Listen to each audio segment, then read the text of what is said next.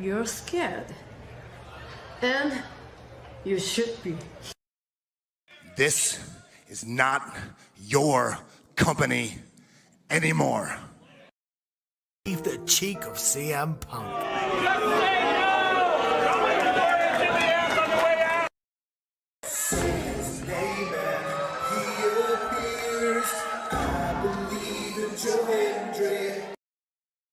Out, combo move. This is what they've been doing. Hey, McAfee. Everyone shut the up and sit down! We got a mom in the front row who taught her daughter how to suck dick. I'm Mina Shirakawa. I used to be a model. I want to put on a big show. And that's the bottom line, because Stone Cold said so. What is going on, everybody? Welcome once again to the Saturday Shenanigans, hosted by yours truly, the Renegade J.J. Williams. Hi, guys. Hi, guys. CM Punk drama bullshit to the side. I still consider Heyman the worst AEW champion they've had.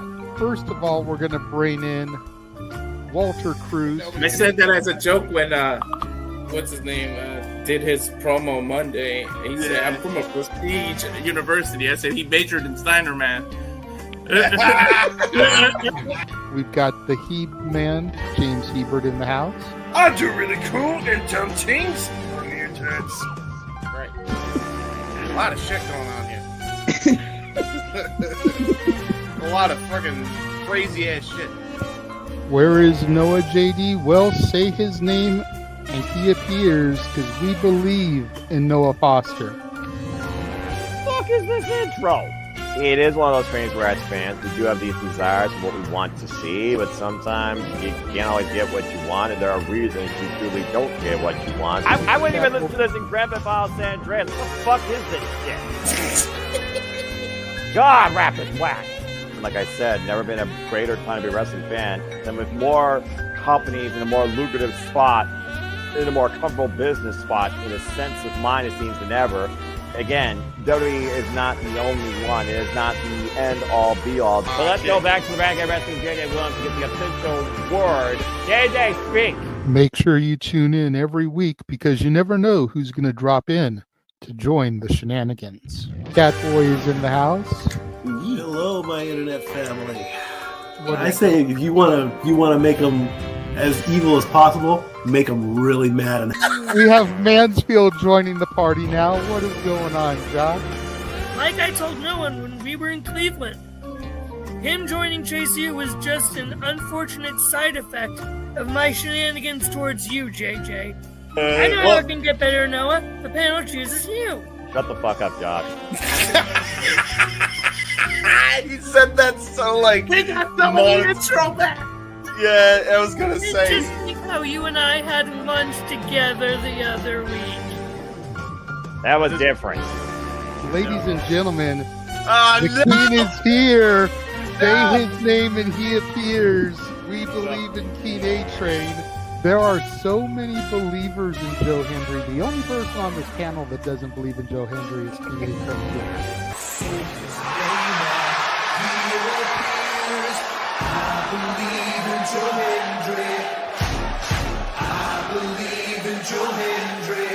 Tell the world why you do not believe in Joe Hendry. The reason I do not believe Joe Hendry is he is Fandango 2.0 in a entrance merchant. I rest my case, Your Honor. Hey! There's nothing wrong with being an entrance merchant. He has some of the best entrances of all time. Teleporting into the command center, all the way from Angel Grove High, Datilla. Oh, yeah. I went to the command center on Thursday. I went to Vasquez Rocks, which is where they filmed a lot of episodes. Somebody actually climbed to the very top of those rocks. I made it halfway. I was like, I'm not going up there. Definitely Toni Storm versus Mariah May. That's the one match I probably am looking forward to the most. I really like the story. I'm familiar with all about Eve, so if it plays out that way, I kind of know how this is gonna go. Say goodnight, Datilla. Good night. James, you did say his name. So he shall appear, ladies and gentlemen, first time on the Shenanigans. Jeff Meacham is in the motherfucking house. Ah! All right, we're coming in hard with the botch. All right, fucking hell. It's good to be back. It's good to have an opportunity to talk to the crowd on a Saturday. If you want to have yourself stomach through it, you can go back and watch when the Main Event Mafia took over Impact. That's what James is talking about. So if everybody just joined us, we're talking about people sedating people, attempted murder, boys, and tips. Welcome to Saturday Shenanigans, everybody. Aren't you glad I'm back? Welcome back, Jeff. Cool. What is going on, everybody, and welcome to another edition of the weekly Shenanigans, the Saturday Shenanigans, here across the Simply Reliable Studios brand of channels. I, of course, am your host and moderator extraordinaire, the Renegade of Wrestling, JJ Williams. And yes, you saw the graphic. We are here to celebrate a momentous occasion. We are here to celebrate the heel turn of a lifetime. But in all jokes, we are here to celebrate Jeff motherfucking Meacham's birthday, and he will be along momentarily. But first and foremost, let's bring in everybody else, as there are 8 people backstage waiting to be brought on screen. First and foremost, we're going to bring in our play-by-play man par excellence, who called all the action of the PLE with the exception of one match. The simple man, Noah Foster. Noah, how are we doing tonight? You know, the usual. Tired, but doing well. And it's always interesting coming off a PLE or a wrestling pay-per-view call to do this with you and y'all. So it should be a very fun night. I don't think I'm going to have to talk a lot tonight, which is good because I need, of course, work on church stuff as I do. But still always happy to be here. Always happy to admire you. And also, it wasn't just me that was on the call, as you said. You had a phenomenal call with Sammy KO, or for those that don't know, Stevie McFly, El Generico, Kevin Steen. Yes, JJ, I know that much history. So it was an absolute pleasure hearing you and Jeff literally call that fight. And it was a fight. And I'm looking forward to seeing what everyone else has to say regarding everything we saw, including Point on Point, the heel turn that we saw tonight. So let's go ahead and get the party started, quite literally. But it's good to be here. Sounds good. Okay, next person we're going to bring in was our other commentator for the show, Mr. Reliable Walter Cruz. Walter, what's going on? Nothing much. Happy that we got to this point. I'm doing real well after what I've been asking for. Like 2025, the wrestling guys that just keep giving it to us. First, we asked for Moose and Oba. We get that. How long have we been begging for a Cena heel turn? We get that, but we'll get into it. Absolutely. Waiting very patiently to come in is the last member of the Core 4. James is in the house of court. What's going on, James? Some fuckery is afoot. But is it dumb has fuckery? arrived. But is it dumb fuckery? No, it's very good fuckery. There you go. I'm looking forward to it. All right, coming in next. Coming in next is a man who's actually willing to show his face on the show this evening. Representing Rockin' Ropes, DJ is in the house. What's up, DJ? Listen, we just witnessed possibly one of the greatest things to happen in the modern generation. This is going to be talked about with my kids and my grandkids, and I can't wait to get into this. And because it wasn't even it was the best heel turn of the night, but it wasn't even the only one. Yep. All right, coming in next is No DQ's resident Big Baller. Big Baller G is in the house. Yes. What's up, G? How are? Doing pretty good. Good. we got a lot to talk about tonight, so. Oh yeah. So I'm trying to bring everybody else in here. Coming I'm in about next. to burn this. I'm about to burn this Cena sweater here in a minute too. Coming in next, Ryan. What's going on, Ryan? They called me a madman. Well, you are, but that's and here we are. Hey, Noah called it first. Noah called it first, man. You know, on the brand of channels, Noah was the first one to say it. So Nostradamus up in this bitch. But you very well could have been the second one, Ryan. So, yeah. Coming in next, all the way from Bent Fork, Tennessee, Stat Boy Mike is in the house. I don't know how long I've been doing this whole podcast streaming stuff. I want to say I'm in the double digits, and I just put a post on X. I am at. I still can't find the right words. I'm sorry. For the first time, I want to rant, but I want it to be good, and I don't want to stumble. So I'm just gonna smile and nod and go with it. How about that? There you go. And last, but certainly not least, is a man who, as of a moment ago, just officially hit his birthday time. So as we bring him in and move him to the middle square, let us everybody welcome Jeff Meacham with a rousing rendition. Happy birthday to you. Happy birthday to you. All right, Strike. Happy birthday.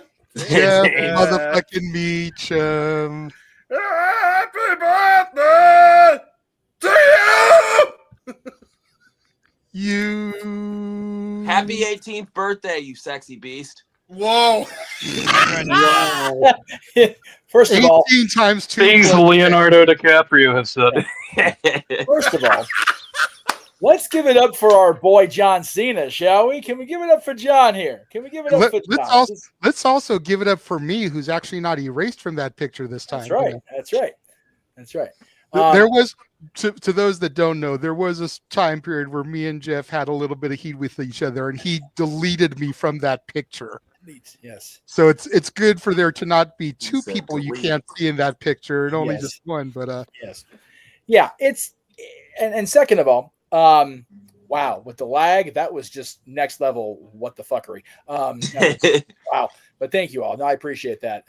And again, these people didn't even have to pay for that song. That's right. And that's the once in a lifetime, unlike the Rock John Cena match. Anyway, no, I'm over the moon right now. I'm happy for my buddy. I'm happy he finally gets to do what he's really been wanting to do for so long now, right? It's goddamn that shit on my bed just not helping this background at all. Okay, we're just gonna sit up proper and act like a gentleman. Cool. All right.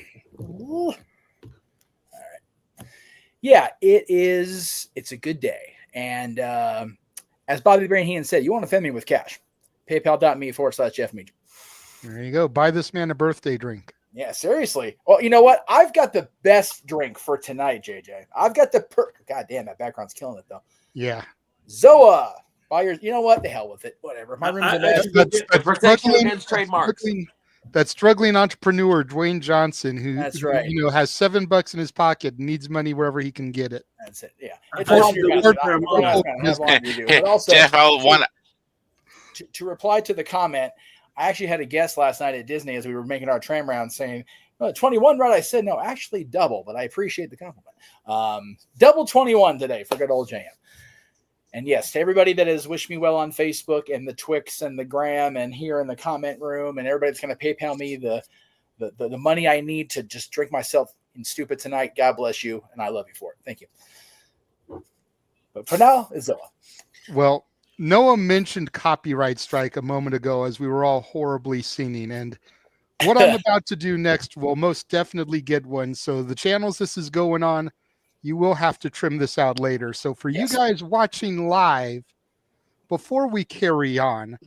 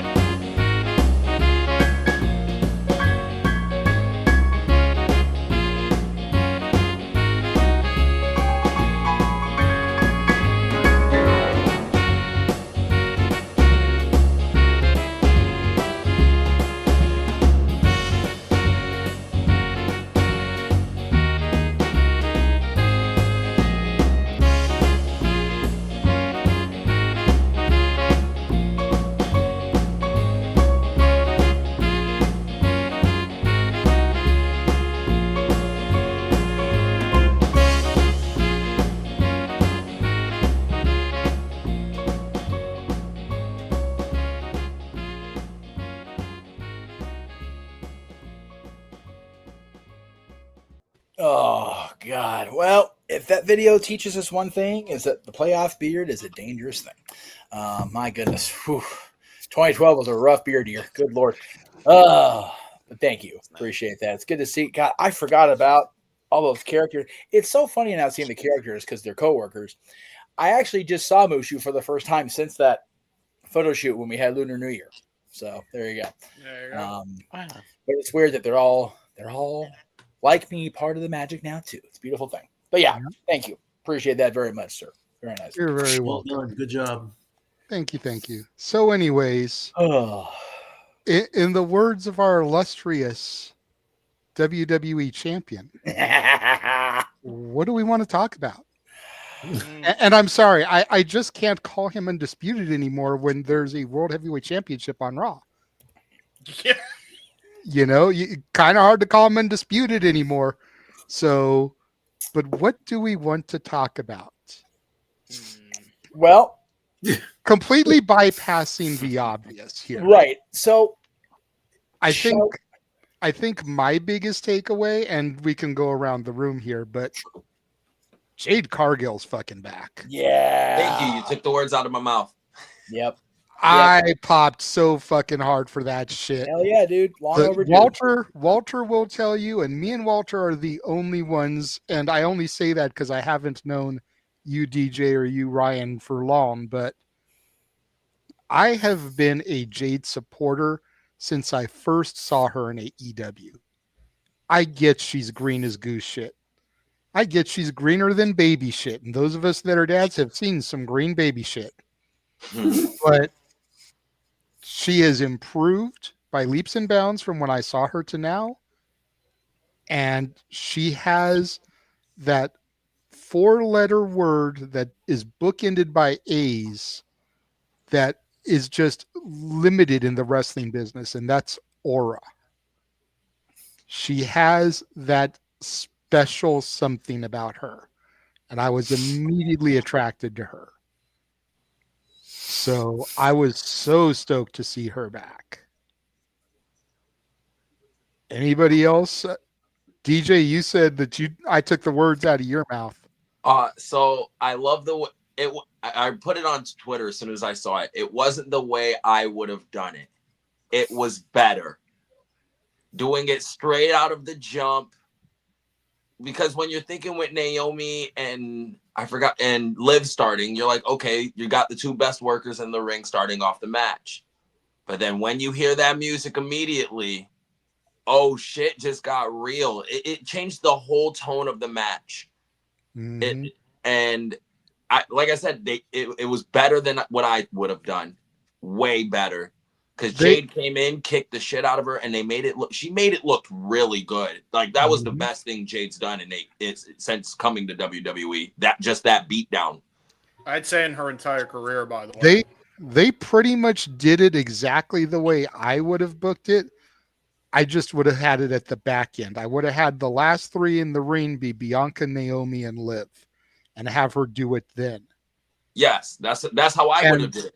And then it's the whole who is she going after, because there were the rumors about the Bianca backstage heat with Jade. Naomi was everyone's prime suspect, and then there was the camera footage with Liv.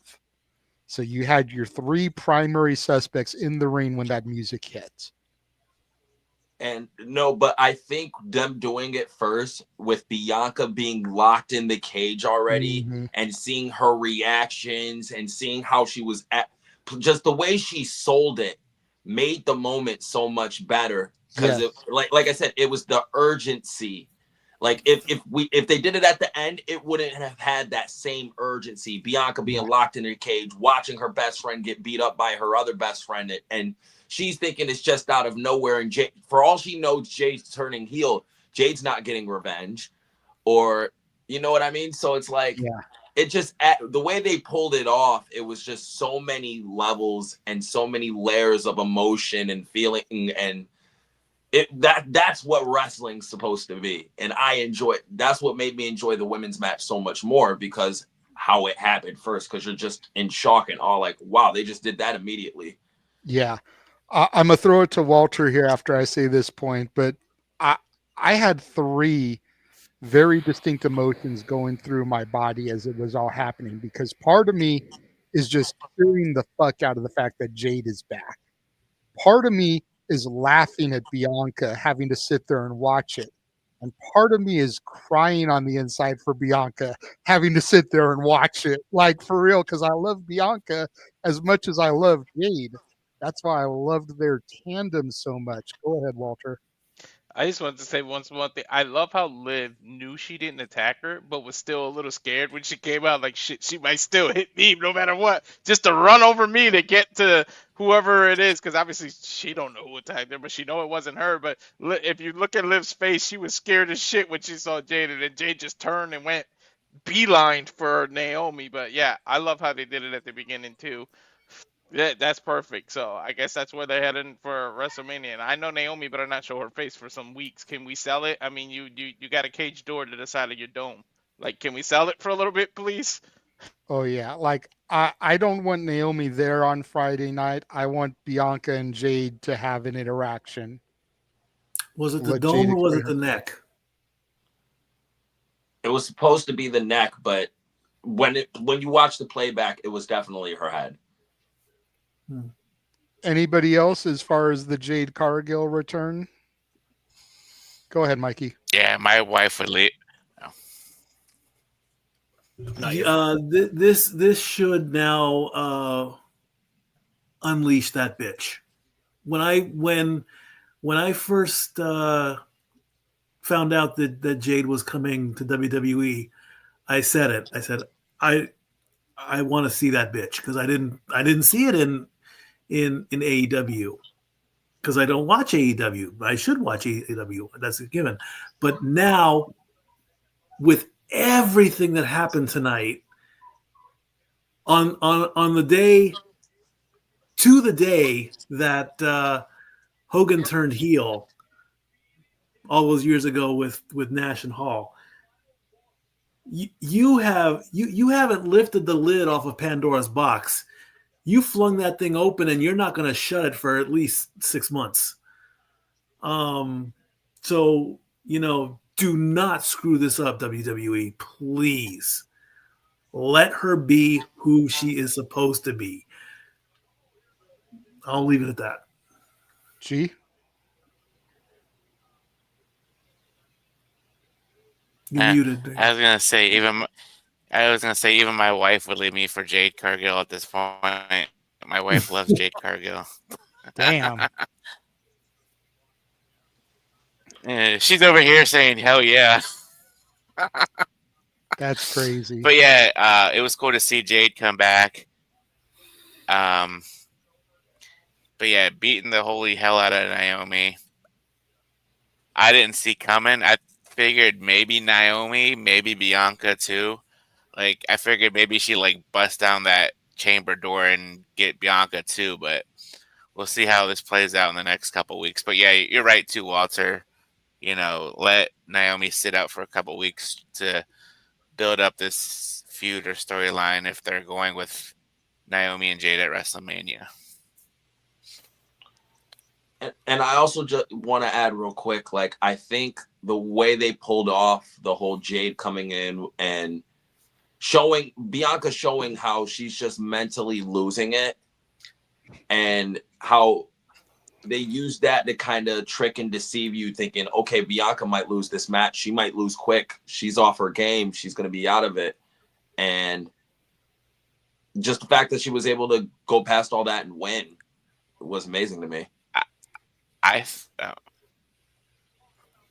Yeah, G.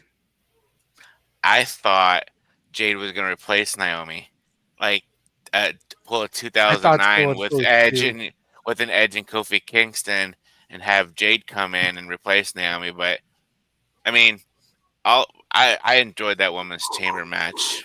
So, but yeah, I know Jeff wanted to say something.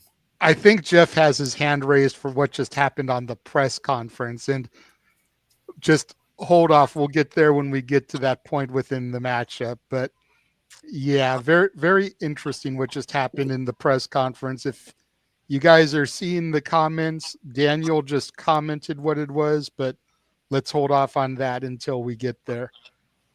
If no one else has anything they want to say about Jade after that women's tag match, pretty standard fare here. I thought Trish and Tiffany looked really well together. Little bit surprised there was no Charlotte Flair, even on commentary, to help further the story with her and Tiffany here. She didn't come out to stand toe-to-toe with Tiffany after the match. Just nothing from the Queen herself in this match. Anybody have anything they want to say about the women's tag?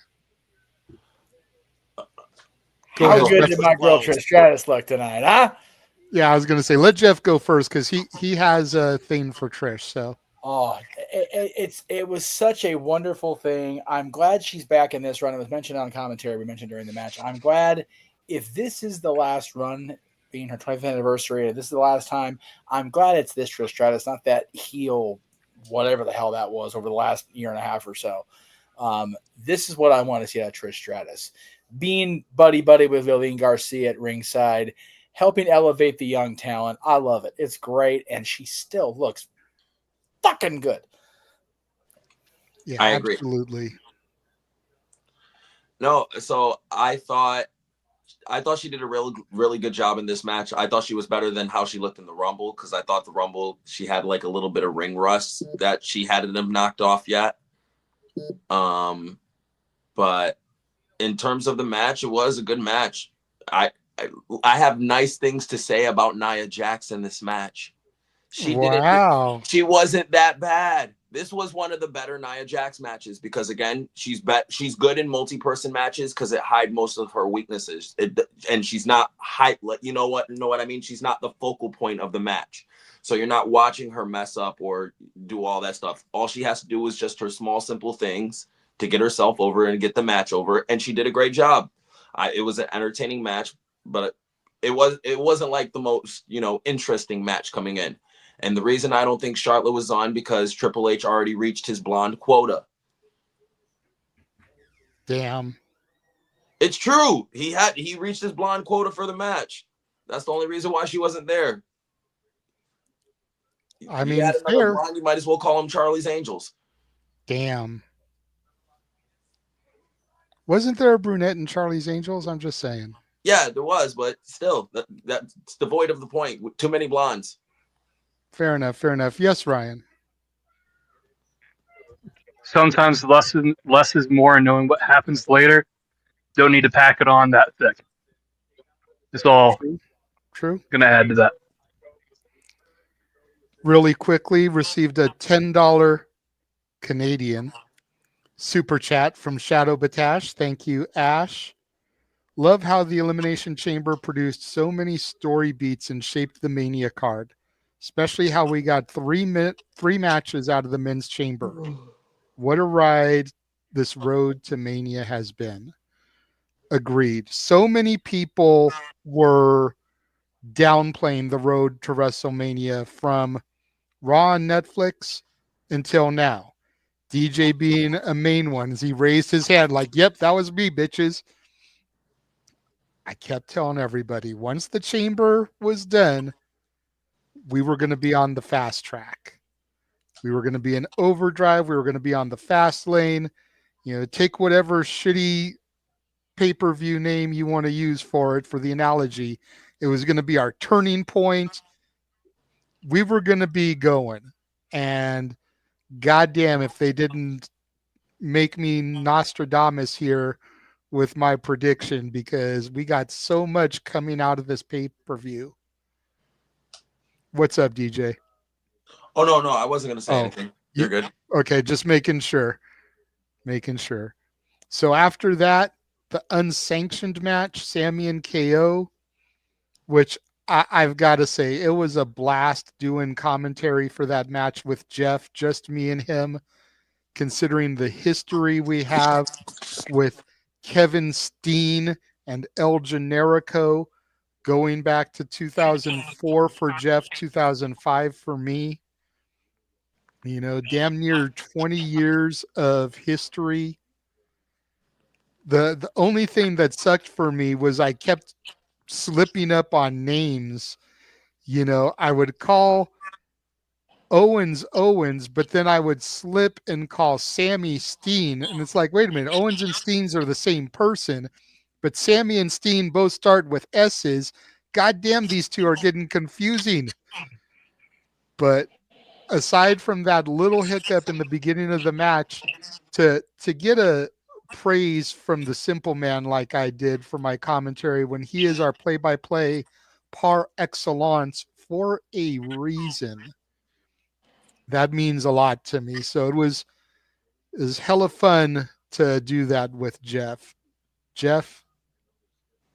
Yeah, it was like I figured it would be. It was very hard to watch, just because we've known these guys for so long, and I knew that this likely being their WrestleMania of the moment, they would turn it up a notch, and they certainly did. We have proven beyond a shadow of a doubt there is no longer any argument to this. The Blue Thunder Bomb don't win shit. It's useless. Sorry, not sorry, Noah. Takeshita may have won on an episode of Ring of Honor TV with it, but when a Blue Thunder Bomb onto a barbed wire steel chair cannot get you a 3 count, it's a pretty useless fucking maneuver. Yeah, and tonight, at least for the night, even though I'm not the guy in charge anymore, I am the final boss, and the final boss says tonight, Blue Thunder Bomb, useless. But yeah, as far as that goes, give me 1 second. While he's muted, Noah, do you wish to rebut to the Blue Thunder Bomb? You and I already talked about this verbatim. I'm going to give you the pass on that with everything that happened tonight. And as far as the other match, the fridge got closed. So there you go. And yeah, I love you, Noah. Appreciate you, DJ.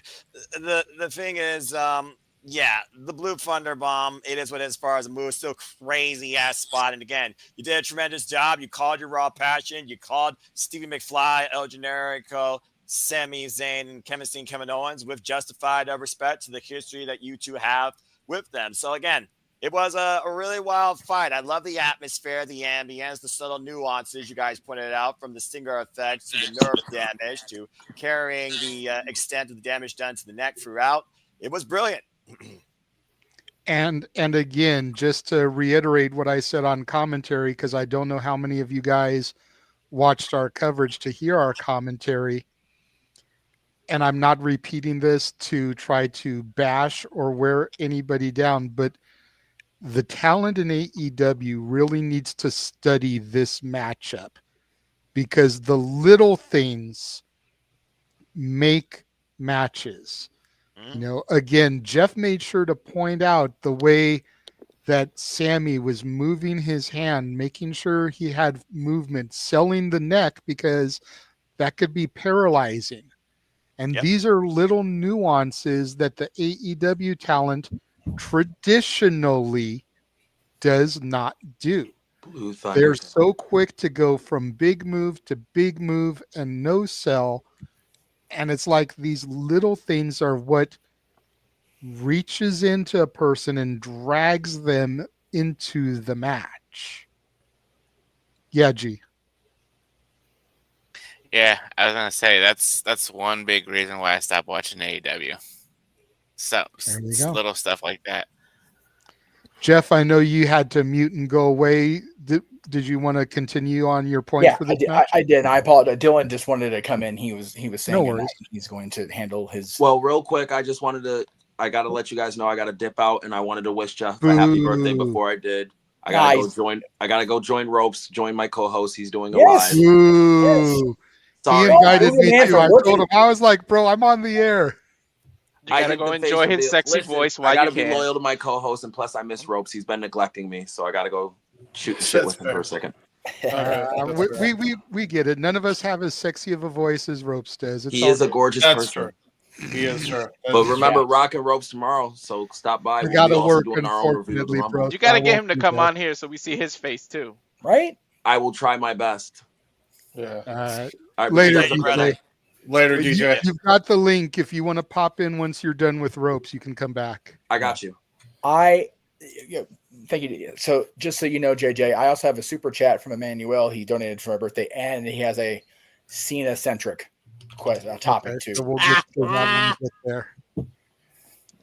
I figured it would be knowing Emmanuel and his Cena hatred. The biggest I Cena also hater have I've a- heard of ever since the guy that used to wear the "We Hate Cena" shirt. Dude, okay, see, you didn't know me back in the days. You can ask Jeff. I was a huge Cena hater. Fair enough. For as much as I was a Cena mark, I Dot, became dot. just as big or even bigger of a Cena This is hater. valid as fuck. I remember. I'll go into our wrestling photos and I'll find pictures of me with the Word Life Nux t-shirt, the visor, the wristbands, the chain, legitimate padlock steel chain, not the little shit that WWE sold, even though I had that too. Yes. But I had the full Cena outfit, the jorts.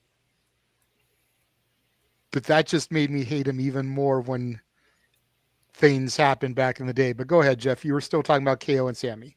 Yeah. So real quick before I do that, how long of a clip can we get away with as far as copyright stuff? About 10, 15 seconds? Yeah, give or take. Okay, cool. Thank you. I'll take care of that. I'll say this.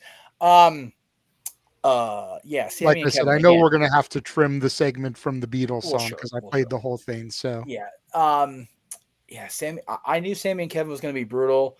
I the Blue Thunder bomb, not taking him out, as it was said in the chat, the Blue Thunder dud. But yeah, it was everything it needed to be.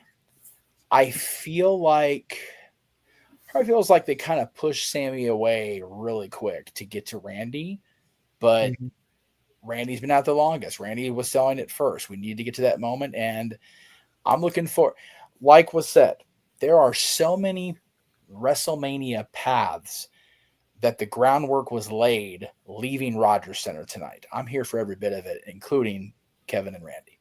Great stuff tonight from everybody. Yeah.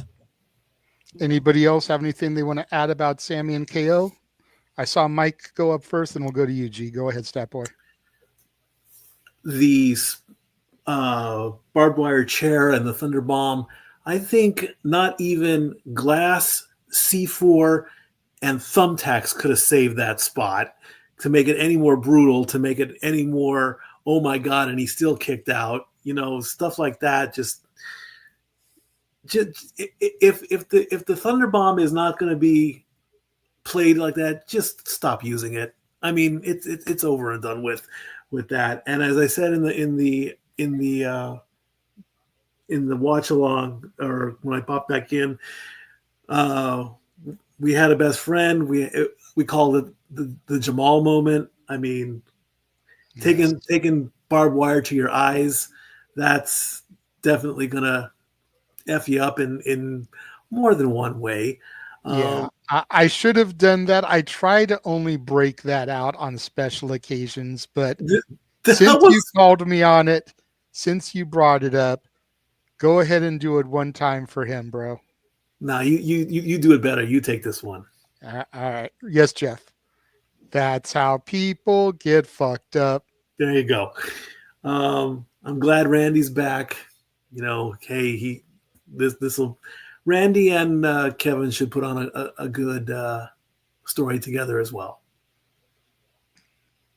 Go ahead, G. Yeah, very, very good match. I thought, like you said, details. That match had me at the edge of my seat the whole entire time. What was I gonna say? I'm loving Michael Cole, by the way, doing commentary. He's been so great as of late.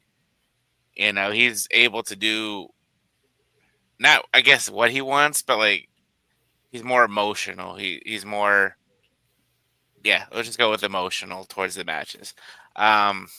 It's easier to do when you don't have Vince McMahon screaming in your ear. Yes. Thank you. By the way, I mean, technically, Sammy won with the Blue Thunder Bomb, but that was after a haluva kick a while back on Monday Night Raw. So it's not the worst move in WWE or in wrestling. But anyways, good match. Randy coming back was awesome. You know, figured we're going to get Randy versus KO here at WrestleMania. Don't know what Sammy's gonna be doing at WrestleMania this year, but I wanted to see that damn punt. Hopefully, we'll see it at WrestleMania. Yep, got to make people wait for it. Suspension of disbelief, Big G. Suspension of disbelief. Anybody else for Sammy and KO? Go ahead, James. You've been pretty quiet. I know. But yeah, I will say this about Sammy and KO. With the Blue Thunder Bomb, at the very least, it's not Val Venus doing the move no more. That's it. I mean, for those who forget, he was the originator of that freaking move. And if you don't know what Blue Thunder means, it's a Viagra reference, kids. So there you go. All right. Unfortunately. The fact that I know that makes me a nerd, by the way. God damn. Anyway, continue. So from there, we had the men's chamber match. And, I mean, again, so much stuff coming out of this match. You know, Priest and Drew. You've got Logan and Seth, potentially. And then you've got Cena. You've got Punk.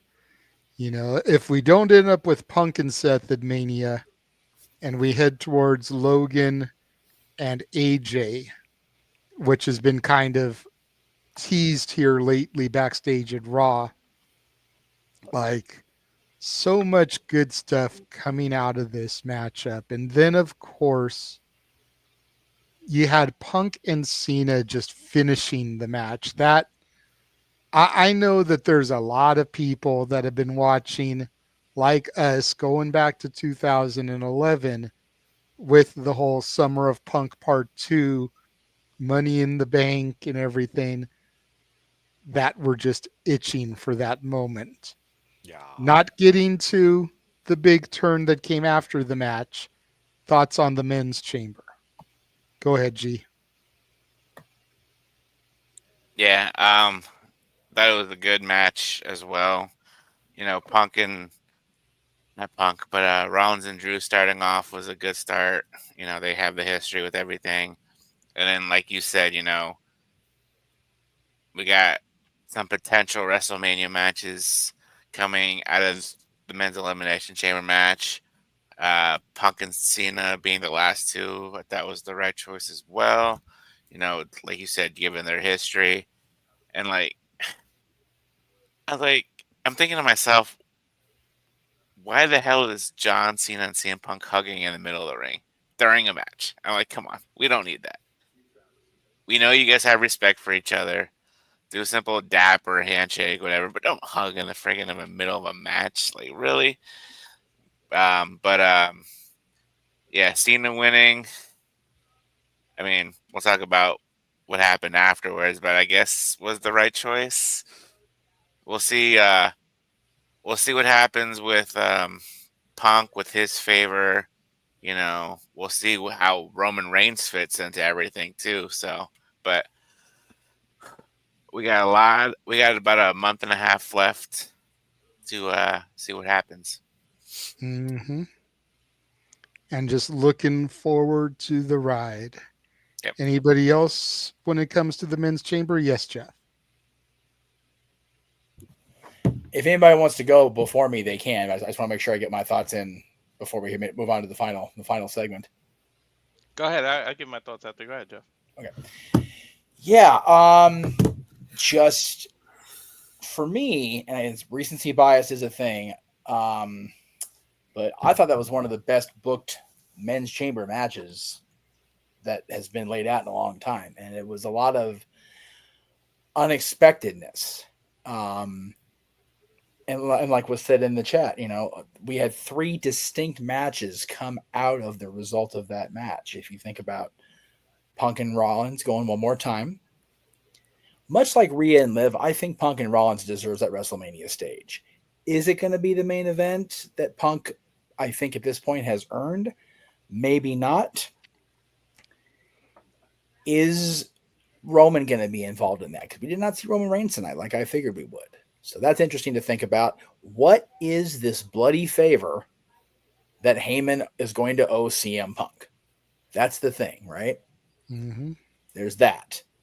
Logan Paul being involved in a much more marquee situation than I thought he would is a possibility now.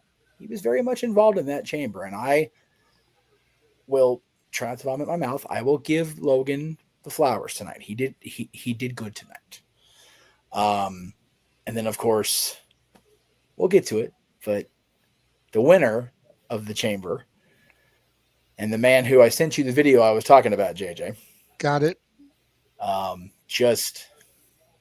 But the way he won and took advantage of probably the most well-timed curb stomp in professional wrestling history. Sorry, Super Dragon, not sorry. Dick.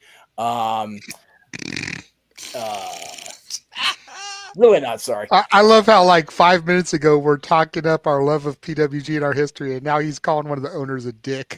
Because Danny's been a dick forever. He's been a dick. He's been a huge dick. I know. I was there. I know. But still, I just find it funny. Yeah. It is hysterical because I'll praise the other 5 as long as the day is long. The original 6. I'm going to be clear on that also, even Joey. But anyway, I'm getting way off topic and probably opening up a wound I should not even really open up. This is accurate. It's going to be some major... I already have Something you'll need therapy a glass in for. my hand If from you yesterday. want to help fuel Jeff's therapy, send to PayPal me/Jeff Meacham. Yes, please. I need the therapies. God, that was good. Yeah, I was happy. I was happy with this whole show.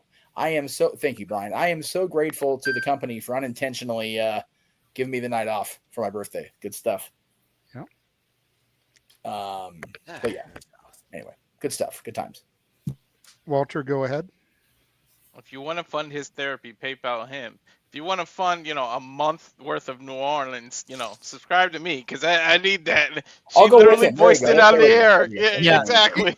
She literally came on the headset and said, and I quote, if Walter gets to 200 subscribers, she will send him to New Orleans for WrestleMania for a month just to get him out of her hair and even provide a second ticket for one of us to go with him. So let's get this man to 200 subscribers because we never know which one of us Walter may choose to go with him. Right. But yeah, I'd love to go to New Orleans. Shit. Right. The chamber. It was a great match. I love the little mini feuds in it. Like, none of us mentioned the Drew and Damian Priest. Everybody on the that's right. Yeah, that was he their was match. I was gonna below that and pissed off and didn't want to do that. And Priest pinned Drew. So yeah, we're gonna get it, and they're both happy for it. Stop believing everything you read, because look, they pulled it off beautifully. And whoever produced this match, like, hats off. Like, seriously, the way they produced it, from the camera angles to everything they did, to, like you mentioned it, Jeff, the way Cena took advantage of what Punk was a tease of what was going to happen after, because he took advantage of something. That's a dickish heelish move. So yeah, it is. Like, yeah, and he took advantage of it. I mean, I know it was pure fun when Punk shook his hand and then put him right to go to sleep, because then kind of Cena got him right back. But everything was done beautifully, and I said it. Seth's obsession with Punk was going to cost him, and it did. And then now that happened, and I'm really, really surprised we didn't see Roman. Like, at least, like, when Seth was going to the back, Roman could have came out and speared him. You could have gave us something, but I guess something.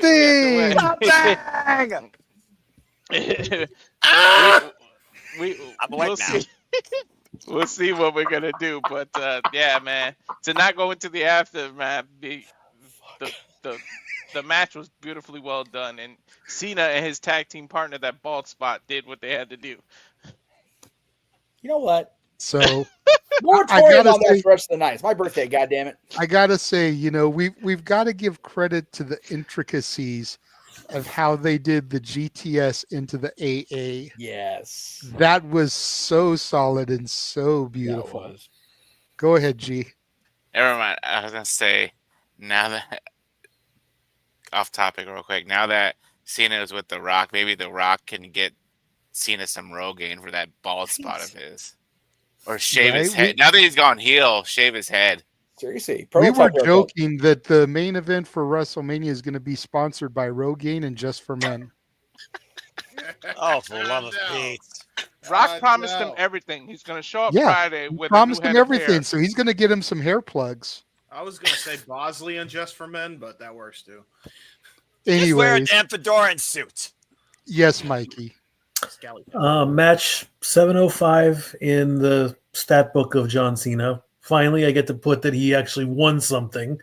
And if that does sound a little bit on the grumbly side, stay tuned for a potential rant coming up later.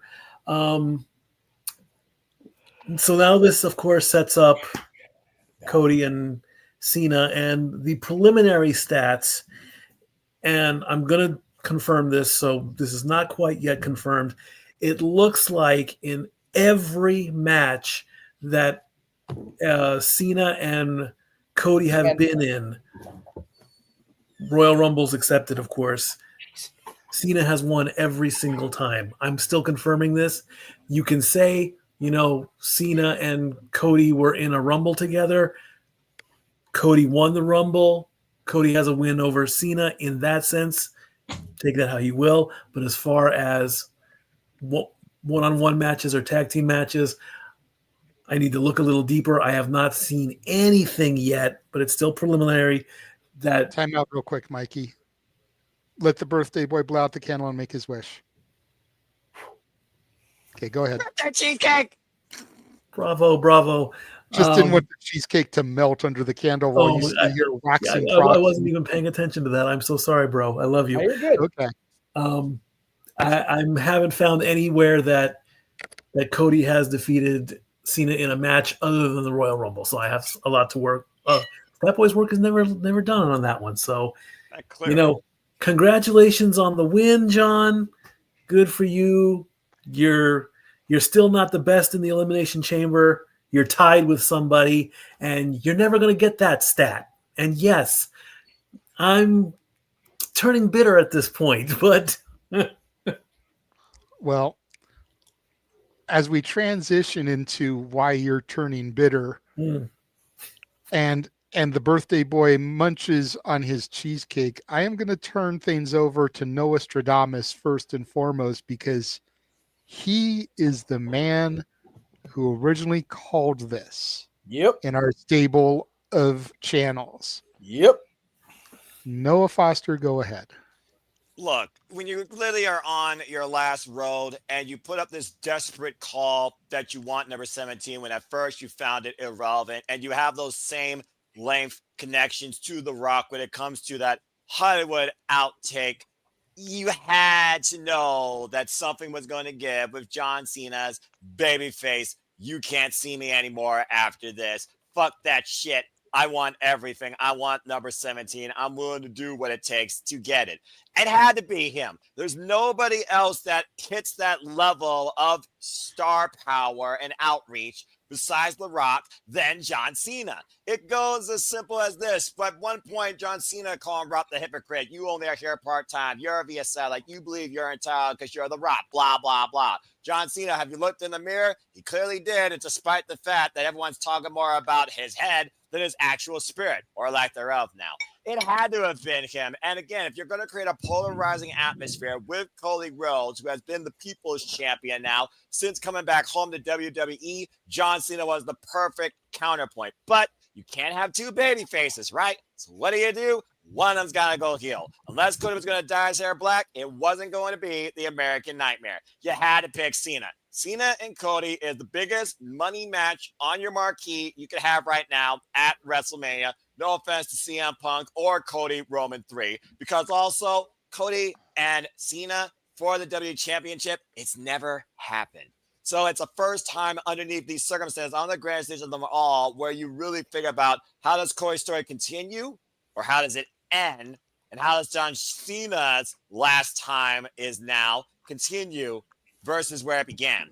I love the fact that I was right, and I love that I saw it. And going back to the Elimination Chamber, the intricacies you talked about, Drew McIntyre versus Damian Priest, freaking CM Punk, Seth freaking Rollins. CM Punk's going to be apoplectic towards Seth freaking Rollins. Can you imagine these two, the fire they're going to throw each other on the mic and also in the ring?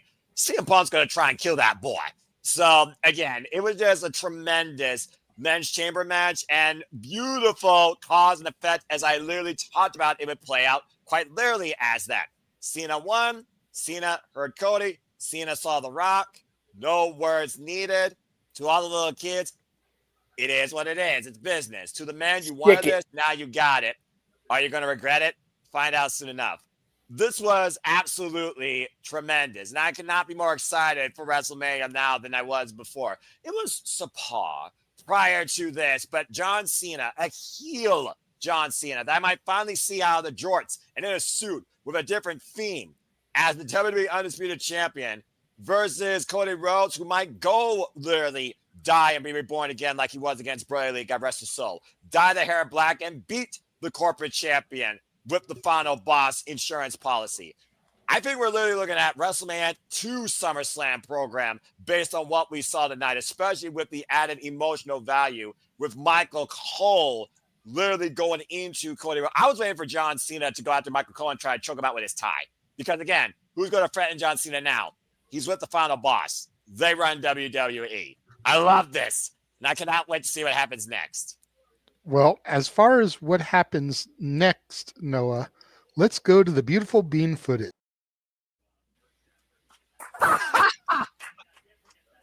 For anybody that is not watching the post show, yes, that is what happened on the show moments ago. Mic drop. I guarantee fucking to you, the next time we see John Cena, it's in a suit. Guarantee fucking to you. And honestly, I don't think we see Cena until Europe. Right? Yep. We may see him via satellite. Yes. But Cody is going to be fuming. Yeah. And for him to not show up and be on set like I was bitching about, why hasn't he been doing this to move the storylines? It's just going to eat at Cody even more. And then Cody's SmackDown, Cena's going to be on Raw. Mm-hmm. He is going to drive Cody batshit crazy. Damn right he is. Keep them separate until they touch, unless Cody crosses the line. Yeah. You know what? Jeff, One of the best. Before I throw to you to comment, first of all, happy birthday, Jeff. Thank you, Josh. Appreciate you. I was seeing the things. Yes. Secondly, are you okay? Oh, I'm. And before you answer number 2, he's sober. I am drinking the drink of the final boss, and that's it. Yeah, same drink that Travis Scott was drinking. But to answer his second question, are you okay right now, Jeff? Fun-blooded-tastic. Thank you for asking. Yes. Jeff Now, and I are in. as John gave the mic drop, Dwayne just finished a half hour sitting out there answering questions and sipping on the Terramana. Shout out to Lisa Salcedo, by the way. Poor Denise. Good Lord. Denise. Oh, okay. He shrugged it off and kept talking. It's like, God damn, Dwayne. Even Denise is not safe from your bullshit. Anyway, we love you, Denise. Oh my God. So I had to promise a certain Toronto suburb native, because she asked me if I was watching. I said I was. I will have the boys clip my reaction to when it happened and send it to you, because goddamn, it wasn't good. I shook the whole house up. I had everybody, including my mother, going, "What the fuck? Is he okay?" Yes, Mom, I am okay. Oh, so good. So good. So long overdue. Yes. Look, I've been on the channels featured right now. I've been on my channel. I've been on No DQ talking about my friendship with John and just wanting this for him. Him wanting this. Him having the plan in motion. And just the people in authority not willing to pull the trigger. It's amazing what happens when you go into the ammunition store with a new purchasing agent, isn't it? It's a beautiful thing, folks. I'm not going to sit here and turn this into a rag on the old man show because that's too fucking easy at this point. Right. And he really doesn't care. He looks better than he ever has. He's healthier than he's ever been. He's getting away with it scot fucking free again. And he's got more money than we'll ever see in our lifetime. He's got more money than I could piss away in Vegas gambling. Like, it's ridiculous. Now John Cena does too. John Cena does too. You're goddamn right he does, Noah. But now we can get that. You know what? I have done the Make-A-Wish thing. I have done for 20 years, brother. For 20 years, I came out here. I held my head high. I did everything for the charities. I did everything for the kids. And the reception I got, other than this last year when I came out here, you fans can stick it, brother. That's what I saw tonight. And he didn't say a single fucking word. Dude, how about Cody? With the go fuck yourself, channeling a little bit of the Edge and Christian. I'm here for it. I didn't expect it to go that deep with the no. Jesus. Oh, man, yeah. It's very much a Hogan-esque 96 turn. Yep. You know, for all these years, I told people to say their prayers and take their vitamins. Huh?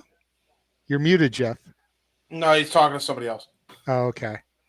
Because he was looking up like into my corner. I thought he was yelling at me. I thought he was doing the Brave Bunch video too. Yeah, I thought he was getting mad at me for like stealing part of his thunder here. But like, you know, for all these years, I told people to say their prayers and take their vitamins and you know, I came out here when fans were chanting Cena sucks and I turned the other cheek and I turned the other cheek. Yep. Y'all, I'm done turning the other cheek. Yep. You brought this out. It's very much going to be a die, Rocky, die. I'm just curious, JJ, at this point, because let's think about not only the connection with young fans and the locker room leadership. How's he going to react to Stu, the cameraman, now each time he comes out on the entrance? Right? Yeah. Cena is a lot of things, but sucks is not one of them. Like, I would almost take The Rock's whole promo from when he turned heel and joined the Nation, rework it just a little bit, and turn that into Cena's promo coming out. Yep. Go ahead, Walter, with your hand up. JJ, you know, I think you and I are going to be the only ones to appreciate this, but you know, one of the best things is, you know, the freestyles are going to come back.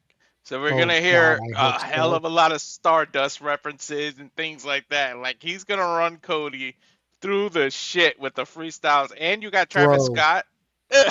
Bro, if there was ever, and I mean ever, a time for WWE to say the letters AEW on television, it'll be John Cena in a freestyle. Yep. Hell yeah. Yep. He booked himself to where he could never win the company's championship. Yeah. Just so that when he came back home, he could win theirs. I'm just waiting for his first promo, and I'm just waiting for the first Cena freestyle versus Rock concert. And you know what shot? Kickoff. You know, a shot at Matt Caster will probably come out too, just for the hell of it. You know it. To Josh here, there's a song on the Time Is Now album called Hustle, Loyalty, Respect. Use that song. That's what Jeff said earlier. He pitched that. He said that about a week ago. I think it might be a song with Travis Scott, though. That's why he's involved. Maybe.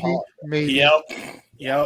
I see your hand up, James. I'll come to you momentarily. Let Jeff get back to his train of thought since he got taken away there.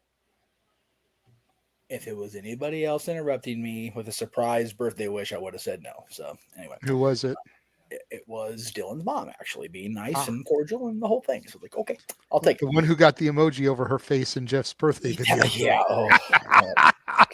Please don't send her that. Anyway, I saw the way you kind of popped in the green room for that. Yeah, we're finally at peace. I'd like to keep it that way for a while, but it's not gonna happen. It's okay. All right.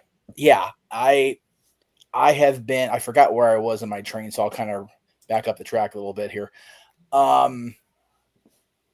I've been acquainted with John, and call it a friendship, I guess, for over 13 years now. It's been the worst kept secret in our little chain of people here. But yeah, it was fun to finally see that happen. To the point that was made. Yeah. Everybody that has a copy of Cena's rap album or can get their hands on the tracks, I believe the song is called Hustle, Loyalty, Respect. It's that slow, sauntering theme. You can picture John walking down the aisle with the suit on when he wins the title with the belt, just that look he had in his face. And I mentioned this on the air for those of you that didn't watch the watch along. I mentioned this. When they got that hard camera shot at John, his eyes looked like they had sunk back into his face. Yep. That is cinema. Soulless Cena. Whoever is running the production truck, whoever is the new Kevin Dunn, with all respect to whoever it is, because I wouldn't compare you to fucking beaver-faced asshole. So good. So well framed. So good. Chef's kiss. Dude, chef's kiss. Exactly. So well done. There was not a single bit of this presentation that I didn't like. And now people have been bitching for so long about, well, what's Cena going to do in the retirement tour? Dude, babyface CM Punk, babyface Cody Rhodes, bitter Drew McIntyre, bitter Seth Rollins. There's so many directions. Roman Reigns in a reversed role. Put him back at SummerSlam again. Fuck it.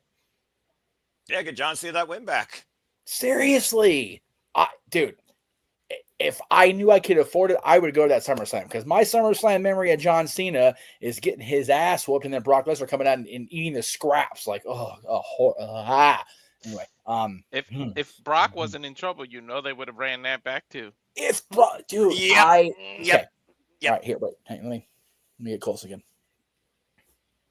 Figure this shit out with Brock. Get his ass back. I need Cowboy Lesnar and corporate Cena. Fucking figure it out. Cowboy Brock. Make it happen. The Rock's father is Soul Man Rocky Johnson. Now it's Soulless John Cena. Of course LaGreca had a fit. LaGreca's been sucking on the Cody Rhodes teat with that robe on for over a year. Jesus. Let David LaGreca have a meltdown. I'll fucking pay to. I'll subscribe to watch it. I mean, for all we know, The same robe that Walter wears? Damn it, JJ. Is David LaGreca the one that does the weird shows with Bully and Mark Henry? Yes. Okay. Busted open. He's the guy busted open. I wouldn't call them weird shows. They're actually quite fun to watch a lot of the time, but they're when he is they're the guy on that hosts those shows. When they're on. It wouldn't surprise me that Greca's acting as well, because what we saw tonight was the biggest cinema we've seen in WWE in a long fucking time. Yeah. Josh? I agree, Shadow Batash. Yes. Oh, dude. It's my birthday. I had my ridiculous indulgent lasagna, had my cheesecake. Hey, I am sorry that the Pope is going through it. All right? I am. It's horrible. What's going on back there in the Vatican is horrible. All right? But we are in the wrestling bubble. The only Holy Father I'm concerned about is the Father, the Son, and the Holy Spirit. Squad. Okay? That's what we're talking about right now. If you're in 2006 in that storyline, first of all, you're one of our people, and second of all, I'm sorry you have to remember that. Golly gee. Anyway, Unforgiven 2006 is much more pleasant memories than that bullshit was. Hey, bullshit? It's bullshit. Walter had to go get his robe just because I mentioned it. God damn it, Walter. You started this. It's all my fault. Now G's going to get his too. Everybody's getting their robes Oh, now. that's right. They both got robes. They both went to Hold on, I got a robe. Hold on, I'll join the group. I have my own robe. Give me a minute. No. See, they have the busted open La Greca robe, James. It's not going to be the same. Well, James got to be a fucking idiot, so he also has to be the one to cause the stupidity. But that being said, peace and go, please. Once again, I cleared the room. I didn't have to fart this time. Anyway, hold on. Like I said, I called it. I can't believe I was right. I'm so damn fucking glad I was right. I'm ready for this road to WrestleMania. Let's fucking go. Yeah, you're so ready for this road to WrestleMania. Yep. Are you going to be watching Raw and SmackDown from here until April 19th? It's still 2.5 and 3 hours of fuck television. So the whole show, no. Again, I got wrestling confronts and WWE Women's Wrestling on YouTube without the fucking commercials to allow me to still be a fan of WWE content. But as far as watch-alongs, I'll bite the bullet and do my role outside of Monday Night Raw if the show justifies with the right damn segments, if you will. Other than that, I'm all aboard on this road, but still, fuck television. Before you say something, Jeff, James, Walter and G, their robes match. They both have the matching busted open robes. You look like fucking Al Borland from Tool Time. Yeah. Well, I am a tool. Man. Sometimes you can be, so go ahead, Jeff. There you go. Fucking idiot. Go ahead, Noah. Give it to him one time for Jeff's birthday. All right, fine. I've given enough gives as it is, I feel like, with the watch long and me being Nostradamus, I guess. So, yeah. Damn, James, you freaking idiot! And I made sure we gave him a solo shot of that so we can clip it later. Yes. For the next opening edit. Yeah. JJ, I said it all last week and even the week before. We just have to get through my birthday. The road to WrestleMania will seem so much clearer. This looks like a fucking yellow brick road now. Yep. Follow the yellow brick road to all that happy. And we still don't have all the pieces put together yet. I'll steal Noah's line in this one. Shut the fuck up, Josh. Okay. Anyway. Yeah. Triple H I love you, Josh. is Glinda, and Dorothy just began her trip down the yellow brick road. For real. And you know what? I about defied gravity when seeing his face turn, man. I was up like, oh shit! I saw the tents. I was gleaming at the monitors. I was doing my bit, of course, and I just saw just. I was like, wait. Something in my gut told me it was coming. It was just about waiting for the moment. Yep. Waiting for the thing to happen. Just like during the Sami KO fight with Orton. Yep.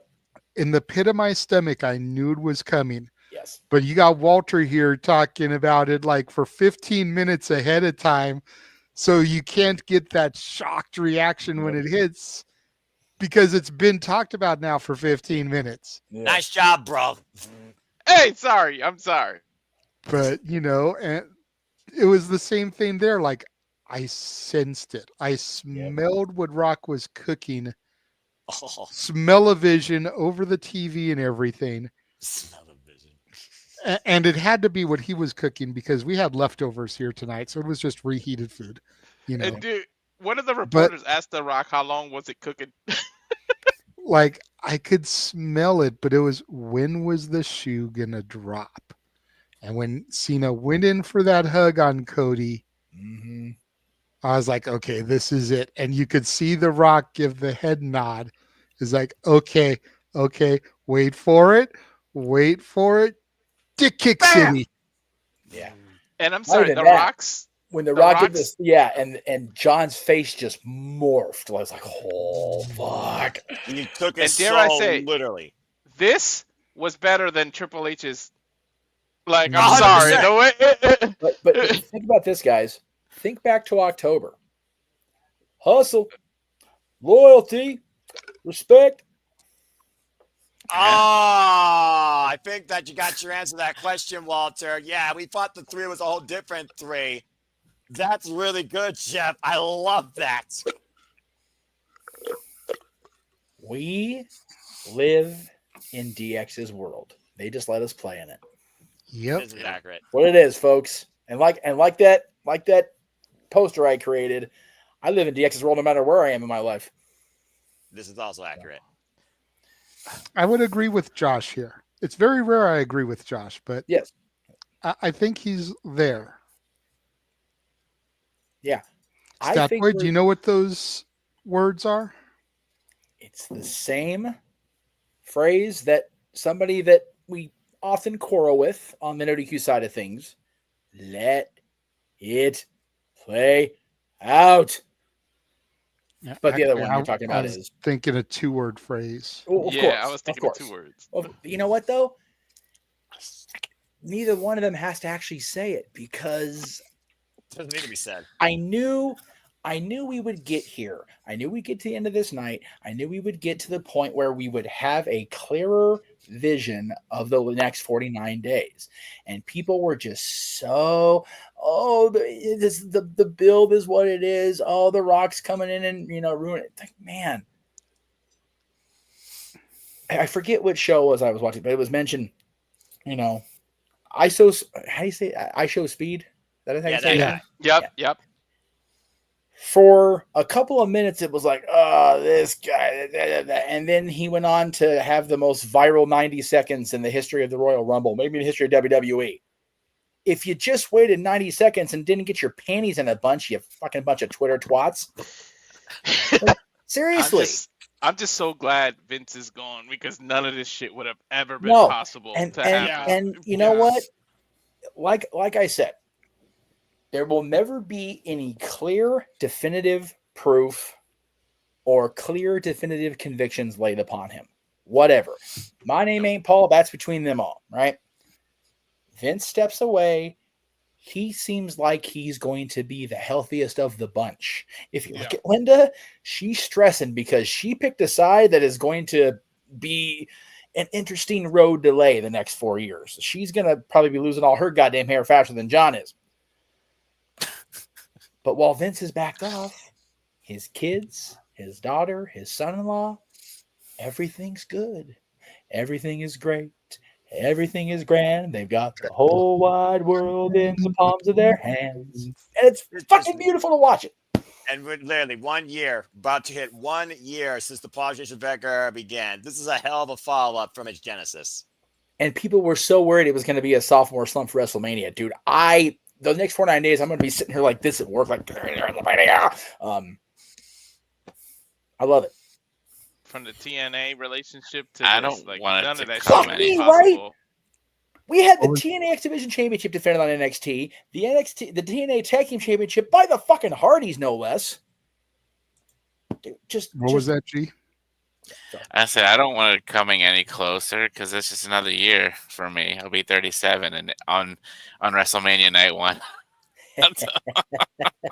I've been 42 for come an hour. on, man. You gotta keep progressing. You gotta keep advancing. Just like I WWE know. is. You're What are still you a talking baby. about? Yes. I don't feel like a baby. Well, I think James is the youngest one here. You're only as old as you think. You only feel as old as your body tells you. Right now, I'm a teenager in heat. I'm so fucking happy. Like, whatever. I'm so happy right now. There you go. Whoa. I'll be 42, but my body's like 56 right now. Oh, Jesus. That makes me feel great. May I speak next Yes, on this? please. Okay. Thank you for raising your hand. I know. It's almost like it's how you do this. Hi, people on the Twitter Spaces. Yeah, and we know DJ dipped to go join ropes. Ryan did the same thing. He dipped out to go join ropes. Dude, it is popping on 2 different things right now, by the way, because both of them are like crazy. Both our stream and their stream. Between them, it's like 17 people talking about the same shit. Can't blame them. No, I can't either. Figured Okay. they'd save this for rockin' ropes tomorrow. Dude, they'll talk about it again. They'll talk about it as much as they want. It's that big of news. The Travis Scott thing I want to touch on because how massive of a deal that's going to be. First of all, the last time I think there was this high profile of a celebrity involvement, and this is truly the case, and this is going to be a bold comparison. I don't think we've had this big of a deal celebrity-wise teaming up in pro wrestling since Mr. T. Hogan. Yeah.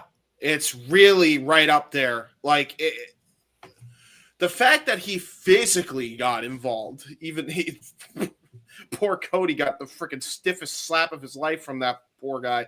Yeah, he did. God damn, dude. Like, that was insane. And then the choking. I love that he took a page from Danielson. He's like, hey, how did you choke Justin Roberts with that tie again? I might need to. Right. So, yeah, the whole segment was just mazel tov. I thought the whole event as a whole was well done. I'm actually going to be replaying an event again for the first time in a while. So, yeah, man, like, well freaking done from WWE, the way they pulled this off. The only negative that I really have of this company is that there needs to be more matches on PLEs. That's the only complaint I got. Everything else, I good. think 5 has been the sweet spot, and we only didn't get 5 tonight because of the Rock segment. Oh, of course. Yeah, And the 2 chambers were long enough to have supplemented that other match. Yeah. Really quickly before you continue popping in, let's go ahead and bring Canadian Shadow Batash on. Hey! My best friend. We were talking about dogs. Person that's less of an idiot than James.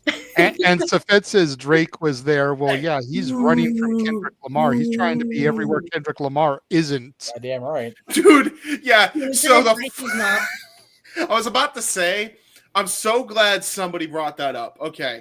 Drake was looking for a minor. Oh, no. This is why rap is still fucking whack. But anyway. Dude, okay. So this is going to be, yeah, exactly. No lies detected. No lies detected. Listen. They're not like us. They're not Listen. Hey, Big G, you listening? Look. Condescending voice. Listen.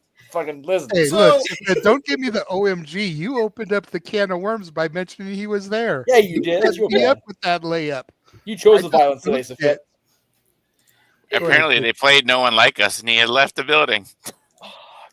Go ahead, James. I'm gonna be honest, since it's been brought up, and even though it's kind of the Super Bowl, at least he was in the crowd for Elimination Chamber, so it kind of technically counts. I think he's got to sue Kendrick. I think he's going to. I think, and I know this is a diss thing, and I know it never happens, but I don't know what the fuck is true or not with that thing, and with Kendrick and Drake, some fuckery is going to be afoot legally, I think, this time. It might be the first time a diss track might result in a fucking lawsuit, because, dude, Drake can't go anywhere without hearing that song, like, at all. Okay, it's look, bad. let's get back to wrestling. But I am going to say this much: if Drake sues, he's going to out himself as the biggest pussy there's ever been. Oh, that's wrestling. Well, I guess it's better than being referred to as a never mind. Anyway, next. Hate to break it to you, he already did sue. Not doing that.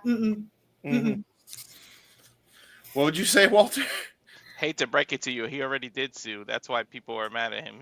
There is a lawsuit against him, but it's more about the company because he feels like that they're pushing Kendrick more than him because they're signed to the same label. Oh God. And again, anyways, back to wrestling. Yes, the thing that matters. Thank you, James. Yeah. Were you done? No, I said my point. Yeah. Okay. Awesome show. Yeah. Ash, anything that you would like to add about the Cena heel turn? I know Statboy wanted to say something in dip, so I'm trying to give him the last word here. I did not see that coming, actually. I didn't see it coming. I like what she did. She didn't see that coming.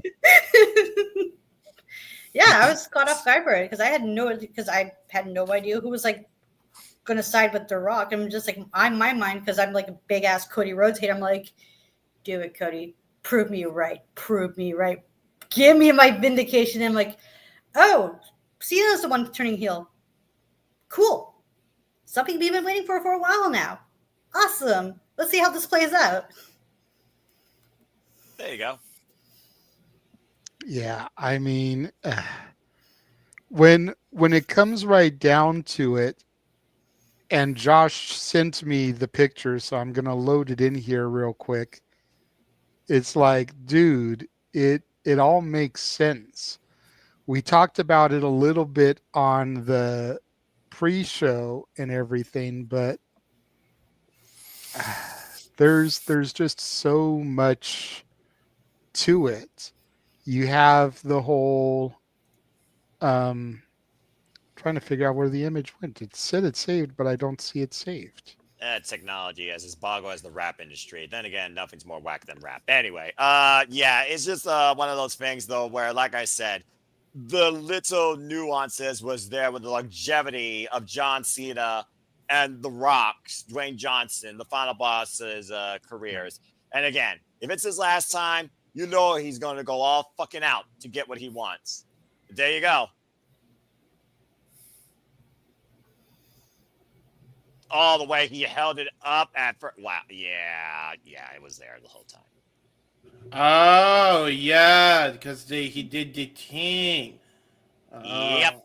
He kind of reversed. Udo reversed it. And even more recently, the new poster for tonight's show, when they announced Travis Scott was going to be there, spoiled the ending for us, folks. We just didn't know it. It was right in front of us. We just couldn't see it. As it's being loaded. John Cena, Dwayne Johnson, and Travis Scott. The night ended with John Cena, Dwayne Johnson, and Travis Scott. I brought it to you guys earlier. Like, look, JJ, if you look at the graphic, Cena looks heelish down at the bottom in front of everybody. It just looked like he stood out, like separated from the rest. He looked like a heel, like in that poster. Yeah. Now I just need Cody Rhodes to rock a Rolex on Travis Scott's face. They all have belts, or they all might have. Yeah, I'm noticing.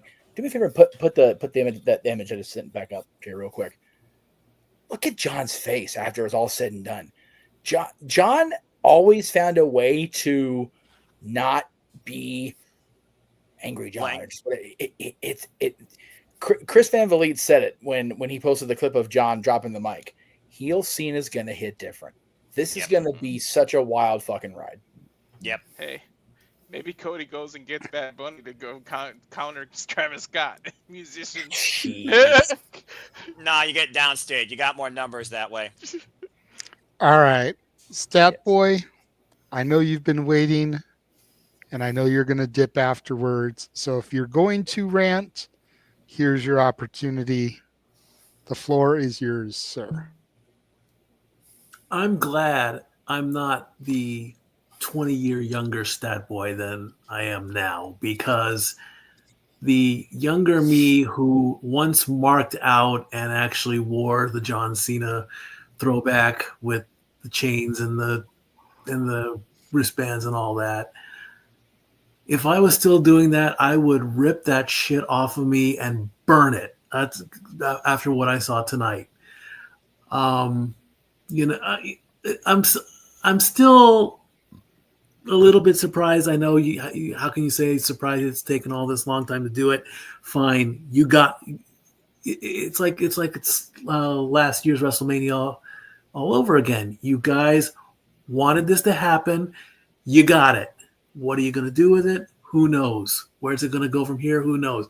People are going to say Cena doesn't deserve to win now. He's evil. Evil never wins. Evil is like one step ahead of it. Look at all the horror movies and whatever and like that. I've still got a lot of work to do on that. I want to confirm what I said earlier. How do I feel about John Cena now? I still get it. Okay, he did his thing. I would love to have been a fly on the wall to actually hear him say the words, "I want to go heel and make it happen," or they have the meeting or whatever, and they work it all out. But if the chance ever came, because I think I'm the I don't know about everybody else. I still have not yet met him. You know, I don't know who has, but definitely have. Oh yeah, obviously, you know, and Teresa because of my own stupidity or my own ignorance or my own desire to gamble, I wanted to go back to the casino. I had my chance and I blew it. If by some miracle the stars align and I was now given the opportunity to meet John Cena, would I take it? Would I want to take it? Would I revert back to that 20-year-old me and say, you know what, John Cena, you sold your soul. Fuck you. I'm not going to spend any of my damn money, or I don't want to meet you. But I still can separate the person from the character. If John Cena, the person whom I have put the work in for a book, and I throw the stats out there, and if he wants to be that person to say thank you for all the work that you've done, I would gladly shake his hand. I would say, I'm finally happy to meet you. I didn't like what you did at Elimination Chamber, but that's a different person. But there's always be that little part of me that says, you know, I just want to turn my back on you. But, you know, the story is going to continue and continue and continue until it finally comes to an end. WrestleMania is not going to be the end. The summer isn't going to be the end. The end is going to be December 31st, 2025. That's the end. That's it. It's over. It's done. Then you can, and I'll make this statement now, he will headline Hall of Fame next year. Guaranteed. You can't put him in now. It's a month away from WrestleMania. It's way too soon. You got to let him finish. He has to finish his story to go into the Hall of Fame next year. Will it be tainted? Will people say, oh no, he sold his soul. He doesn't deserve the 17th title. He doesn't deserve the Hall of Fame. Bullshit. Okay? He's had his career.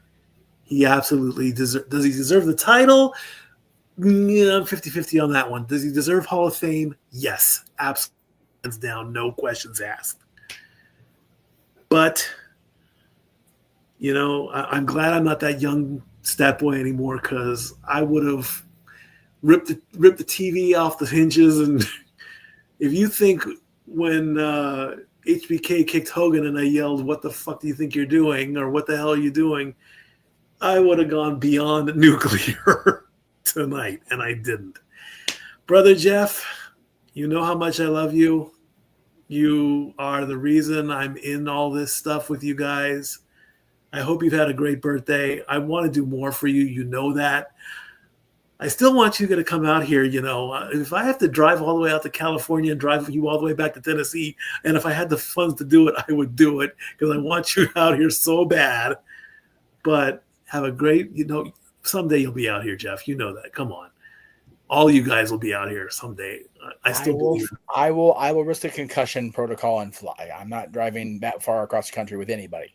Just right. Let alone long you. ass car ride. Well, I'd get you here safely. But I'm glad I'm happy you're my brother. I hope you had a great happy birthday. Family, I love you all, but I need to bounce out because I gotta get on the road first thing in the morning. John, if you ever watch this, what the fuck, John? I love you. Stat boy out. What the fuck, John? He says. Well, you know, I almost wouldn't put it past John that when he negotiated this tour, it was under the condition that I go heel. Mm-hmm. Yeah. Because he wanted it so bad back in the day, and he wasn't allowed to have it. Yep. Go ahead, Walter. Your hand is up patiently. You know, heels are dicks and liars. Like, what if he just be like, I'm not retiring, fuck that. I'm having too much fun, like, I lied to you all, I just hook, line, and sinker to you or something. Like, you never know. Heels are dicks and they're liars. That's one thing. And two, fuck boxing. I can't believe that fight was a draw. But go ahead. Let him come out for his final promo in a salmon-colored suit. Right? And Mark Henry give him the interview. Right. It's time for the main event. Shut the fuck up, Mark. Hey, that's a good throwback. To be fair, Oh, it is.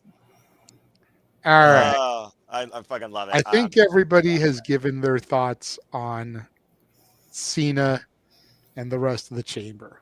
Anything else, Big G? Because I remember you did want to say almost something earlier. I thought. Okay, go ahead, G. Ding ding. Yeah, I was the only one who was not spoken on this. Oh, my bad. Man, Cena. I didn't see that coming. We all didn't see that coming. God damn it. You know, Cena was all happy, you know, after Cody said, go fuck yourself to The Rock. I was like, all right, we're going to get babyface. And then the head came in. I was like, oh my God, here we go. I was like, because nobody's going to come out. Roman's not going to come out. I was like, it sure as hell ain't going to be Travis Scott. He's in the damn corner just smoking a blunt or doing whatever, drinking, you know. And I was like, oh shit, here it comes. And sure enough, never, like I said, never in a million years, 20 plus years. And we finally get the heel turn, not the whole little shoe turn that he did like way back in the day, back in 2013. But a couple things to point out while I was waiting. I was watching a couple clips from the post show from WWE. First of all, Rock said that Cena's flown back to Africa to finish filming, so I'm sure we'll get some kind of live from via satellite from John Cena. And apparently, Rock had mentioned that thing he did at Bad Blood didn't mean anything that happened tonight, but you know, that could be just a big old fib that the Rock's lying. You know, take it for what it is. And I sent in the chat, you guys can watch it later, Dave LaGreca going off on John Cena. It's funny as shit. But yeah, I'll probably watch the whole video when it gets posted tomorrow or Monday, whatever. Yeah. So. But yeah, we'll see what happens in the next month and a half or so with Cena and Cody Rhodes and the final boss. Buckle up. All right. So we're going to take a moment, quick break. We're going to run the trailer. And then when we come back, Jeff actually messaged me earlier in the week something he wanted to bring up, that he actually agreed with our favorite orange wearing Oompa Loompa. So we will take a quick break and come back, and we'll let Jeff introduce that topic. Stay tuned. And now for a taste of things to come.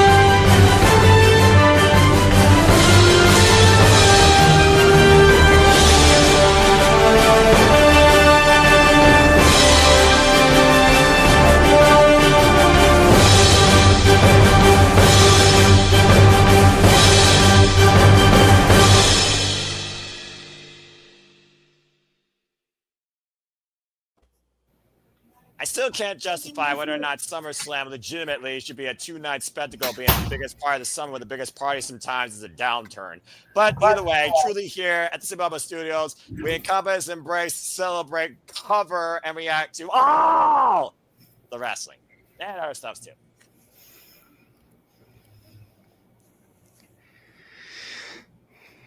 Freaking Walter posted in the private chat about Noah's reactions. He finally is getting to see in the green room what we see all the time, the way Noah responds and everything. It's hilarious. What? I'm just excited for stuff. It's just your passion, and it's infectious, and we love seeing it. You know, WWE or NXT comes up, and you're like, oh, maybe it'd be good. AEW or TNA's like, yeah, Stardom, woohoo, yeah.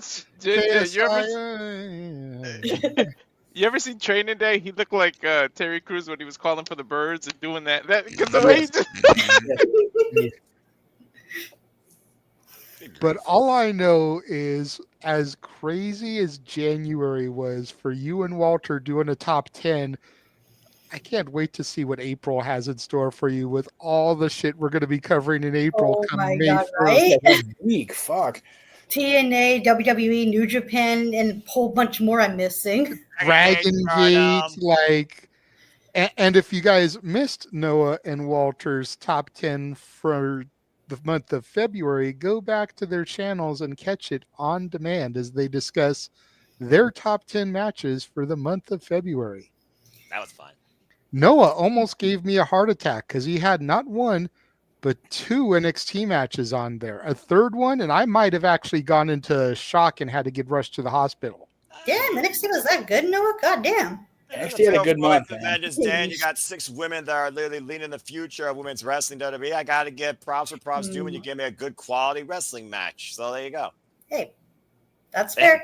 Stardom, though, still surpasses it because Stardom freaking kicks ass. Freaking the second on the 24th. I mean, shoot, you never will beat Josie's, but NXT, they're up there. They're pretty damn good. And I know Noah, there's so much stuff in April that Noah's looking forward to, but I really know he's truly looking forward to that Prestige Wrestling show because it will be inspirational. Yes, Cassie Lee, Jessica McCann, let's fucking go. Nice.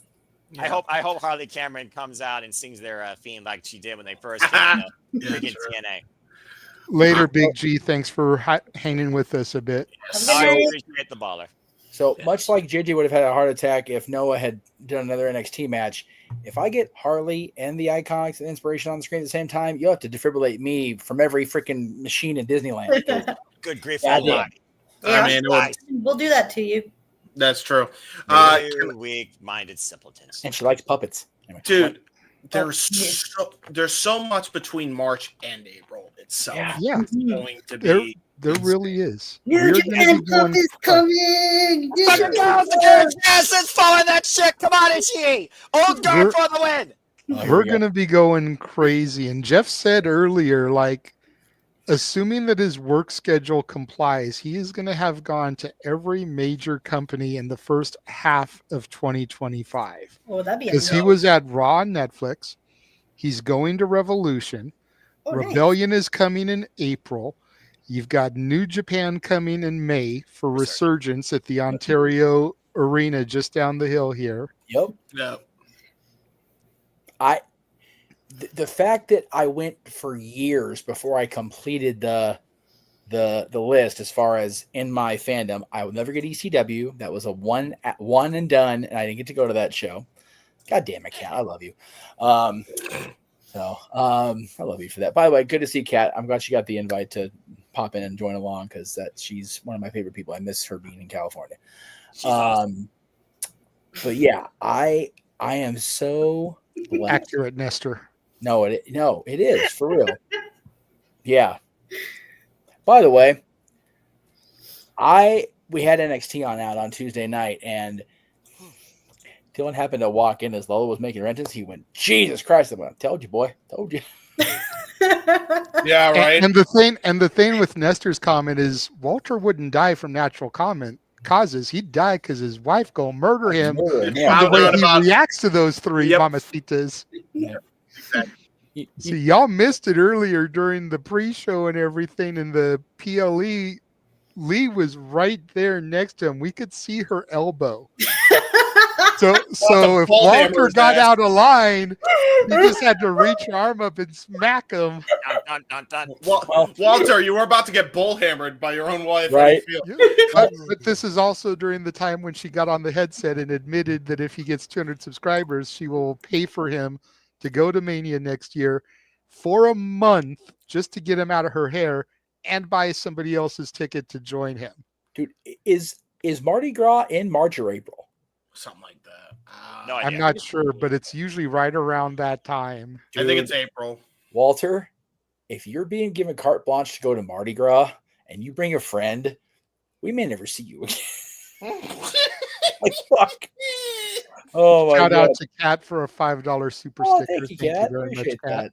Kitty cat. And I gotta say, as much as I love the donations and everything, donate to Jeff's PayPal. Buy the birthday man a drink here today. He can't drink it now because it's a little too late to DoorDash him some alcohol. But when he goes out tomorrow, he can get him some booze to celebrate his birthday. I do have work the next 2 days, but come Wednesday, there will be. Kat says she just wanted to send something. No, no. Kill me! I'm in constant pain. I love it. It's already been passed. Sorry, I have to step away from the mic for a bit. What I miss? Oh, you missed something. Don't worry about it. You missed It's something. just as torturing James. All the time. All the time. To the point Yeah, where I'll it's just catch it on the translated replay. into the spaces. Yes. To the point where it's translated in the spaces, and freaking Walter and Ash can comment on it because they're usually in the spaces. No, I can't escape this Someone shit. will just randomly say it, and I'll just chime in with something. I'm gonna die. I'm welcome, in James. constant pain. You're No, welcome. no, I didn't say thank you. I James, said fuck you. James, in all fairness, and I'm gonna play devil's advocate here. I'm just playing devil's advocate in all fairness. Yeah, you All are. the torture we put Noah through on karaoke nights, you can endure this little bit of hell. Yeah, but why do I have to endure it on the spaces where there's no shenanigans or kick-ass karaoke? Because there's the always something people going on from there. the spaces, or the people here, are on the spaces. I am. Walter, Ash, DJ, we I all know rebuke Ryan. this. I Jeff rebuke it. occasionally. Also, not to mention, there are shenanigans on spaces. There have been this couple spaces where we were on where, shit hit the fan. I'm just saying. That's Right. y'all's This risk is and true. choice. This is true. Unfortunately. And besides, the chat room seems to pop for it. I mean, look at this. Yes, mechanological living hell. Yes. So I'm just saying, James, just like Noah suffers for 4 hours a month to entertain and amuse the viewers, you can put up with it for a couple of minutes an episode when we give you a little bit of shit for the something. Y'all suck, and I hate you. But you know I'm right. Yes, Jeff. Why, James? Why do you have to suffer? No. Why? Because we like you. you. He does hate something. I really hate something. I hate the gimmick. I like the wrestler. He's cool. Anyways, right. so Jeff wanted to bring up a topic here that was actually posted on social media by Taz of all people. If you didn't get who we were talking about when we mentioned the orange wearing Oompa Loompa. Well, there's two of them. One's in the Yeah. White House. Oompa no. Loompa, He's not an Oompa Loompa. He's an Agent Orange. Beat me if you can, survive if I James, let I'm you. having the smartest comment you've ever said in your life on here. Super-da-dee. All Go right. ahead, Jeff. So Mr. Sinertia made a valid point that I could not disagree with this week. He said, I know fans like to compare wrestlers in AEW and WWE the past several years. I know as fans that's fun to do. I get that. Please realize it is an unfair comparison. It's two completely different organizations with different goals creatively. with different visions. Guys, you're comparing cats and dogs. Most of you don't even realize that. Oh my God, how long have we been saying that? This was in reference to the comparison between Dominic and Hook, correct? I don't know because I can't follow Taz because he has me blocked and I couldn't interact. I had to screen cap it and so I will add some possible context. I'm not entirely sure if this is context. Going out of context, then I'll extrapolate what the point I was going to make. I think this is in reference to this. So there was a tweet somewhere in the ethos of the cesspool that is the IWC that was comparing Dominic Mysterio's run in the WWE to Hook's son and his meteoric rise in the AEW. So the comment basically said everybody was shitting on Dominic and praising Hook because Hook was this next phenom superstar in AEW, while Dominic was a nepo baby. Now years later, Dominic's the fastest rising star, and Hook is not even mentioned barely at all in AEW. I think that was the initial point of the tweet. Right. That might have been what spurred that on. Very likely. Okay. So that where MLB that okay, brain first then tongue. I'm not even drunk yet. Jesus Christ. Sorry. That may very well be the initial point, but it really is the truth. Yeah. Everybody I share any sort of space with, whether it's here, No DQ, the Greg Cherry brand, the Twix spaces, they are completely different presentations of the same basic thing. It is still professional wrestling. Yes. But we have all benefited immensely from the buffet that is professional wrestling. Damn it. Over the last, we'll call it almost just over 40 years now, you figure, when Hulkamania took over in 1984. We have all benefited from that as wrestling fans. Whether we want to piss on the grave that is Vince McMahon's career in wrestling at this point, there is no denying that without Vince as a creative force behind the red and yellow machine, none of us are sitting here. None of us are watching it on TV at the moment, right? That's not hyperbole. That's fact. Without the golden age, none of us are sitting here as fans. But now the presentation has to be different on all fronts. If you've got WWE and only WWE, we have the creative shithole we hit between roughly 2007 and 2019. It was just continual like, oh my God, I'm a fan of this. Why? Accurate. Right? So we have WWE for the WWE audience. And this is going to sound really petty and really shitty, but it's my birthday, and I'll bitch if I want to. With the partnership with TNA, WWE is on every weeknight in some format. Once a quarter, they're on Saturdays. Once a month, they're on Saturdays or Sundays, depending on what itch they want to scratch on the PLE front.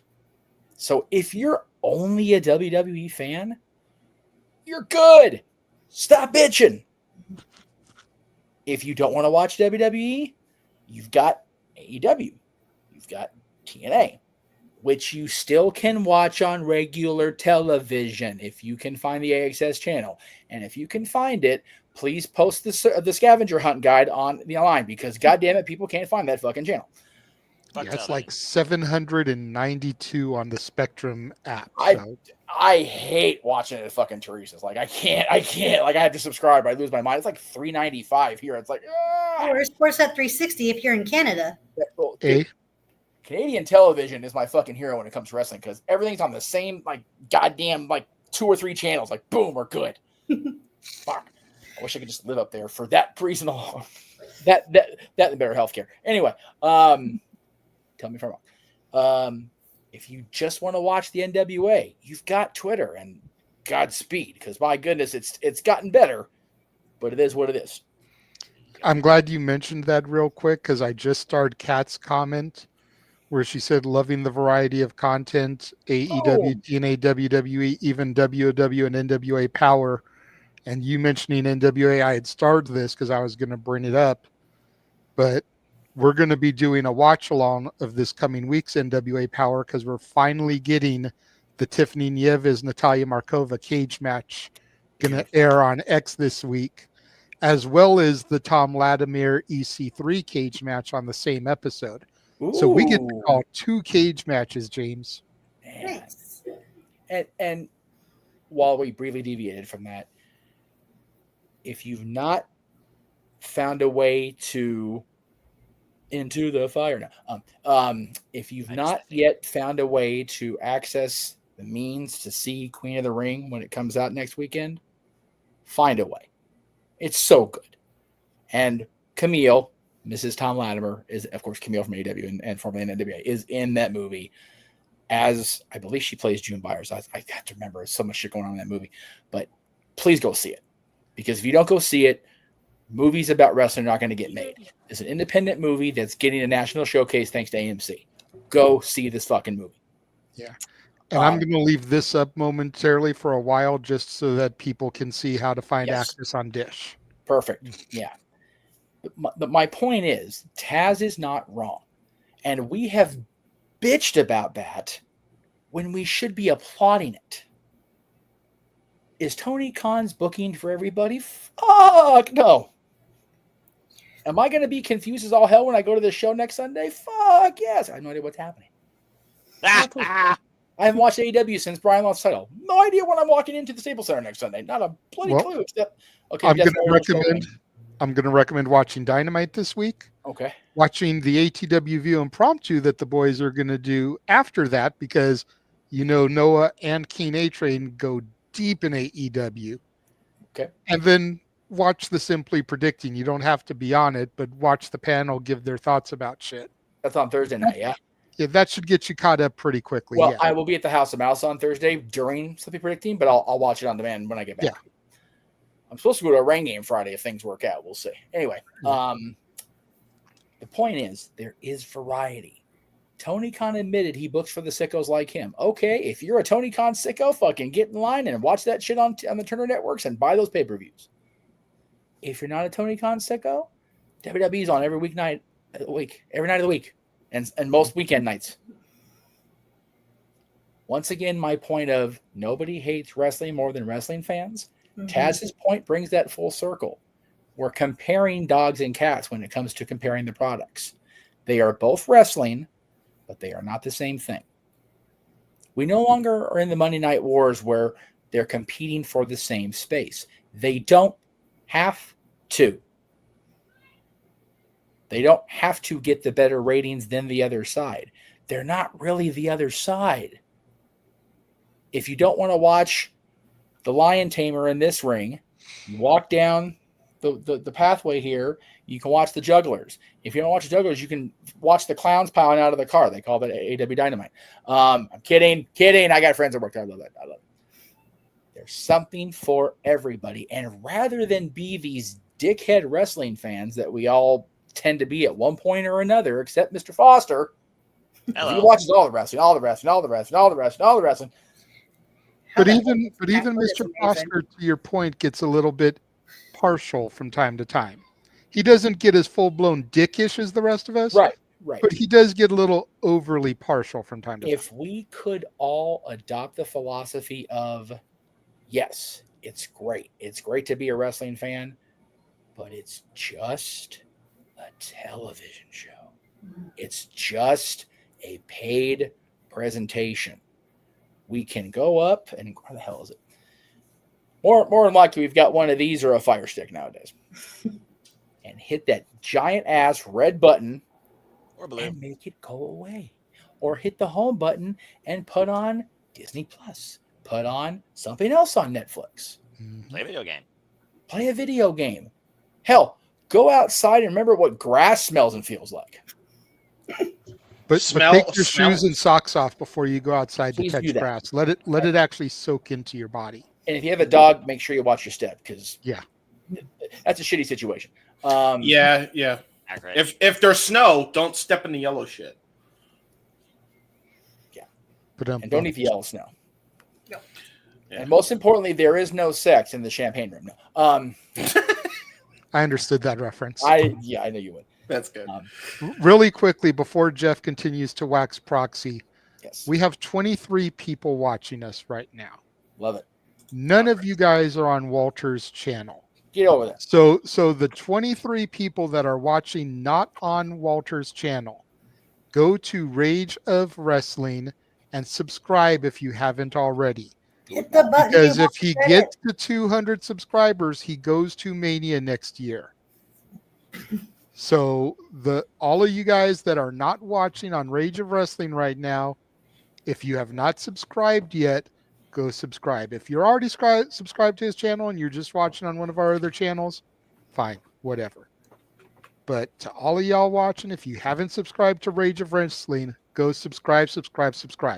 Infomercial complete. Go ahead, Jeff. Send this man to Mardi Gras. It's just the highest I've seen our numbers get in a long time live. So I wanted to take that moment while we had the viewers. Go ahead, Jeff. No, I know that's good. You're welcome, Walter. Yeah, it's just, it comes back to the point of I will never understand why people have to crap on the choices of others. It goes back to a conversation we had in this house earlier about completely different. What Ash watches on a Monday night from 8 to 11 don't affect me. What JJ watches from 8 to 10 on Tuesdays don't affect me. What I watch in the break room at the House of Mouse when I'm trying to take a woosah for a few minutes doesn't affect anybody except me. So why do I have to hate on somebody else's choices? Why is it so important to put down somebody else's choices to watch? Now, I will say, the reason, I will speak for myself because I am me and we are he and we are here together. I cracked on and I stopped because I stopped watching. It's just easier just to not watch. But I cracked on Tony Khan's booking because I know the talent in that company is capable of more. Yes. And I know that Tony Khan grew up a wrestling fan and a fan of the most creatively varied company in wrestling history, ECW. And his booking does not reflect that in this fan's opinion. So it was easier just to go, you know what? I'm good. I make it a point to watch Raw. I keep forgetting it's on at 5 now because I don't have to wait for 8 o'clock anymore because thank you, Netflix. Just wait till we go on the European tour. It's going to be live to European time, so we may be getting it at like 10 in the morning. As long as my schedule at the Mouse continues to be not Mondays, unlike this coming Monday, then I'm okay with that. Walter. Ding ding. And if you're driving to New Orleans past Arizona and give Kat some love for that sub. Again, I'm rambling and whatever, but just the fact that I'm agreeing with Taz should tell you it's the right way to go. He is the lesser of two evil oranges in this case. Accurate. Just enjoy it. And if you don't enjoy it, the only way I will ever be okay with or agree with somebody watching even though they don't like it is because they're being forced to. And if you're being forced to do something against your will, call the authorities. That's wrong. And if you have a gun to your head to do it, that's illegal. That's hostage situation. And if you're being held hostage and watching wrestling, then it's not worth it. Get out of that situation. Make it happen. Yes. Otherwise, in the words of Thea in our opening, everybody shut the fuck up and sit down and just watch it. Thank you for coming to my TED Talk on my birthday. Yeah, I'm going to piggyback real quick on what you said, and then I'll open it up to anyone else who wants to speak on it. I don't think I've ever, and I could be wrong, maybe with the exception of the way I give page shit for Logan doing a better lariat than he does. Yes. But I don't think I've ever truly compared wrestlers when it comes to AEW and WWE. Okay. I compare booking strategies because there's certain things I like and there's certain things I don't like. And to me, for as much as I loved PWG back in the day, there's also a reason why I stopped going. And I stopped going before I got overpriced and priced out of it. I stopped going because it slowly was starting to turn into the same thing every match. Just a bunch of spot heavy matches, no real storytelling. Gone were the days of Arrogance versus Aerial Express and Scott Lost and Scorpio Sky and the 6-month drawn out story that was 2 shows a month at a little fucking Jewish community center. You know? And with the Bucks being EVPs for AEW, they brought a lot of that PWG booking and style to the weekly product. That's why I made sure to stress and enhance your point about the nuances earlier when it came to Steen and Generico, Owens and Sammy. Because there's so many little things that were done, you know, looks, subtle movements, moving of the fingers to make sure he wasn't paralyzed, to help sell an angle and a story and a match that are just glossed over when it comes to them. And the proof is in the pudding when you look at Penta Wrestling now. Dude went from delivering a destroyer to receiving a destroyer and delivering another destroyer in a 3-move succession to now he sells moves. Now he stays down and sells an opponent's thing. A destroyer still doesn't put anyone away, which still pisses me off, makes the destroyer about as useless as a blue thunder bomb. But I digress. Yeah. Showing moves after moves. That's my biggest problem. Are the little nuances, the little subtle are missing because everyone seems to be in a position they just want to get their shit in. And it's irritating because you sacrifice the story of the match. Yep. Absolutely. Anybody else want to comment on it? On what Jeff presented? He had to duck out for a moment. I will go next on this if you don't mind. Okay.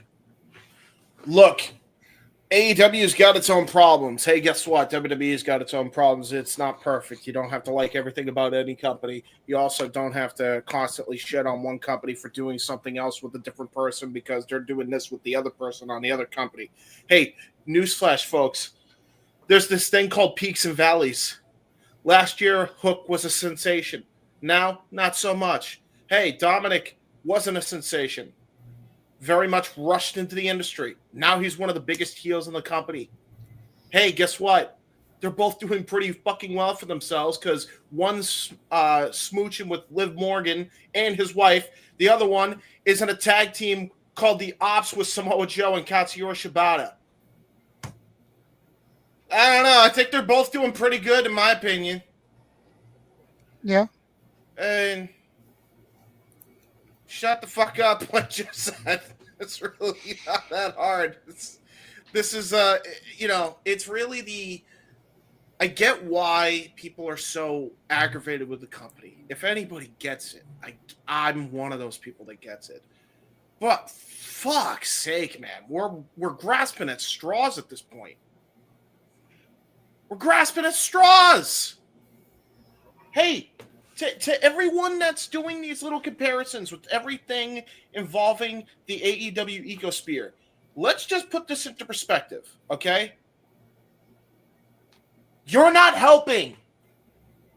You're not helping.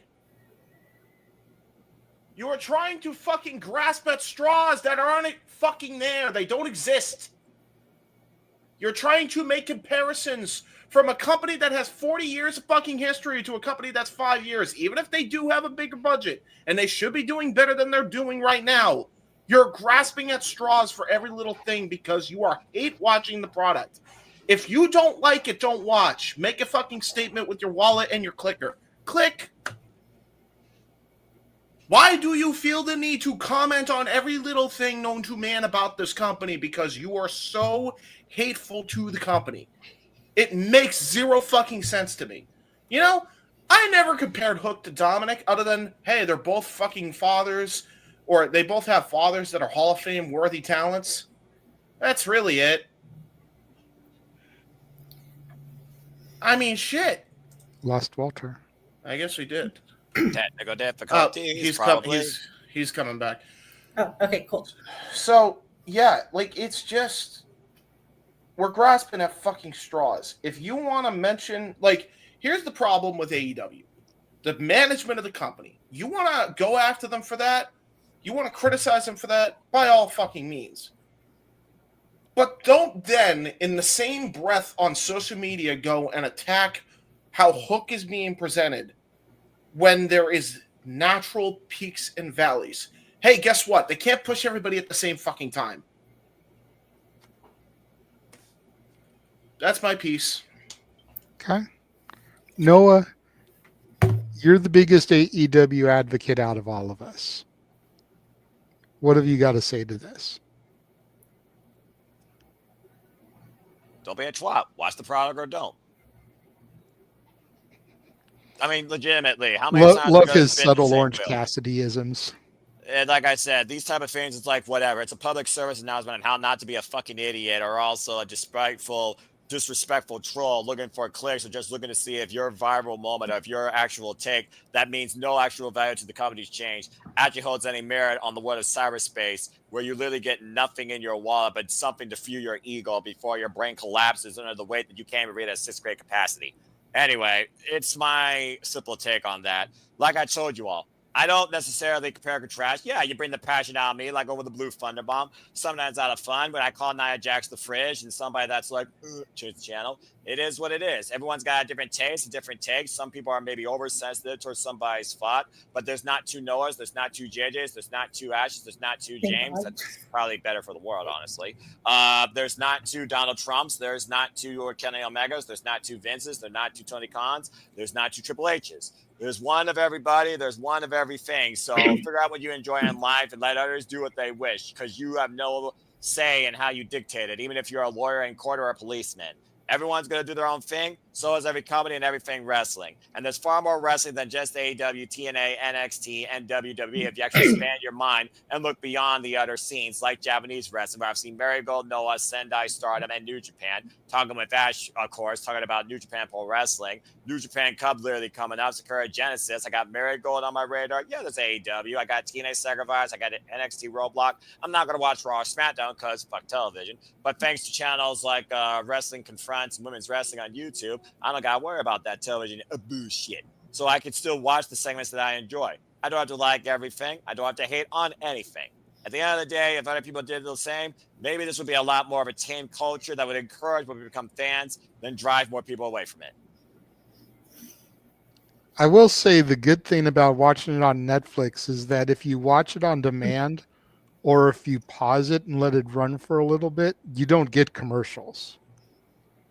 Yeah. There was one day where I had to pause for like 45 minutes while I handled some business, came back, started at the beginning, and I went through the entire program with no commercial breaks. There's many reasons why I DVR or go to Internet Archive, because the power of a fast forward button, one of the greatest inventions ever. Almost as great as the power Emotion is button. your friend. But to Noah's point, if you have any disputes about there being shit other than WWE, TNA, or AEW, just look at our fucking trailers and the shit we cover. Yeah, that too. Seriously, like it exposes you to so many different companies. CageMatch.net, the online wrestling encyclopedia, literally can tell you everything about any company and give you a match guide on what matches or shows are coming up across any company. There is far more to the world of wrestling than what you people bitch and complain about just to get a click or react or because you think trolling is fun. Grow up, get a damn life, and maybe you won't be a virgin anymore because I know it's a dominant fan base. Or whatever a girl is that hasn't had sex yet. Because I'm sure there's girls out there that are the same way. Still a virgin. Go ahead, Ash. Whatever. I was also going to say, like, the issue with like pro wrestling fans is that I'm not like saying like this as a negative, but there are people who just watch nothing but pro wrestling and make that their entire personality. Again, not that there's anything wrong with that, but just the way they go about it, like about that. Noah's a different story. Noah's the exception, not the rule.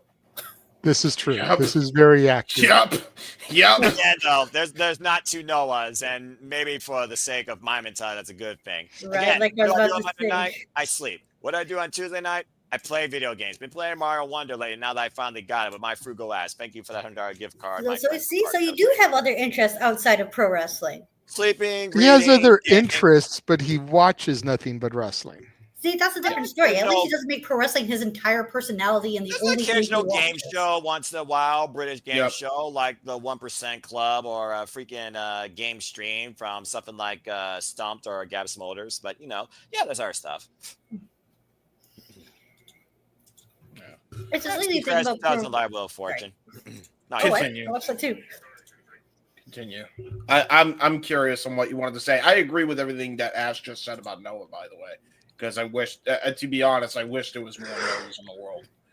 Yeah, seriously. It's like you sit here and you say, there's only one Noah, and maybe that's a good thing. I think the world would be a lot better place if there was more Noah Fosters. What are you gonna do? Damn it! What are you gonna do? Screen cap my literal shot and turn it into y'all's background and make this look like 5 Noahs? Get out of here. James, don't even do it. Oh crap! I forgot my. Do what? Sorry, Nothing. what?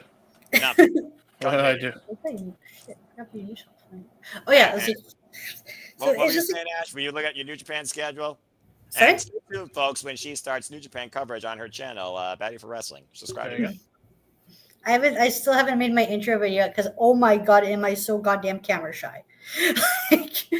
Solomonster did something really brilliant. Let me tell you something, sister. All you gotta do, go off camera and just do a overlay, and that way you just have yourself on the background, but no one sees you, and you just have audio. I literally have done it in the past. It's super simple. So camera, audio, on StreamYard, overlay, you're behind it. Your voice is still heard while you're recording. Okay, cool. I also got an advice from this other podcast I watched. Can I drop their names here? Please. If you want to. Okay. So I'm a member of this podcast. They're called We Work Stiff. There are 2 Australian boys named Josh and Dave, and they cover nothing but New Japan Pro Wrestling. I like it. And they gave me some good advice on like how to make an intro, especially Josh, who I'm friends with on Twitter. Nice. Good deal. Yeah, it's like the point I was initially going to make was watch what you like, enjoy what you like. Just don't be so goddamn extreme about it. Like that's the thing I don't get about wrestling fans. It's like they're always like attacking each other, and it's just so pointless because at the end of the day, no matter what you put it, we're all watching the same shit. The only difference is that how it's booked and produced. Yep. Like, if you don't like WWE, don't watch it. Don't talk about it. Yep. Same with the AEW fans. Like, if you don't watch AEW, what the hell? Don't talk about it. Don't watch it. Okay. No assumption. What have you done? There That's is weird. so much pro wrestling on that you can pick and choose what to watch, and that's fine. There are no right or wrong answers. Just make the time to watch what you can and enjoy it, and that's it. Oh. Like, He's going to find 5 different poses of me and just making them 5 different Noahs. Continue, Ash. Oh God. If the people don't like what you watch, just leave them alone. Let them be. And I'll admit, I try not to get involved in the tribalism. I sometimes inadvertently do, but that's just because I'm just like super goddamn so opinionated on Twitter to the point where I'm just like, I have to get this off my chest and talk about it. I feel that. Yeah. Look, we all succumb to the tribalism at one point or another. Mhm. Even Noah is not completely innocent when it comes to that. No, I admit my Less fault. than others, substantially less than others. But everyone on this panel and everyone that's been on this panel at some point tonight succumbs to the tribalism at some point or another. Yep. The difference, at least for me, and I don't know about the rest of y'all, how it pertains to y'all, as I go ahead and bring Jeff back in here. You missed it, Jeff. There are 5 Noahs on the screen. Usually I'm provoked to bring out the tribalistic side of me. Mm-hmm. It's usually when an AEW stan tries to get on their high horse and get all high and mighty, like they're the greatest thing of all time. And that's when I jump on my tribalistic bandwagon and have to knock them down a few pegs. Which is fair, because that's also another point I made about like what you like, just don't go so extreme about it. Yeah.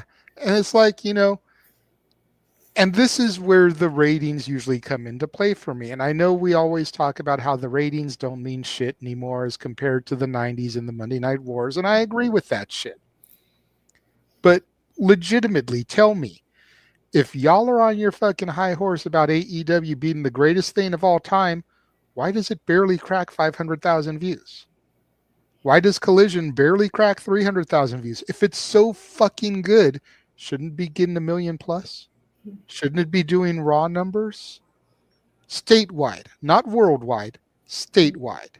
Because out of those 2.9 million, 3 point whatever million that it gets, usually about half of that is domestic and half of that is international because of Netflix and how it reaches so many different areas. But before Netflix, Raw was getting like 1.3, 1.4 million. So you can pretty much figure that's the domestic stateside number, or even just the North America number. Why isn't Dynamite doing that if it's so fucking good? The answer is it's not.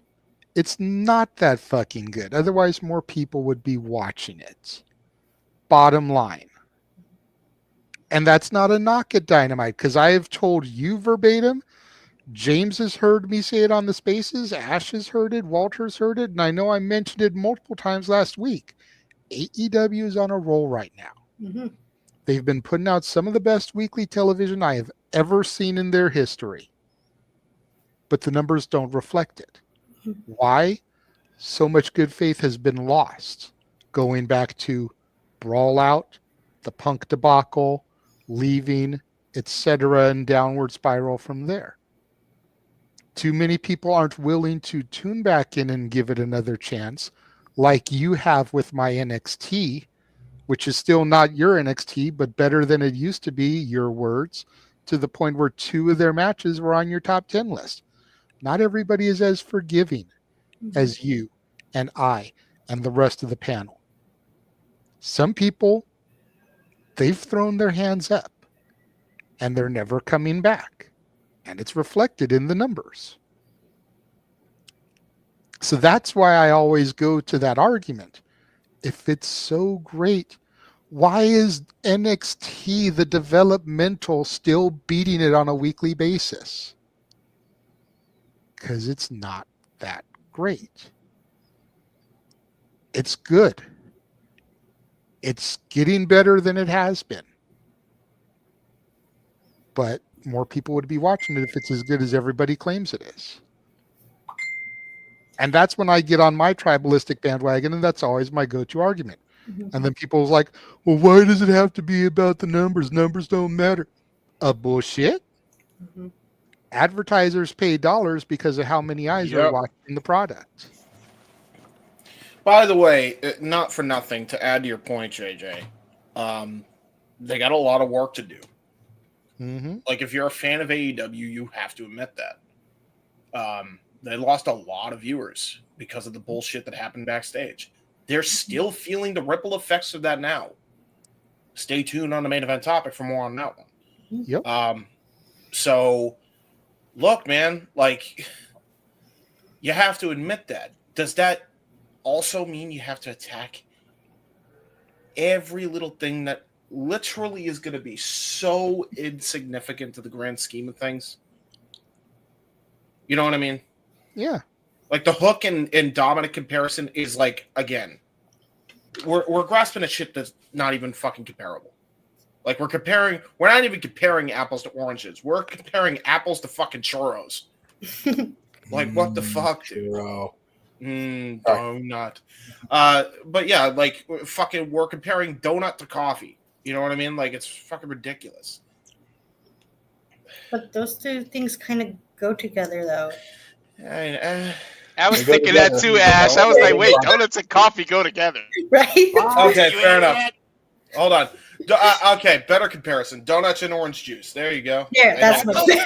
It kind of goes together. No, it don't. You don't dip the donut in the orange juice, though, do you? Exactly the point. Yes. No, you don't. Yes. So Yeah, that's what I'm trying to get at. Yeah, All right, yeah. well, They next kind time of be more specific, because side by side, yes, but dip together, yeah, jury's out. Mhm.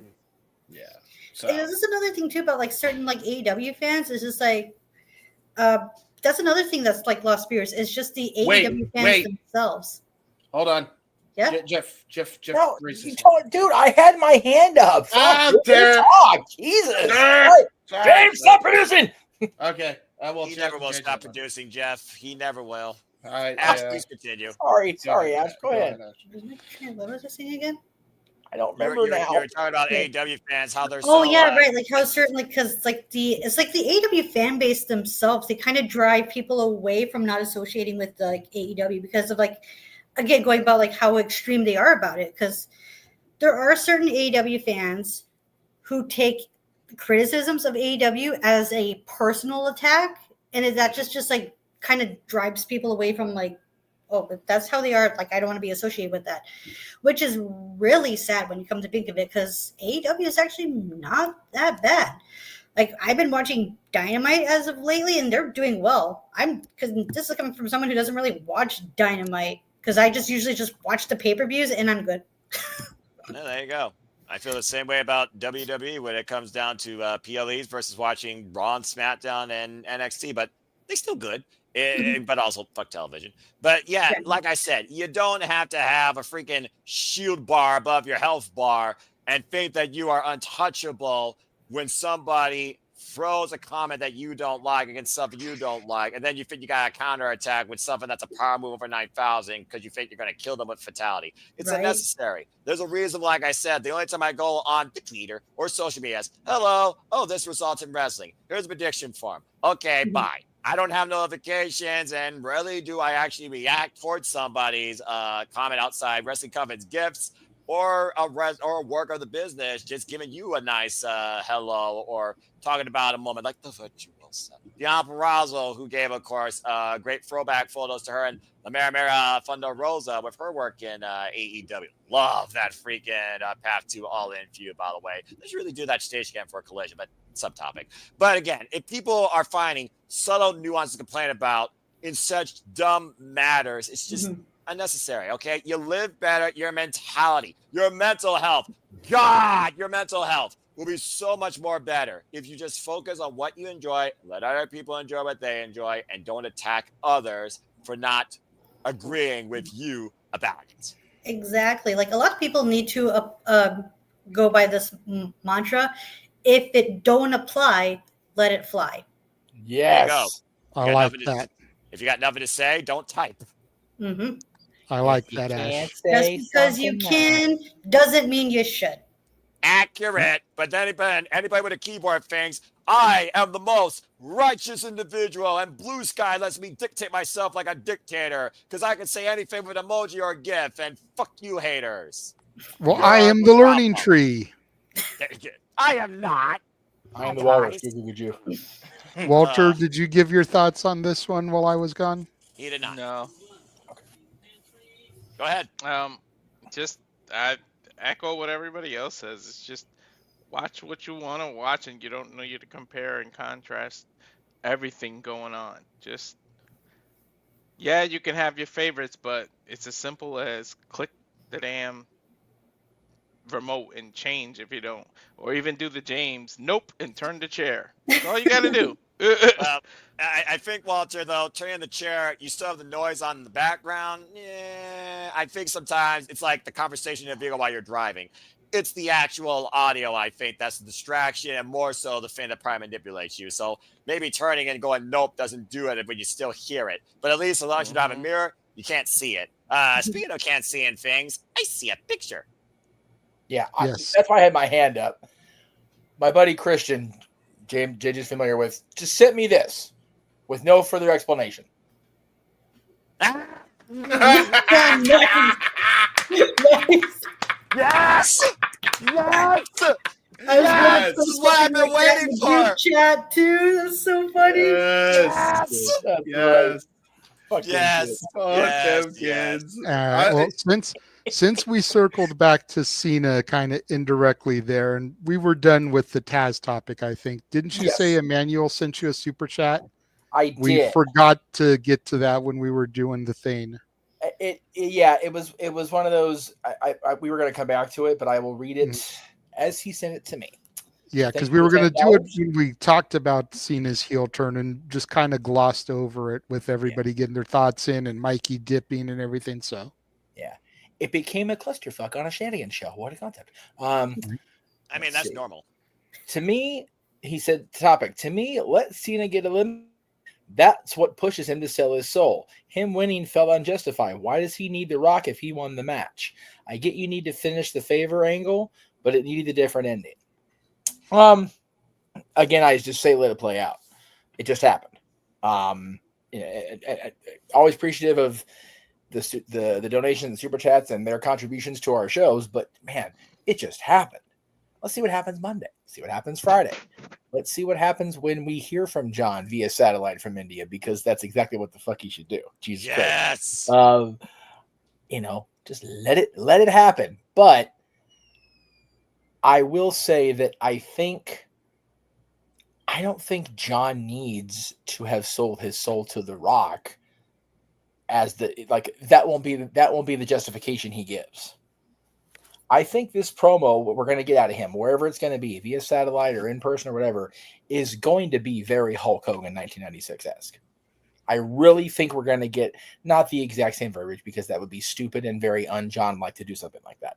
But it will have that same very thin vein of similarity of, I have been pulling this company on my back for a quarter century, and what really do I have to show for it? Up until this last 2 years, that might be accurate. It's been let's go Cena. Cena sucks for no damn good reason other than the fact that I had to do something that I did not want to do, but did so for the betterment of the company because the man that ran the company told me to do it.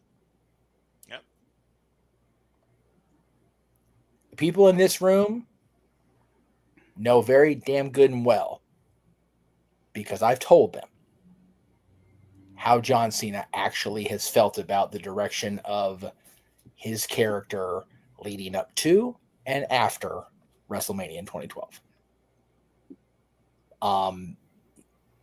Within the context of the storyline, it's very easy to weave it in. Mm-hmm. Like, I was the company man. Now I am the fucking company. You don't have to like it. Mm-hmm. I don't care. Fuck you. Fuck them kids. This is now the era. This is what we are now dubbing this era of WrestleMania. The fuck them kids era. That's what, I'm all that's for what it. we're calling it. I'm all for it. Fuck it. That's a good way to bring Brock back, too. I don't give a shit about your kids. Fuck them kids. Oh, Yeah, no, I'm no. all for it. That Brock Lesnar once said that the heap, and John Cena once bucket up to Stephanie while Stephanie put John Cena in his place and told him it's not what WWE without John Cena, it's what John Cena would be about the WWE. Bitch, I'm above the WWE now. I am the WWE. For real. For real.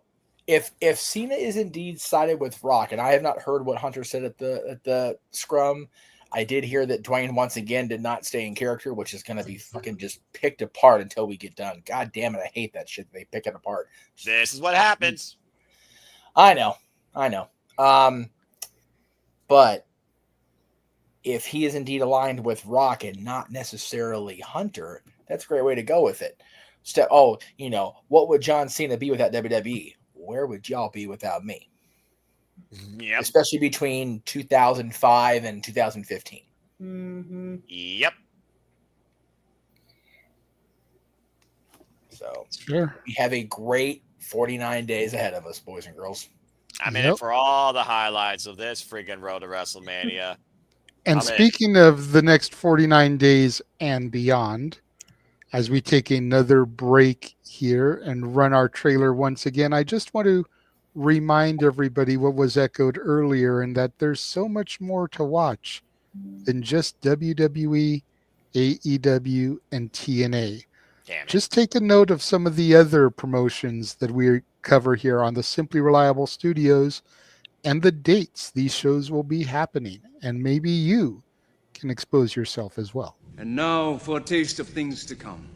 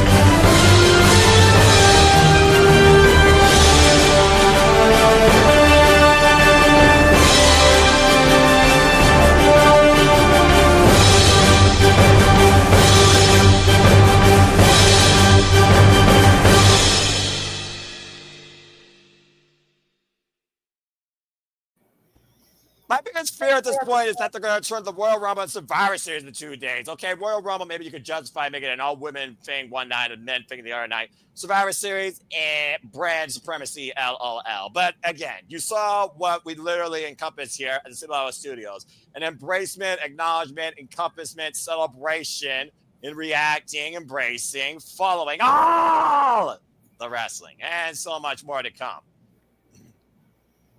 I mean, just in that trailer alone, you've got MLW, Prestige, Dragon Gate, New Japan, Stardom, GCW, Bloodsport, UFC, Misfits Boxing. Well, that's what that was. You know? Yep. There's so much good stuff to be viewed. Some of it, you've got to go to Triller Plus, whatever to view. Some of it is free on YouTube. Yeah. MLW's big shows that we cover are broadcast on their YouTube channel for free.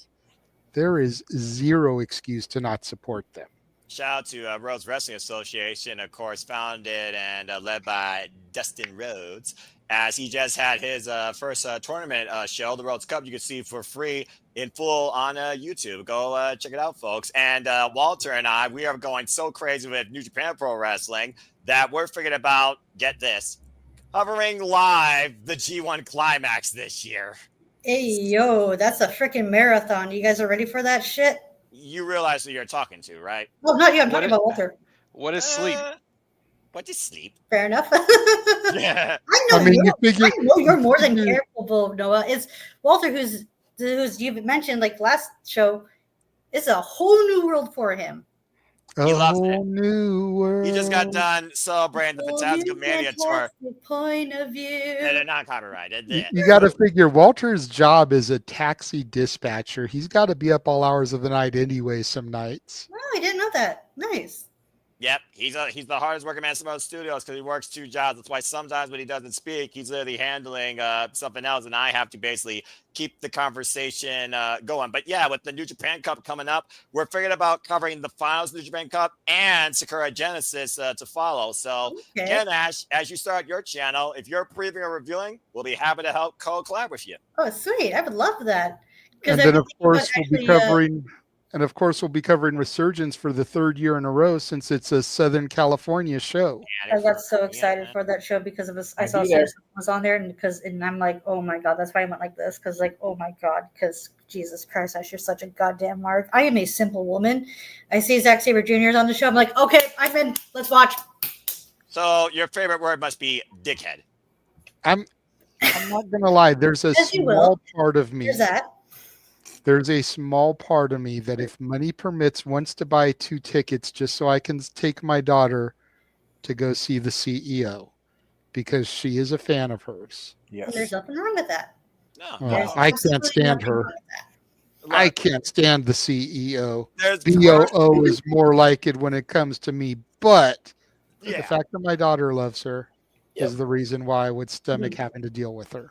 And that's what puts you above most fans. Plus, when we do that silly banter that we always do when it comes to people like her, and I call Wesley's, bums, rejected ballers from GTA, it's nothing but humor at the end of the day as wrestling fans, So there you go.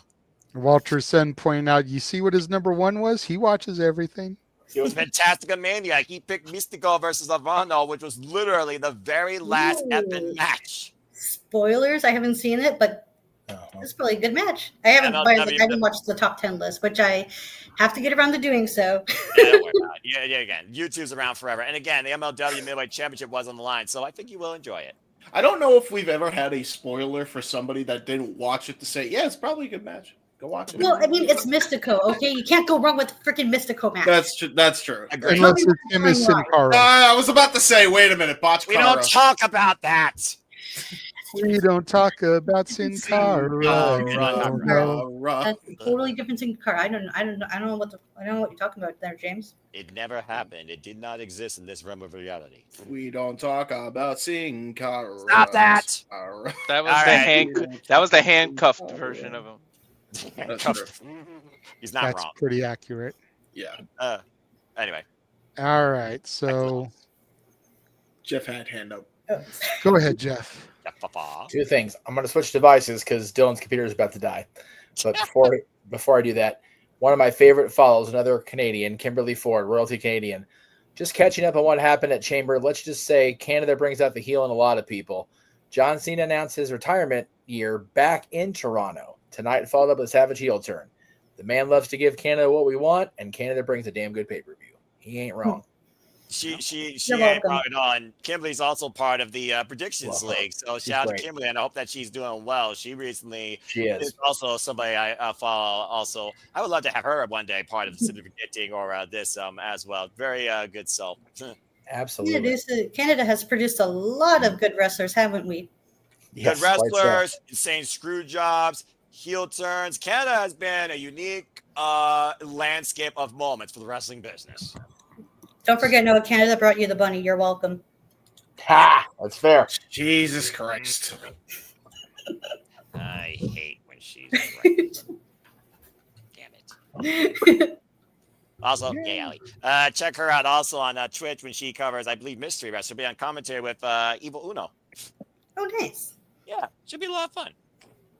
All right. So we're going to get to what is technically our main event topic, but I do have something after this to bring the mood back up. So don't fret. I feel like the background should be turned into a courtroom. So Law and Order sound should be played in the criminal justice. That's the people's part, I think. The criminal justice system, Law and Order has their own theme as well. What's the biggest crime drama in Canada? Sorry, what? What is the biggest crime drama in Canada? Yeah. Oh, crap. Shoot. I heard of that show. There's a lot of stuff on Crime Beat. Like I don't really sorry. Oh crap! That sounds like a great show. Good answer. There's like a bunch of like Good answer. Like Crime Beat and whatnot. So yeah. Well, I will say this. I will say this, Ash. In addition to all the great wrestlers you've given us, thank you for giving us Storybrooke. Yes. Because Once Upon a Time was filmed in Canada, so Storybrooke was Canada. Love Once Upon a Time. We are all Once Upon a Time fans over here in the California region of things. So, well, considering we're Disney dorks too, to see twisted takes on some of our Disney characters has always been fun. So, main event topic here. For those of you that don't know, Ryan Nemeth filed a lawsuit recently. And I'm going to ask that everybody mute their mic here because I have stuff written down onto a sheet of paper here that I am going to go through because I want to make sure I highlight all the major things before everybody starts giving their thoughts on stuff. So I apologize if I am long-winded. I apologize if I do not see the comments as I'm going through. Thankfully, both Walter and James, and I think even Noah, have production side of things. They can bring up comments as I go. So but I just want to get all these base points out before everybody starts talking in case people did not read things. So, on February 14th, 2025, Ryan Nemeth filed a lawsuit in the Los Angeles Superior Court against AEW, Tony Khan, and Phil Brooks, CM Punk. The lawsuit alleges assault, breach of contract, breach of implied covenant of good faith and fair dealing, and intentional interference with prospective advantage. As of March 1st, as of February 23rd, 2025, when Jeremy Lambert posted the following information on Fightful.com, there is no case number assigned to the lawsuit, and it is not yet listed online. So how he got the information, I don't know. However, Fightful has a track record of being more reliable than others, but take everything with a grain of salt. Now, I'm not going to read through everything that was listed within the lawsuit posted on Fightful. However, I do want to bring certain things to light. In addition to the opening statements, which I will read in full, there are a minimum of 42 points or paragraphs that are listed within the lawsuit. Numbers 14 to 42 are listed on Fightful. I assume because the first 13 are irrelevant to the greater case. Again, I'm not going to read everything. I'm just going to highlight some things. And I asked you guys already to mute your mics. Thank you for doing so. Please let me read through everything before making comments or interjecting your own points. If you're afraid of forgetting something that you wanted to piggyback on, I recommend grabbing a piece of paper and a pen so that you can jot things down that you may want to comment on if you're unfamiliar with what's in the statements here.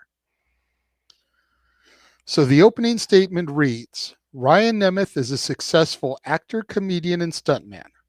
Nemeth also followed his older brother Nick's career and has established himself as a star performer on the professional wrestling circuit. Nemeth was under contract with AEW. AEW is owned by Shahid and Tony Khan. Shahid Khan is the owner of the NFL franchise Jacksonville Jaguars. When his son Tony managed to alienate almost everyone within the Jaguars organization, including star NFL players, Tony was moved to a leadership role in the Khan family-owned Fulham Football Club. Tony ended up mismanaging Fulham, leading to multiple lawsuits against the club. Since he was a child, Tony loved professional wrestling and had an obsession with certain wrestlers. The Khan family formed AEW to provide Tony with something to do, safely away from the family's other ventures. Tony serves as AEW's chief executive officer. Okay, I'm going to start with the back half of this first. Assuming that everything stated here is factual, and that, quote, the Khan family formed AEW to provide Tony with something to do safely away from the family's other ventures. Why would you put something like that on blast? And if it's just an opinion or speculation, how petty do you have to be? Secondly, quote, Ryan Nemeth is a successful actor, comedian, and stuntman. Nemeth also followed his older brother's Nick career and has established himself as a star performer on the professional wrestling circuit. Successful actor. Can anybody name me a major movie or television show other than a wrestling broadcast that he starred in or even been on? Star performer on the professional wrestling circuit? Can anyone name me a major promotion that he is a main eventer for on a consistent basis or even held a championship in? The opening statements continue. Phil Brooks was another wrestler under contract with AEW and a member of the AEW management team. Tony had a deep fascination with Brooks. Brooks undertook a campaign to terrorize and intimidate the plaintiff, including physical assault. AEW and Tony Khan did nothing to protect Ryan Nemeth and other performers from despicable conduct on the part of Brooks. AEW turned a blind eye to Brooks's conduct because of Tony's deep admiration for Brooks and because he was their most popular wrestling performer. At Brooks and Tony's insistence, AEW and Tony Khan have undertaken an effort to blackball Nemeth so he can never work in the wrestling business. I'm going to come back to the blackball thing later because it's mentioned a few other times. Now we move on to the points. Points 14 through 16.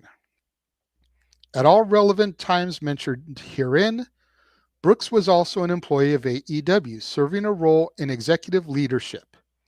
In early 2023, Brooks assaulted and battered two fellow wrestlers known by the stage names Matt and Nick Jackson. Brooks is known to have an uncontrollable temper and often lashes out in violent tirades against others. Thus, defendants were on notice regarding Brooks's violent proclivities. Rather than removing Brooks from the AEW roster of wrestlers, Tony Khan made the decision to merely suspend Brooks for a few months.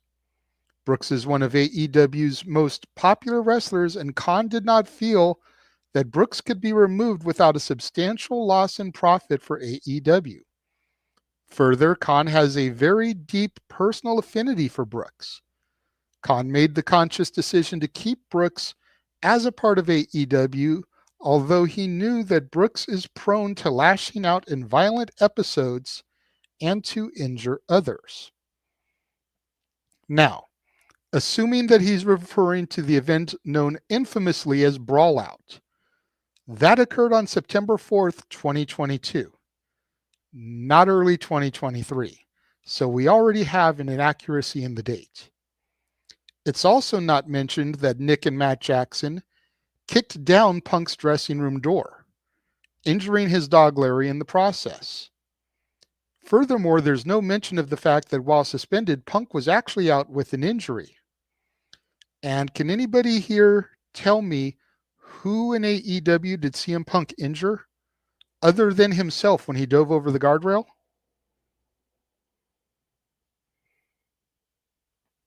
Points 20 to 26. On June 21st, 2023, following Brooks's return to the wrestling circuit, he assaulted Nemeth in the male talent locker room. In a menacing manner, Brooks shouted at Nemeth, quote, "Do we have a fucking problem? Do we need to step outside and handle this like men?" Nemeth was cornered by Brooks and did everything he could in order to de-escalate the situation. The next day, Nemeth was contacted by Tony Schiavone and other executives from AEW to explain what happened. Nemeth calmly and factually explained that he was attacked by Brooks in the locker room. Following the assault, nothing happened to Brooks as far as punishment from AEW. It is well known in the wrestling industry that benching a wrestler is a form of punishment. That is, the wrestling performer is not scheduled for a match and thus is not paid. Benching a wrestler is a customary manner of punishing a wrestler. Following the incident with Brooks, Nemeth greatly feared being benched by AEW. Nemeth spoke with AEW's in-house counsel and the attorneys from Latham and Watkins, outside counsel for AEW. All of the attorneys promised that Nemeth would not be benched. Following his June 22nd conversation with Tony Schiavone, Nemeth was not booked for a match for over 2 months. Because Nemeth was not booked for matches, his income stream from AEW dried up. More importantly, his popularity and marketability faded from being absent from the wrestling circuit. Now, nowhere in this is it mentioned that AEW Dark and Elevation was canceled in order to pave way for Collision. Nemeth was primarily a Dark and Elevation wrestler. According to CagedMatch.com, Nemeth had 76 matches on AEW programming, not including Ring of Honor. 63 of those were either on Dark or Elevation. So do the math. That means 13 were on Dynamite, Rampage, or Collision. Also, I'm sure that since Ryan Nemeth had established himself as a star performer on the professional wrestling circuit, as listed earlier, he had no problem getting booked for independent dates during his time not being booked on AEW television. Points 29 through 35. On August 12, 2023, Nemeth was finally booked for an event in Greensboro, North Carolina. On the morning of August 12th, Nemeth was walking through the hotel lobby to board a shuttle to the sports arena where the match would take place. He saw Brooks. Brooks immediately took out his phone and began to text. A moment after that text was sent, Nemeth received a text from AEW supervisor Pat Buck, saying that he needed to speak with Nemeth as soon as he got to the arena. Upon arriving at the arena, Nemeth sought out Pat Buck. Buck told Nemeth that he needed to leave the arena immediately and that travel would be arranged for him to fly out on that same day. Nemeth was embarrassed and humiliated in front of other wrestlers who witnessed him being kicked out of the arena. More importantly, fans observed him leaving the arena. Pictures were taken and the expulsion became viral on social media. This humiliation caused irreparable damage to the marketability and reputation of Nemeth. This entire episode was engineered by Brooks. Brooks demanded that Nemeth be told to leave and that he would be flown out of Greensboro immediately. Khan, for his part, went along with Brooks out of his deep admiration. On August 15, 2023, Nemeth contacted AEW's legal group and complained about being ejected from the event at the direction of Brooks. AEW lawyers were themselves stunned and could offer no explanation for the conduct of Brooks and Khan. Now, Nemeth saw Brooks. Brooks took out his phone and began to text. Punk couldn't have felt his phone vibrate because he had received a text and was replying to somebody else? Was Nemeth close enough that he could look over Punk's shoulder and see what he was texting and to whom? Fans observed him leaving the arena. Pictures were taken and the expulsion became viral on social media. Does anyone here on the panel remember seeing pictures of this event? We all follow different websites, be it The Observer, Fightful, NoDQ, etc. Did anyone see any images go viral from this? Because I personally don't remember seeing any. August 12th was a Saturday, so a collision. This makes August 15th a Tuesday. There's no major holidays in August. If Nemeth was so embarrassed, why didn't he call the lawyers first thing Monday morning? On November 18th, 2024, Nemeth wrestled for the last time for AEW. Actually, it was November 4th, 2023. He debuted in TNA in May of 2024, so another date inaccuracy. On November 25th, 2024, Brooks left AEW to wrestle for the organization's main competitor, WWE. November 25th, 2023 was Punk's return to WWE. November 2024, Punk was getting ready to enter War Games. Another date inaccuracy. Nitpicky, but I'm getting to a bigger point here. Points 39 to 41. Khan was heartbroken by the departure of Brooks, his idol that he adored in every way. Khan was furious with Nemeth. Khan believes that Brooks left AEW because of Nemeth. The defendants have embarked upon a campaign to blackball Nemeth from professional wrestling.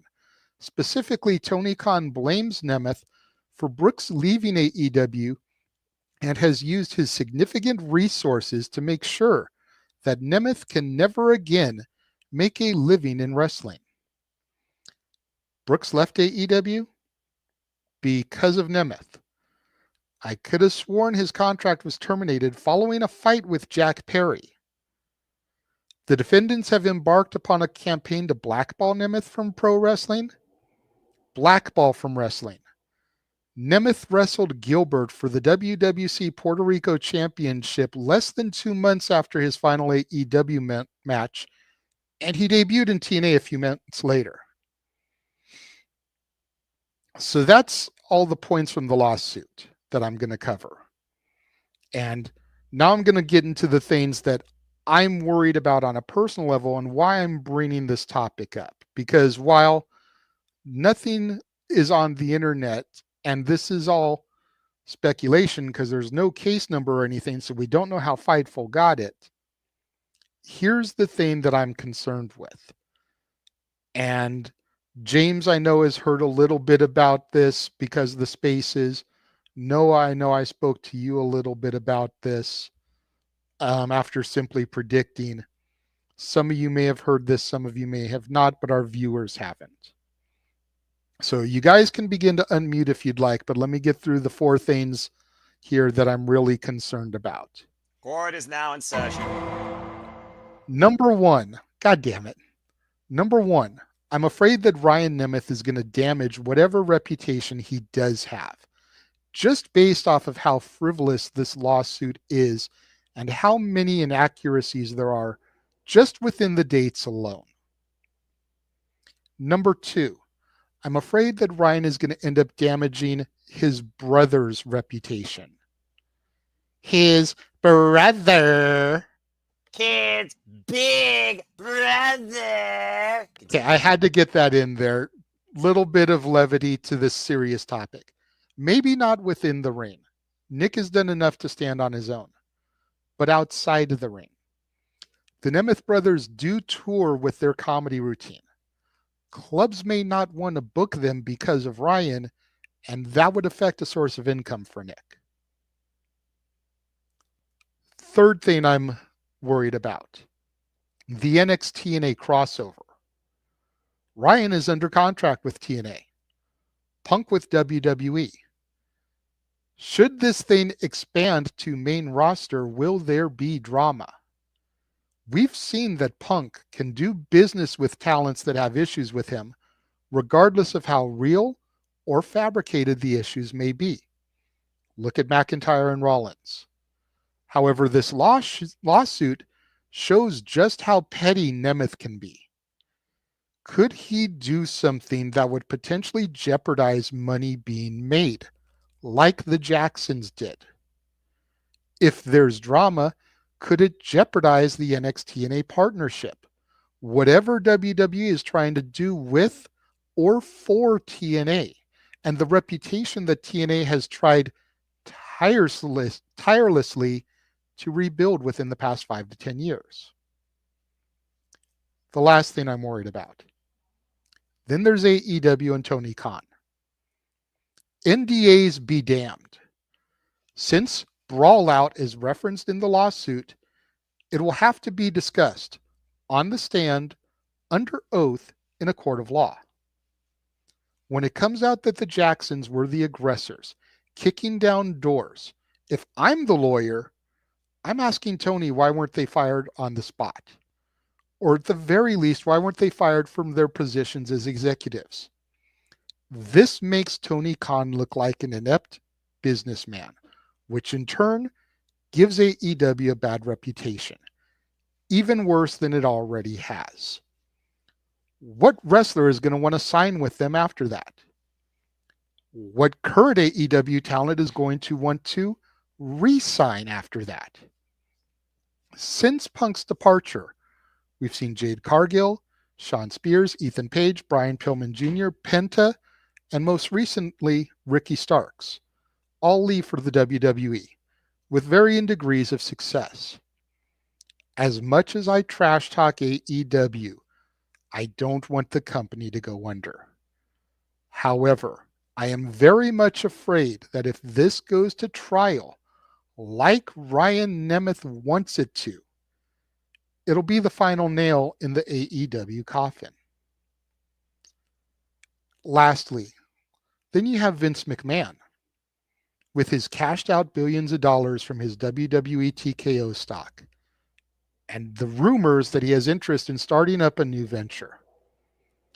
If this damages AEW value and reputation the way I'm afraid it will, who's to say Vince won't swoop in and buy the company from Shahid Khan? Then Vince is back in the wrestling business with an already established IP and television deal. The lawsuit is frivolous and downright laughable at its core. But if it goes to trial, could it essentially be the end of AEW?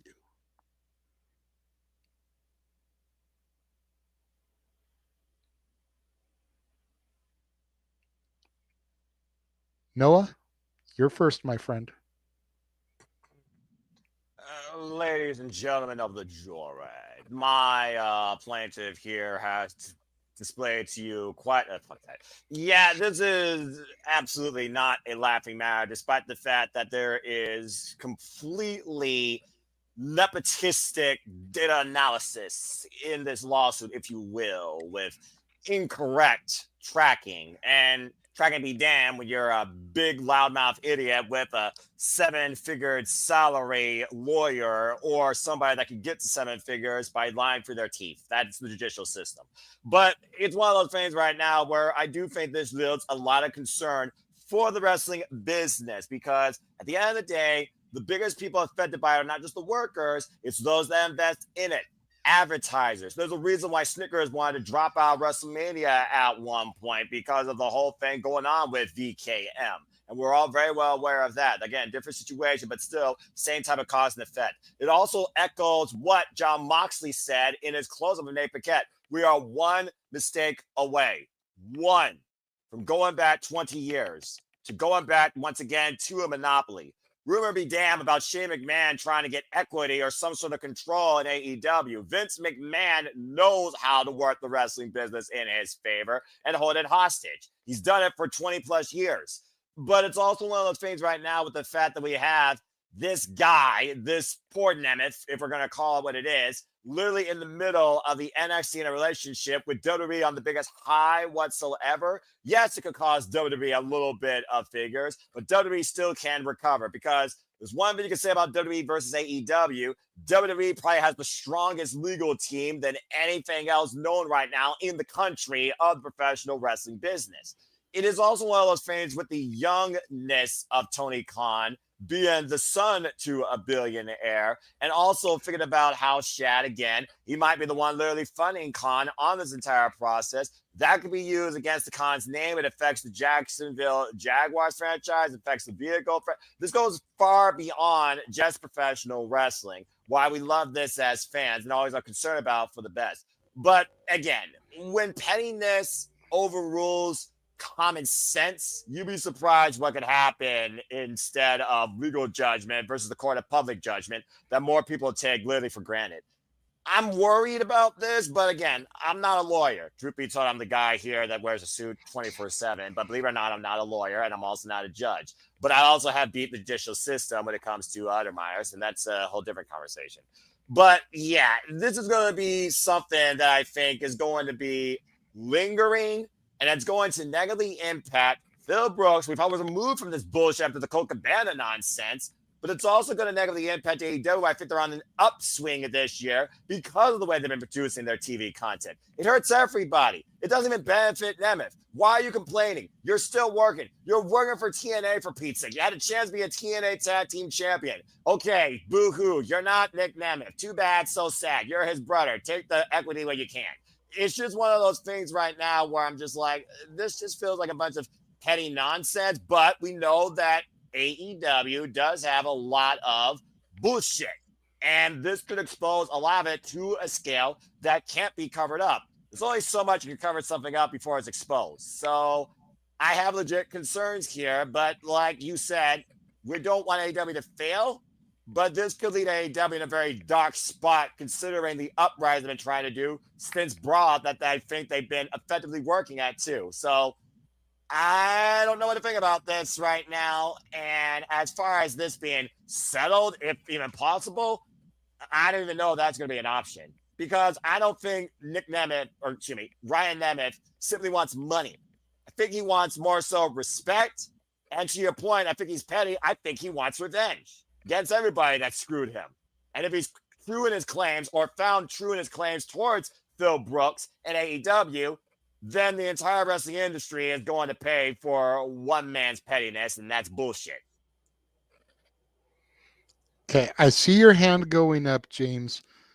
I want to come to you last, if I may, just because I know me and you have engaged in conversation about this in the spaces. No. So I'd like to give the other people a chance to speak about it as well before you come in. Yeah, I rest my case, Your Honor. Appreciate that. Very quickly before I turn it over to the next person, now that I'm seeing some of the comments here, thank you, Nestor. I appreciate the fact that you recognized the work that I did here. A lot of it I took from the Fightful article, and then I also made sure to type out and put my thoughts after each thing. You know, went to Cage Match to do my research for the amount of matches, dates, etc. So thank you for recognizing the due diligence that I did. And to Safet, man, I know I give you a hard time sometimes, bro, but a lawyer accepted the case and Ryan wants it to go to a jury trial. Yep. So with that behind it, there could be an out-of-court settlement, but I feel like Ryan is persistent enough that it will see its day in court. So don't completely dismiss this. Again, I admit, acknowledge, and even pointed out that a lot of the shit here is laughable and easily dismissible just because of inaccurate dates. Mm-hmm. This is a what-if conversation. Yeah, exactly. If this goes to a court of law like Nemeth wants it to, can it ultimately be the final nail in the coffin of AEW? I feel like the judge should be in the middle. Go ahead, Ash. I'm going to throw to you next. Who's moving all the people around? I had it the way I wanted I'll put her on the witness stand. I had it the way I wanted it. Oh, okay. It's like reading this, like even with the is that the proper word? Like historical inaccuracies, especially with the dates. Mm-hmm. This is, I'm not sure how am I going to phrase this? How accurate the accusations are, mm-hmm. especially not only because it's it seems like Ryan is what's that phrase, that type of narrator who has trouble getting a story. Unreliable narrator. Yes, that's it. Yes. Maybe there is some validity to it, but because of how mixed up the dates are, it's just they're not connecting, mm-hmm. and it just screams of pettiness. Because as you're going down the points, it just comes across like Ryan is trying to put the blame on everyone but himself for him being for his I guess shortcomings, mm-hmm. if you will. Because I don't want to call him unsuccessful, because he seems like he's doing well for himself. He's just not as successful as the opening statement made him out to be. Okay. If it does go to court, it's just misfortunate, like how AEW has like a history of messy situations, and if it does go to court, I just hope it gets just resolved as best as it can. That's a fair enough analysis. I mean, I can be a complete dick when it comes to these situations. Statboy used to hate debating me and shit because little things like the dates, I would pick up on the inaccuracies and completely use it to shut his points down and shut him up immediately. So that's why I'm saying, like, if I'm a lawyer, I'm already embarrassing Nemeth on the stand because of that. As a wrestling fan, knowing what these guys and girls and transes put their bodies through on a regular basis, you can just chalk it up as the fact that he maybe took one or two too many concussions or chair shots and the dates are scrambled. We all do it from time to time. Mhm. And none of us have been through near as much as a pro wrestler goes through. Exception on the panel maybe to Jeff, because I know Jeff has suffered more than his share of concussions, and those don't even count in a wrestling ring. Like, just outside of a wrestling ring, he's done stupid shit to himself to suffer concussions. So none of us have put ourselves through what these guys and girls put their bodies through. So I'm willing to chalk some of it up to just forgetfulness, concussions, having their brain scrambled a couple times. But the asshole debater in me, that would be the lawyer, is going to use all of that gasoline and fuel to make him look like he's an idiot on the stand, to completely prove a point against him. You know, and that's what a lawyer is supposed to do. Yep. You know, how are you supposed to believe what this man is telling you under oath in a court of law if he keeps getting tripped up on his dates? Mhm. How am I supposed to buy the fact that his name is Ryan Nemeth if he can't even remember the dates that these things happened?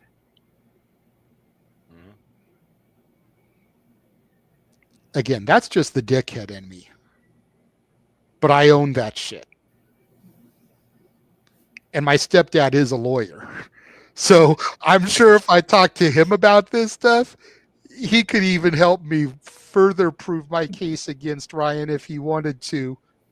And I don't feel like I need any more help. I legitimately feel if I walked in there against Ryan Nemeth as the lawyer for the defendant and laid out everything I just did to y'all, it would automatically be case dismissed. Yep. I agree. Even if there's certain things, because I saw James's hand go up once or twice, saw Jeff's hand go up once or twice when I asked, you know, if anybody remembers anything happening with these things.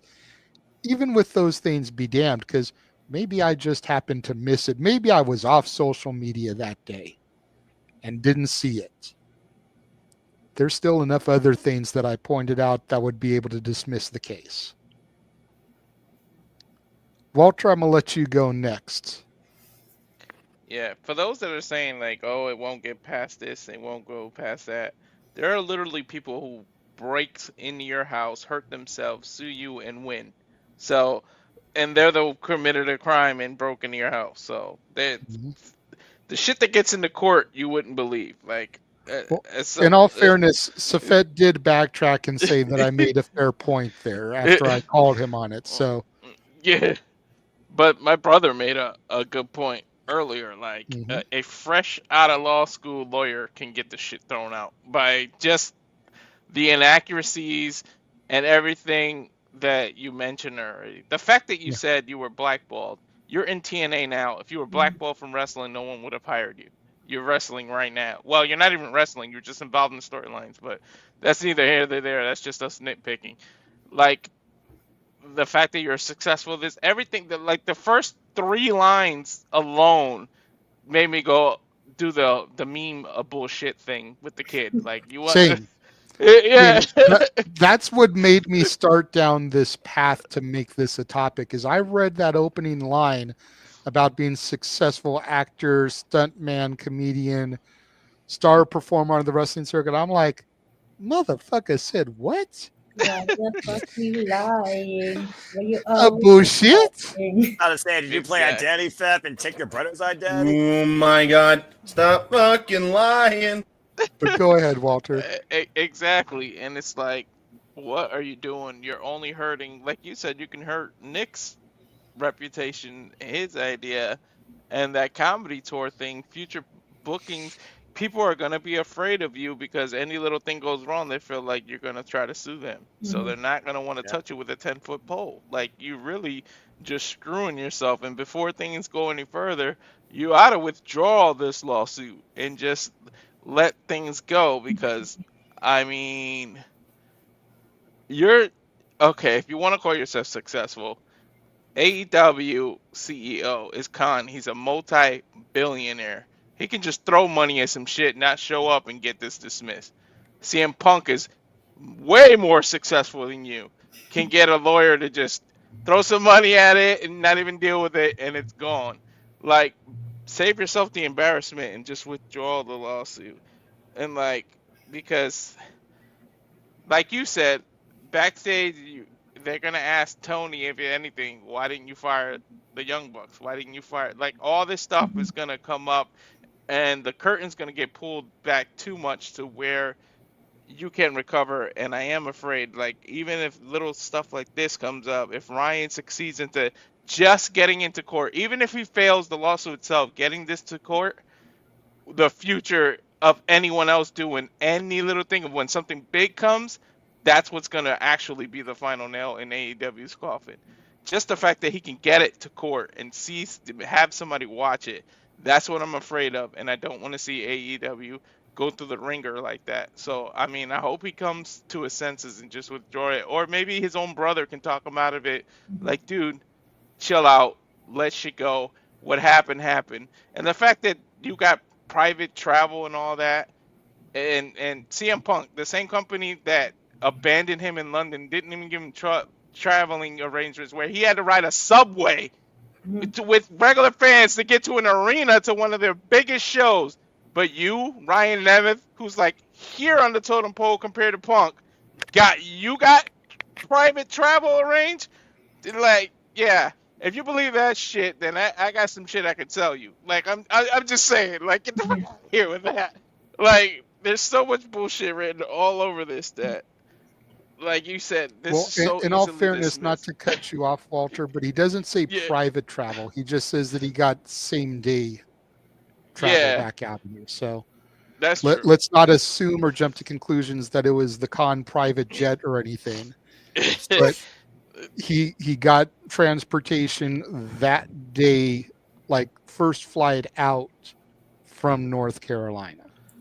Yeah. Okay. Well, Perks that's of being true. friends of the Young Bucks, I suppose. But Allegedly. Allegedly. If anything, this sees the court of day.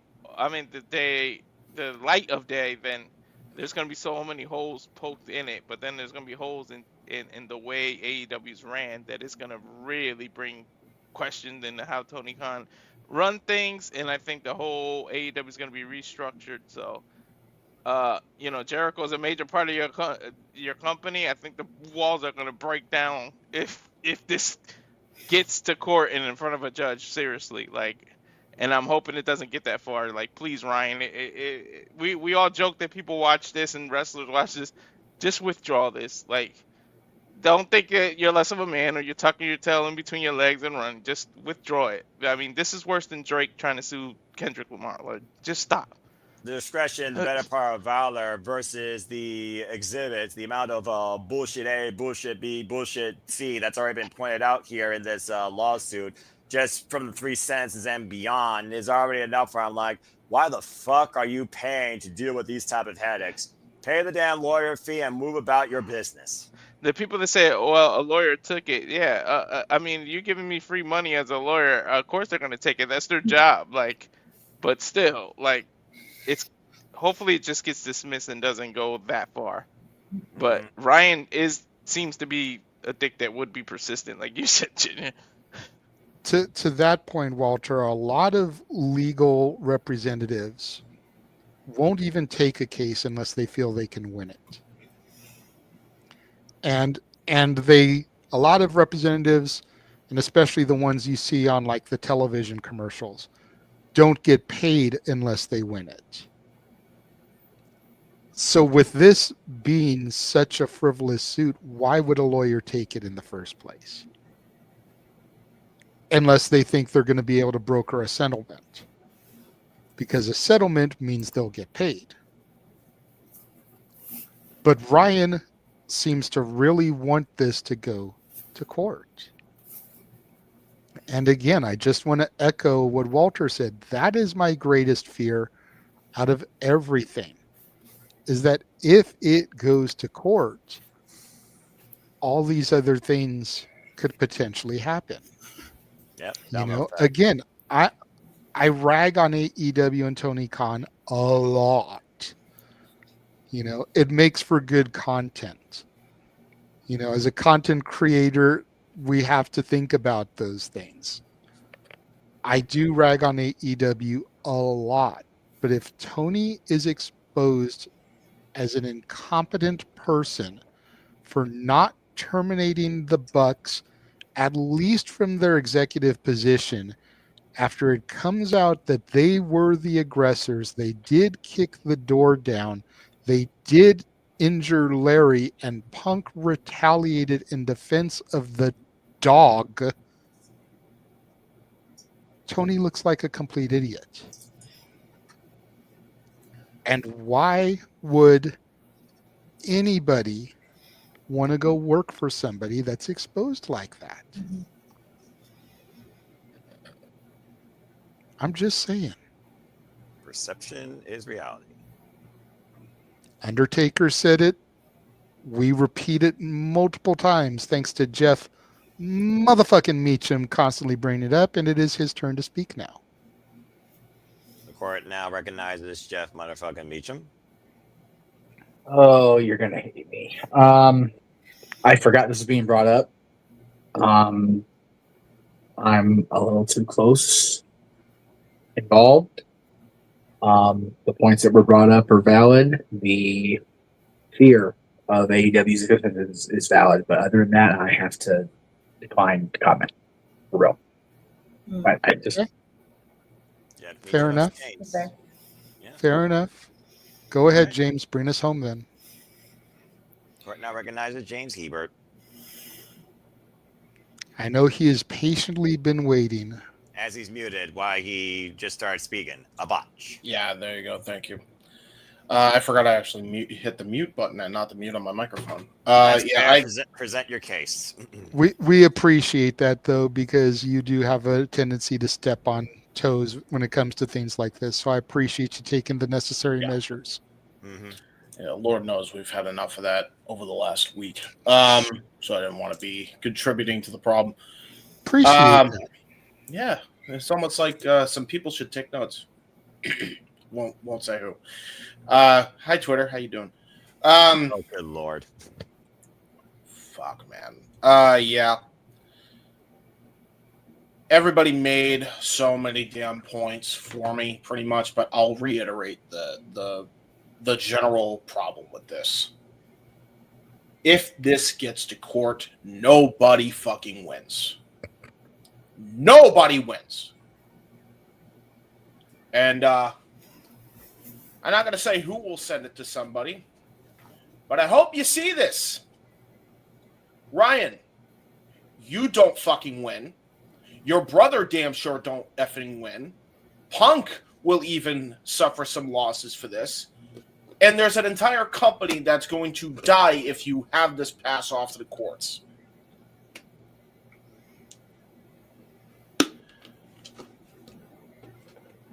This goes back to the point I made in the last effing topic.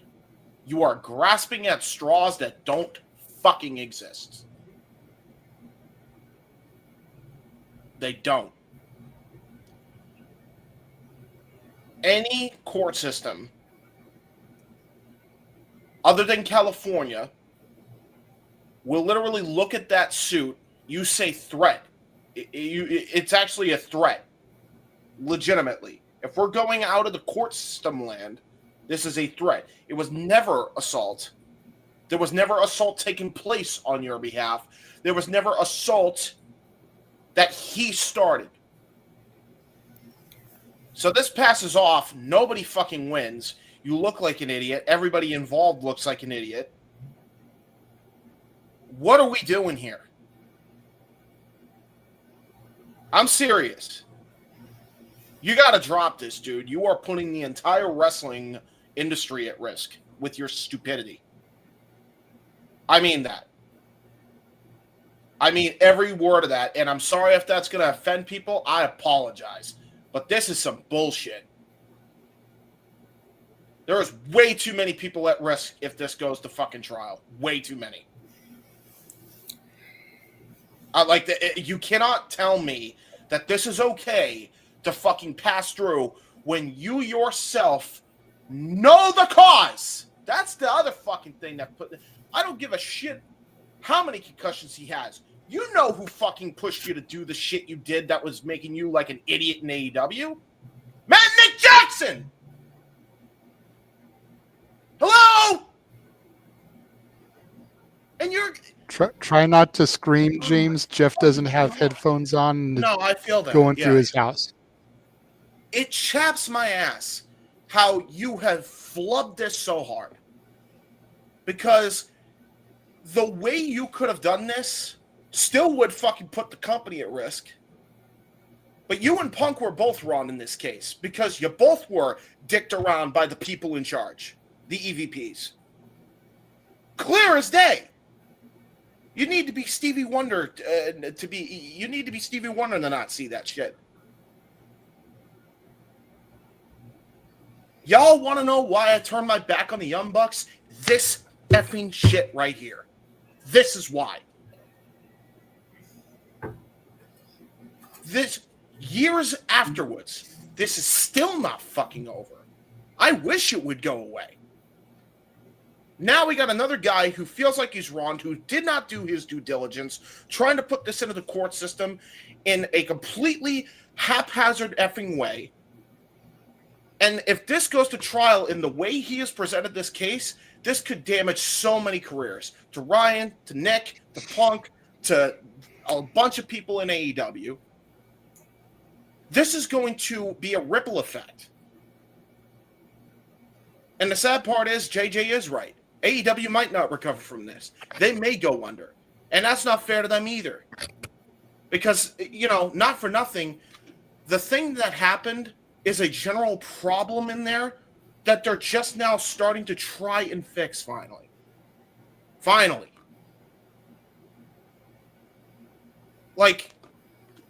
I don't think that's fair to freaking lump them into this years after it happened, when one of these people is now at a completely other company that wanted nothing to do with this. Now you're dragging him back into this. Now you have your brother who's stuck in the middle between these two. I mean, the fuck? Who wins here? Walter said it for me. This really is worse than Kendrick versus Drake. 100%. If not, it's just as fucking bad because you look like you knew what happened and you still went and tried to file a suit and tried to blame Punk for it. I mean, come on, dude. You know who the hell the blame is. If anything, Tony should not be brought into this. The EVPs here should be. The Observer should be. Sorry. You hate me saying that? My ad on Twitter, Dave, sue me on Twitter if you don't like me saying that shit. That's the truth. Those are the people that should be sued because they're the reasons why we're in this situation right now. Instead, you decide to attack everybody and go scorched earth on everything. And that's not right. There was a way you could have done this where you could have put it into the court system that made logical sense and targeted the right people that caused this shitstorm to begin with. And that is the EVPs of the company. The fact that you did not trace your steps back to that point in time is absolutely unbelievable. It's unbelievable. You know who started this. Fucking ridiculous. Fucking ridiculous. I'm sorry. And I'm sorry if that offends people. I know there are people who are friends with the Nemitz. I feel bad for Nick, if anything. But Ryan's a complete tool bag for this and completely did a piss poor job at making this work. I don't know Ryan Nemeth enough to be able to speak one way for another on him, but I have interacted with Nick more than a few times, and Nick has always been solid. Nick has always been cool in the game with me, with Jeff, with anybody in our circle who has come encounter with him. Even when he was supposed to be a dickbag heel, he was cool in the fucking game. You know, I will forever remember, and Jeff can attest to this and speak on it a little bit if he wants, but I'll always remember going to Josh Tariff's comedy thing with John Morrison performing and fucking Nick just chilling in the back watching it low key. Me and Jeff sitting there with him, kicking it, talking with him like he was our buddy. Like we had known the dude for 10 plus years. He didn't have to do that. He could have been like, get away from me, you fucking marks. But he shot the shit with us while Morrison and Tariff were up on stage doing their thing. As Morrison was getting his feet wet in comedy, which ironically, Nick would end up doing later on after that. So I will always have nothing but positive things to say about Nick. I don't know Ryan. I can't recall ever encountering Ryan. So my name is Bennett, and I ain't in it when it comes to him. Yes, James. The only thing I also want to say, because I completely forgot to mention this, I originally was for Nemeth going for the suit. That was before I saw how haphazard he laid out everything. I'll be honest. The first sentence was not that big of an effing deal to me. Because even though it was very much full of himself, you could pass it off as, okay, he's just boasting up his ego. Everything else, let's actually look at the stuff. It is what it is. It was how he did not put together the puzzle at all properly that has made me change my tune on this. Yeah, I mean, all he had to do was a simple Google search for dates. Yeah, dude. That's what I did, because I knew All Out was 2022, but I couldn't remember if it was August or September. So I Googled to get the date of All Out so that I could have it for my information. Took me 2 minutes tops. Yeah. Google, when was Brawl Out? Brawl Out was freaking, you don't even need And that's that. all that I had to do to get the accurate date. Yeah. Ryan could have done the same thing. And again, it's like, that's the only place where I will shit talk Ryan, is when it comes to his date inaccuracies, because a lot of it a simple Google search would have handled for him. Sure. Concussions, chair shots, or not. Yeah. Simple Google search. Hey, let me make sure I got this if I'm going to take this to a court. Make sure I got these dates right. Yeah, like I understand that. My only thing with this is where I shit on Nemeth for the other thing is you knew who was pushing you to do this shit. You knew it was legal. You knew it was the EVPs. It's obvious to anybody that doesn't even need to see it that it was obviously them stirring the pot. Like, how they're not involved in this, like, baffles the shit out of me. Yeah. So, like, he completely screwed the pooch on everything. on dates, like you said, and the people he is trying to sue. Legitimately. So if anything, there should be a joint suit with Ryan and frickin' Punk, if we're being honest. Yeah. Jeff, I know you don't want to speak on the suit or anything, but would you like to address what I mentioned as far as Nick and seeing him at the comedy show or any of the other spots, just to further make the point so maybe people can understand a little bit why you're not speaking in depth about the actual suit? First of all, sorry if I'm nodding off. My pain meds are kicking in because I've got a bad tooth. So if I nod off, just gently wake me up for shoot. Yeah, I that's the first time I actually met Nick was at John's stand-up improv debut, I should say, not stand-up improv, with our longtime associate Josh Tariff, Christian Rosenberg, and Indy Scene, if you guys know that name. Been able to make decent friends with Nick since then. Never had a problem with him. I've never personally had a problem with Ryan, so that's where my stance is. Not really a whole lot I can say otherwise. Like I literally can't.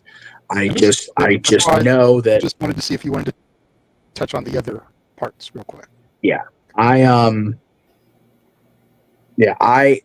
again, none of us were there at any of these events, at least not backstage for these events. So we only have to go off the perception. The perception that Ryan has is one thing. The perception that the public has seen lines up with parts of it. As a fan, at the end of the day, none of us want to see AEW go sideways more than it already apparently has. This does have potentially long-reaching consequences to, as best I can, comment on James's assertions regarding the Massies. Unfortunately, with stuff like this happens, you have to reach for the higher hanging fruit, if that makes any sense. Tony's the boss. Tony is the one who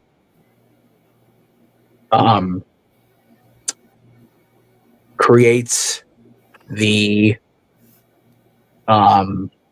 culture that exists in his locker room, in his offices. It is ultimately his responsibility how his business is run. It doesn't matter if you've got one EVP or 20. When your EVPs are here and you're above them, it is your responsibility.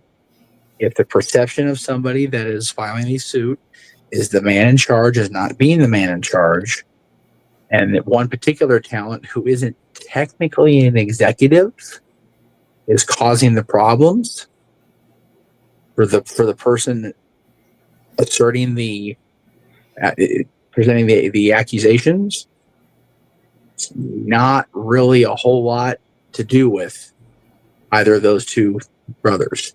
Regardless of how I feel personally about either one of them, and Lord knows I'm not going to be quiet about that. It's Ryan is doing what he feels he has to do, and I'll say that. It's unfortunate that it has to come to something like this, and I don't want my friends to have to be put into situations like they're going to have to be put in if this goes any further. But I also don't want the business to devolve to where it was 15 years ago. And there is a very real possibility that will happen. Because you're right. If,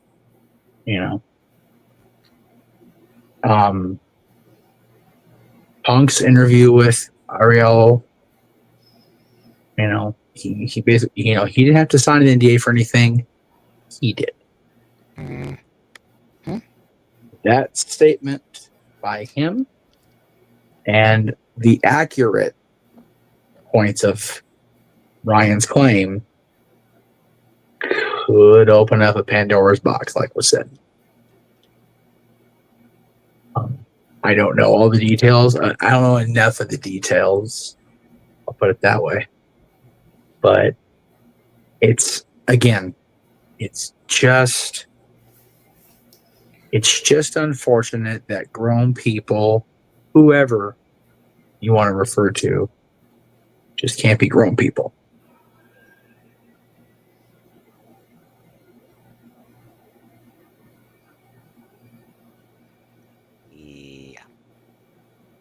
Yep. There it is. It's really that simple. And it sounds like your roboing has ended, so cool. Yay.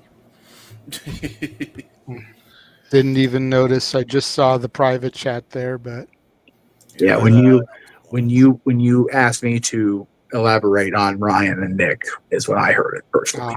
So got it. I just went ahead with my point and Well, hoped it seems would like resolve it's- itself, and it did. Seems like it's taken care of itself. So, Yep. all right. Court adjourned. Believe everybody has made their point on this topic. So, we will take another commercial break. We will come back. We will lift the mood just a little bit, and then we will get to our shows and everything. We will be right And back. now for a taste of things to come.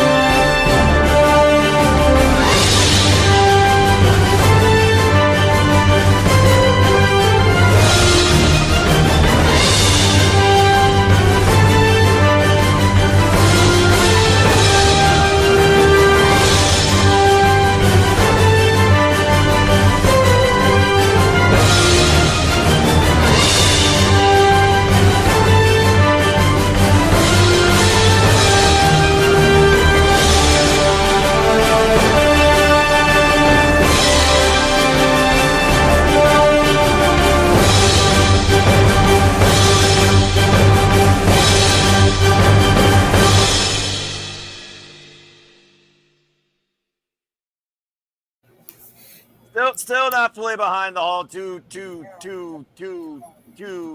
night thing for SummerSlam and Royal Rumble. And if they do Royal Rumble, if they do Survivor Series, 2 nights, like too much 2 night nonsense. But seriously, again, even in entire fatigue, guys, it's 2:50 a.m. here on Eastern Coast. We encompass, we embrace, we celebrate, we encourage, we watch, we react, and we cover all the wrestling and so much more. A little bit earlier, I showed that image of all the Noahs, and somebody suggested that I find different images of Noah to do so. What?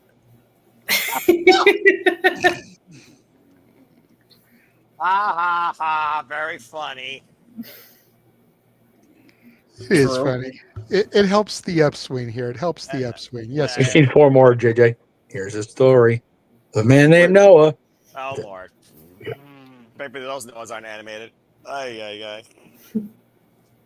But Just surrounded by fools, but that's okay. Are you not entertained? Oh my gosh. people are entertained, damn it. That's why we do it. That's right. This is accurate, and I'm just along for it, I guess. Anyway, y'all are still idiots. Yes. So a couple weeks ago, a video was posted to social media by Chris Bay. It was shown here on the show, but I'm going to go ahead and play it again really quickly because it sets up what I'm going to discuss here.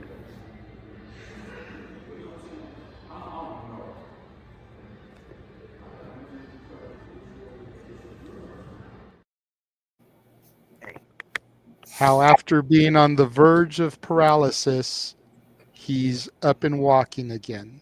I love it. I fucking love Some of you may know or have heard Future Stars of Wrestling is going to be putting on a benefit for Chris Bay come March 23rd. This is shaping up to be something huge. For those that are unaware, and I'm pretty sure most of us here are, but for the people watching that may not be, they literally have people booked right now from all major promotions. You've got Frankie Kazarian, the king of TNA. Still not a king. You've got Trey Miguel from TNA. You've got Ace Austin coming in for the show. And of course, Ace Austin's going to be there. The ABC. Exactly. You've got Swerve Strickland and Brian Cage coming in from AEW. And it was announced earlier this week that Karrion Kross will be representing WWE at the show. Karrion posted a video to social media, and I'm going to share that now. Good evening. March 23rd, I will be coming home to Future Stars of Wrestling, FSW Las Vegas, Silverton Hotel Casino. It's been a minute. It's been longer than a minute. Just wanted to thank WWE for letting me attend the event. I will be competing. My opponent will be announced probably very soon. There's a few people I've heard it could potentially be, but I'll leave that to be a surprise for everybody. I wanted to explain what it is that I'm doing going back to Vegas. A lot of people don't know this is the company that I started in, FSW. I got my break in Las Vegas. FSW has a school. It's where I first started training, and a lot of us still train there occasionally. I think just about everybody knows what happened to Chris Bay. He released videos, so everybody knows where he's at with his recovery. I was born in '85. I didn't really grow up with the internet.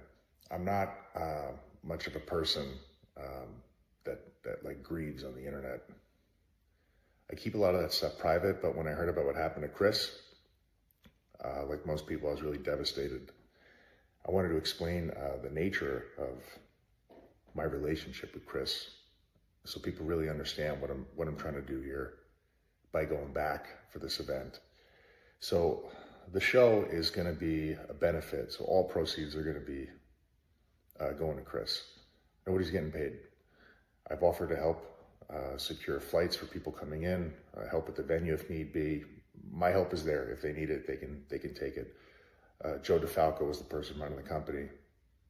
He's helped a lot of people. He's taken people from 0 and taken them all the way up to 100 to get, basically live out their dreams in this business on the independents or going on television. Joe's in charge of the whole thing. Once upon a time at FSW, I was encouraged to teach a character development, psychology, and business class. So there I was, maybe, I don't know, maybe 5-6 years ago it's been probably now, I think, yeah, maybe more. I'm teaching these classes at the school, teaching people who, sometimes have never even taken a bump in their life, the basics of how to develop something through themselves that feels authentic and fun and something that will draw attention and entertain people, how to find the best versions of themselves. And in comes this kid, Chris Bay, first day of wrestling school. Absolutely killed it. Complete and total natural. Everybody liked him. He was funny, he could sing, he could dance, he could play music, he could fight, and he could wrestle. And he picked everything up so fast.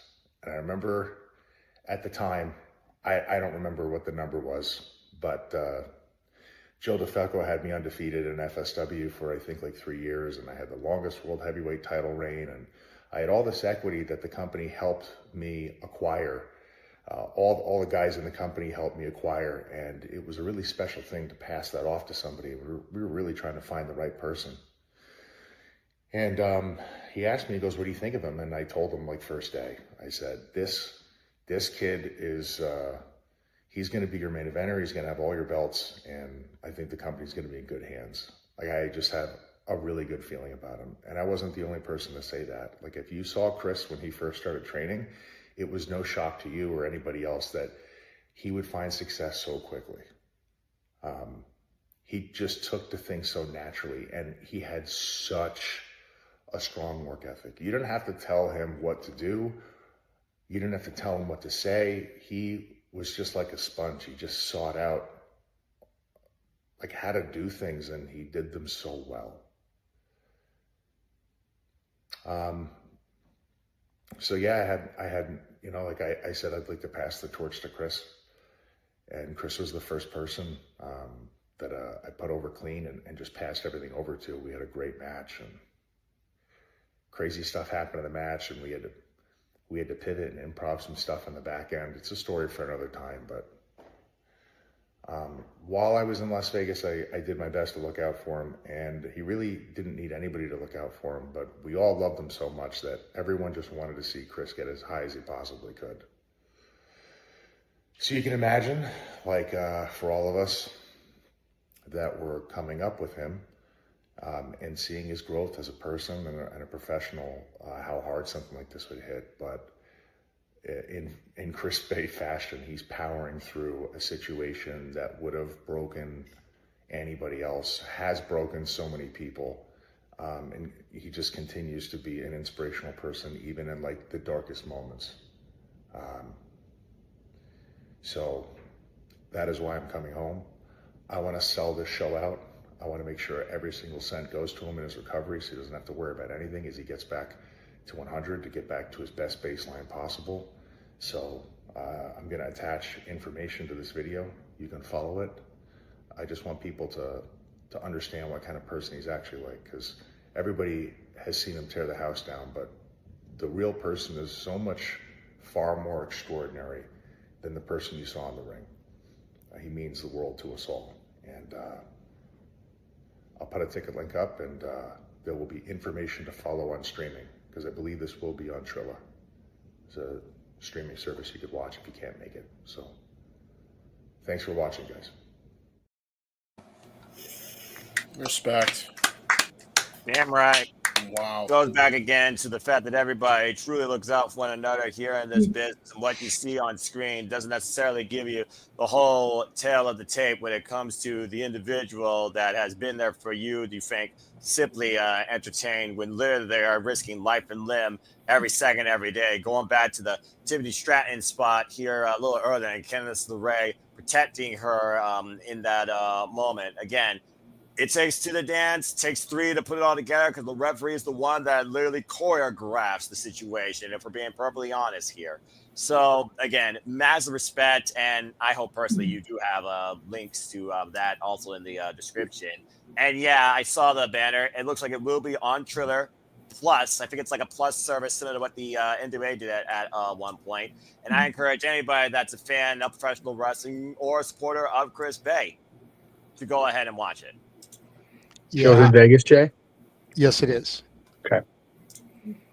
Yeah, so I don't have the links in the description, but I will get those links and information, and I'll send them to everybody who this is going on, so you can add it to the description later. Sounds good. Yep. I do want to say that I highly recommend anybody in the Vegas or surrounding areas, please go to this show. I was going to say, if I'm off, Show I'll go. your support. Yep. If I had a reliable vehicle at my disposal, I would be going.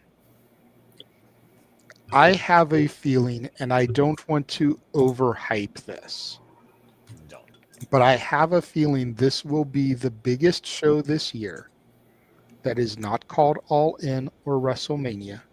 Yep. And arguably the greatest spectacle of a show since the Ric Flair's Final Match show, Yep. which also featured AEW, WWE, TNA, New Japan, and other companies participating in it. People need to remember at that show, for whatever the match was worth, Flair's final match in and of itself, Jeff Jarrett was on that show. He was still in WWE's corporate office at the time. He had not yet made his AEW debut, which of course Big G was at. And he loves Jeff Jarrett, but he hadn't made his debut yet, so he was still technically a WWE performer going to that show. Yep. This could be the biggest show since that, a true Forbidden Door. Yep. And it's happening on the indie circuit, and it's happening about a month before WrestleMania. Yeah. So I'm going to throw the image up again, and I'm going to leave it up there for probably about a full minute here. Anybody that is in the Vegas surrounding areas, I don't care if it's California, Oregon, Washington, Utah, Arizona, New Mexico, anywhere that is within easy travel distance to Vegas, if you are a wrestling fan, a real wrestling fan, Damn it. get your ass to this show. We will be covering it here on the Simply Reliable Studios for a watch along. Yep. Come hell or high water. Damn right. I'm not sure if I'm off that day or not. I have to double check whether I'm off or not. We will be covering it. It's not a pay-per-view. As long as you have the Triller Plus tier, which I believe is like $7.99 a month, you can watch it. Yep. So if we have to combine money to upgrade our programs to get that, there's 4 of us that are core as far as commentators and stuff here. $2 a piece, and we get that upgrade. Yep. It's not difficult. No. I'm not sure how many of us have Triller accounts. $4 a piece, and we can get it on 2 accounts, because I'm not sure how many people can log in and use it at the same time. It's 2. Okay, so $4 a pop, and we get it on 2 accounts. Yep. But this is going to be special, and if you want to be a part of something history-making, get your butts to that show. Or watch it. Yes, Jeff. Jeff has been wanting to speak, and then I'll go to you, James. Yep. Did that say the Silverton Casino? Yes. Okay. That I can help solve my problem of going with a couple of phone calls. So that's good to know where it is. Yes. FSWTickets.com. I can't make any plans until either next Friday or next Saturday, whatever it is, because that's when the schedule drops at work. So Yeah, and I am scheduled for work that day, so I am out unless I talk to somebody about switching a day with me. Got time to figure that It's out. possible. Yep. You Yeah. got It's time very to figure possible. that out. Got time to figure that out, brother.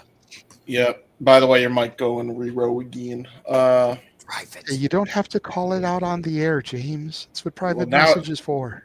Well, idiots. Went away. Never mind. Idiots. It usually does. I know. By the time you say something, it usually does. It makes us look Okay. unprofessional, bro. I know. We're live, pal. Lot, pal. Oh, I'm But sorry. we're going to say regarding this. Yeah. This is important. This exactly what your point was. This is the most important show that we're gonna have. That's not WrestleMania or All in Texas. Definitely get your asses to the show if you can. If you're within reasonable traveling distance. I know that I'm going to be covering the show, come hell or high water, because I want to show my support for this man. There's very Yeah, few I think people. all four of us will be on commentary. We may slice the matches up. We're like, Noah and I do a match. Noah and you do a match. Noah and Walter does a match. Me and Walter do a match. Me and you do a match. You know, you and Walter do a match. If there's enough matches, there's ways we can slice all this up so that we have two-man teams for each match and give everybody an opportunity to be featured and the headliner here, just like people are going to be featured there. So Yeah. It's one of those shows where, you know, the good of the industry comes together for the greater good of another, and in this case, it's Chris Bay. And there's very few people in this industry that you could definitively say have so much support within the industry, no matter what company they reside in. See Owen Hart, see Brody Lee, God rest their souls, see Bray Wyatt. Chris Bay is definitely among that category of not just great pro wrestlers and future stars, but great human being within the industry. And I think this show is absolutely a necessity, not just for Chris Bay, but for the entirety of wrestling to come together in a time such as this. So get your ass to the show, seriously. Yeah. To your point, this show is to your point, this show is as important for Chris Bay as it is for the industry. Damn right. Worker and fan and supporter. Yes. And the second thing I wanted to say to bring a little bit of levity, and Jeff, I hope you're listening because I know you'll love this. I saw on Twitter they're calling Travis Scott, John Cena, and The Rock's new faction the Break-A-Wish Foundation. God damn. I love it. Which That's is wild. awesome. That's actually kind of brilliant. I'm loving this, so I'm gonna stick with that. That's what I'm calling them going forward on commentary, the Break-A-Wish Foundation. Yeah, see the next time you see all three on screen. Other than that, I just got the final boss in corporate Cena again. Drop the jorts, show me a suit, and you fully sold me, bro. But I'm all in on this WrestleMania, bro, for damn sure now. Amen. Great show. All right. So now that we have leveled back up and lightened the room up a little bit after that lawsuit conversation. Yes. Let's go ahead and get to the shills here. All righty. So I'm just going to go in the order they are here, keeping in mind they're in Walter's room. Yes. So first up, looks like it's Jeff. Senior here. Okay, I'm back. Sorry, I had to. Alrighty. Reason is graphic still. Okay. It's what's in Walter's StreamYard. No, you're good. You're fine. It's fine. So yeah, just the socials are what they are. Twitter and Instagram, and I think Blue Sky are all _ Jeff Meacham. YouTube and Facebook is just at Jeff Meacham. I was supposed to be doing Meacham's Musings Monday. Got called into work. I moved it to yesterday. Got called into work. So Meacham's Musings for the first of the month is to be determined. But I will be back. Yeah. I'll be back on the Greg Cherry Show Wednesday. God willing. God help me. Just working straight through otherwise. And then I'll be at Revolution next Sunday. So I will not be part of the commentary because I'll be live and in public, baby, at the CDC Arena. So looking forward to going. Nice. Hopefully we can get you to pop in via location. I will be in the premiere section in the front row with a 2-seater, so it shouldn't be an issue. Worst case, it'll be in the car on the drive back. Or for me, it'll be on the train on the way back. Sure. Because I'm also off the next day, so I'm going to take my sweet ass time and get home safe. For the pre-show, feel free to pop in during the pre-show also. The 0 hour. Yeah, so I'll be leaving from Disney because I'm off at like 2:45 in the morning because I'm a crazy person. So the plan will be to rent a room, get some Mimi's, catch a shower, and then head north of Anaheim. So we'll see how it goes. But I'll make every effort to appear in some capacity during that broadcast because it's very rare that I get to positively contribute to an AW anything these days. So yes. He's going to be getting away from Staples Center South as quickly as he can, getting back to Staples Center proper. And if you know, you know. No, it's funny because I will not have to take the Metrolink, thankfully, so I won't actually have to go near the Honda Center because I could break out in horrible, big, bulky hives if I get near that place. So, and that's a shoot. Like that happens. My mind does tricks on me. I hate my brain. So yeah, looking forward to the next week again. Blessed individual. Don't often say that enough, but I'm a blessed motherfucker. Yes. Walter, you've got a spam in your Twitch chat. I can't remove it. Kill him. Eliminate him. Yeah, we tried. I don't know how. I removed it in Twitch, but you can't remove it from these. I don't know why. Yeah, I'm just making sure that you know I can't remove it within the StreamYard, so making sure you can do it in the Twitch since it's your account. Yeah, I did make him Twitch with bug kill. Yeah, Twitch has been having all that shit happen lately. It's annoying. Moving on in the plugs to James. And me, you can find me on the YouTube, Instagram, and X at James95, and on Facebook, James here. I'm really cool. And some cheese on the internet. Go check that out, guys. It's gonna be a fun time. At some point, I'm gonna be doing a spaces for Rock and Ropes. I will be on. You can follow him at Corny Fan with 2 N's, 8876. Right? That's right. I hope I got the numbers right. I think I got the numbers right. Yeah, something like that. I will be retweeting it anyway, so just follow me here. And be on the lookout for that. And also, there will be... I had the graphic loaded. I don't know where it went. But fair enough. Yeah, next team, you'll see me on a Combat Sports watch along. If we don't do UFC, we're going to finally do boxing. You saw it on the preview. Unfortunately, there has been an announcement where Dylan Dennis may pull out of the KSI fight yet again, which would mean the second freaking time he's done that, by the way. So, yeah, I'm kind of getting annoyed with that, but we'll see what happens.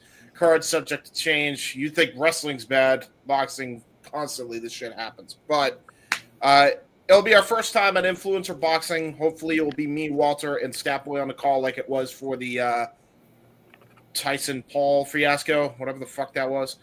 So, yeah. Go ahead, Jeff. Who's calling Revolution for you guys, JJ? It's probably going to be Noah and James. Yeah, what date is that? Is that the same date? Next Sunday, the 9th. The 9th. I got to book that thing off. My friends and I are going to be watching it together. Nice. Yeah, like, because my group of friends, I put in the group chat, be like, so what do you guys want to watch? Because there's Elimination Chamber, and then there's the AEW pay-per-view, and both of them were available for the AEW show, so we're going to be watching that together. Nice. There you go. Fair enough. There you go. Okay, yeah, so it will be Noah and I, as far as I know. Cool. Very good. Yes. Possibly Walter as well. Walter as well. Depends if they want to stretch it to a 3-man booth, but Noah and James to be sure. Yeah, okay. And again, I'm just saying for non-wrestling events, if they like the combat sports stuff, for some reason those bang. Like when we did the boxing one and the UFC ones, especially, like they did views for some. I did. Yep. Yeah, for those who are interested in that. But otherwise, you can catch me on Revolution with this man, Colin Wrestling. It'll be fun. All right, Noah. I'm barely social, but follow me if you choose on the Twitter and on YouTube and Fox in 2016 for all things wrestling. Shout out to the entire W fam. Again, you can primarily keep up with me to take part and also keep up with your scores and prediction leagues. I host prediction leagues for WWE, NXT, AEW, ROH, and TNA. There's a lot of fun content coming up in collaboration with the Super Reliable Studios and the launch of our Simply Gaming brand. And, of course, a continuation of covering New Japan and other Japanese wrestling. But in the near future, besides the impromptu, stay tuned for another Sleepy Predicting, which is anything but. Might as well be called the Sleepy Predicting Podcast. Sleepy Predicting for AEW Revolution will be March 6th, 10:30 p.m. Eastern Standard Time. It'll be after TNA Impact, and they're always live. You never know who's with me besides usually Walter, JJ Dominguez, and of course, Ash, DJ. Everybody's welcome. That's a professional wrestling fan that can be along for the ride and a fun, long chat and a simply predicting time. And as JJ alluded to, it'll be me and James, the Ollie commentator duo. I guess covering Revolution, unless we choose to make a 3-man booth like we did at All In. I think that was one of our best calls last year and one of my favorite calls overall with you gents. So we might do that again, considering the main event of the Hollywood ending with the glamour, Mariah May and Thomas Tony Storm. That's already my main event waiting to see. And as me and Walter were talking about stuff coming down the pipeline, further New Japan wrestling coverage. And again, Ash, if you want to co-collab in previewing or predicting anything New Japan, whether it's the New Japan Cup or the G1 Climax or Best Super Juniors, just let me know. But find me if you can, folks, at my simple brand or at Nfox in 1916. We're only encouraging you to your life and enjoy wrestling too, and subscribe to Rage of Wrestling more than anything else. It's as simple as that. It will work out that camera shyness if you do it there, Ash. Oh, most definitely. For sure. Yeah. That's what I had to do for a while, like, because I was like you, and then I just like, okay, be on as many shows as possible, and then honest the to jitters God, will go away. 2017, leaving my introverted nature in my home to go see NXT Live, discover No DQ through Caitlin, and then learn about everyone else, and then spanning out, networking virtually and in person. It's been a fun ride since 2017, and I'm forever grateful for it. So I look forward to the continued madness and the further shows ahead. And again, the expense of my voice and mental fatigue, I'm all in. Let's do this. Yep. All right. Walter. Well, I just woke up. But anyways. Of course. I wonder why. Catch me on Twitch at SRS1983. The Blue Sky and the Twitter at Walter Alex Cruz. The Instagram is at Walter.Cruz.940. And of course, the at Rage of Wrestling YouTube channel, all one word, no spaces. Please subscribe. Please subscribe. We got verbal confirmation of I get a whole month in New Orleans. You can't freaking beat that. I don't care what the reason is behind it. But Go to also, the channel, click the button. You won't regret it. Subscribe. Hit the button. Exactly. Do the chain. Also, tune in March 13th where JJ and I decided to do a top 10 list of 90s country music. And trust me, people, there'll be no shortage of choices because that's one of the greatest decades of music in general, but Right. especially in the country. There you go. Damn right. Ooh-wee. And also, this is damn right. Oh yeah, true that. Too many people with producer. Not I know. used to this. I didn't do it. Not me this time. It was me. I clicked the buttons. James. I clicked the comment buttons. I'm doing commented thingy. Too many producers right now here. Good Too grief. many cooks. Chiefs, not enough Indians. Too many cooks. Too Stop many that. cooks. Not copyright. No, JJ, that's not true. There's only one tribal chief. One true tribal chief. Well, you can find me on Instagram, the Renegade JJ Williams, X and Blue Sky ROWJJ Williams, YouTube Casa D18 Studios. I tend to host spaces every Tuesday and Thursday at 3 Eastern, noon Pacific, work schedule permitting. You can always check me out there. We currently have 24 people watching us right now, 3 people on Walter's Rage of Wrestling channel. So to the rest of you guys that are currently watching, if you haven't already subscribed, go to Rage of Wrestling, all one word. Subscribe to this man so we can get him to WrestleMania next year, as his wife isn't just going to send him for a month, but she's also going to buy a second ticket so he can bring one of us with him. So please go to Rage of Wrestling, again, all one word. I'm going to put Lola Vice back up so you can read it there. Let's get this man to 200 subscribers. I mean, if us telling you to do it ain't going to do it, just look at Lola. She's telling you to do it. Do it because of Lola, damn it. Freaking The YouTube link is at the very top of that graphic, not where you're actually looking right now.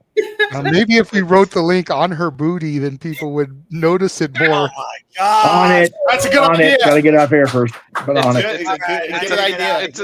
It's a full moon. It's a full moon. Advertisement and all. It's a full moon in Islands. Being said, I'm tired. I'm gonna bid you all before you hit the damn button if you don't move on and find out due. I'm getting to the rest of things. Okay, calm down. Again, if you guys didn't catch it earlier today, catch it on demand. Noah and Walter top 10 matches for the month of February. This is fun. This was a great show from them. Noah damn near gave me a heart attack having 2 NXT matches on his top 10 list. Right. Here we go again. Right. One more, I would have probably had to go to the hospital here. Live, damn you, live. We mentioned it a moment ago, but simply predicting March 6th, this Thursday, immediately following Impact, 7:30 Pacific, 10:30 Eastern. And then this Saturday, UFC 313, Walter and James on commentary for it, which is part of why I deleted the thing you were trying to shill, James, because this is the next time they'll see you doing combat sports. Will be this Saturday.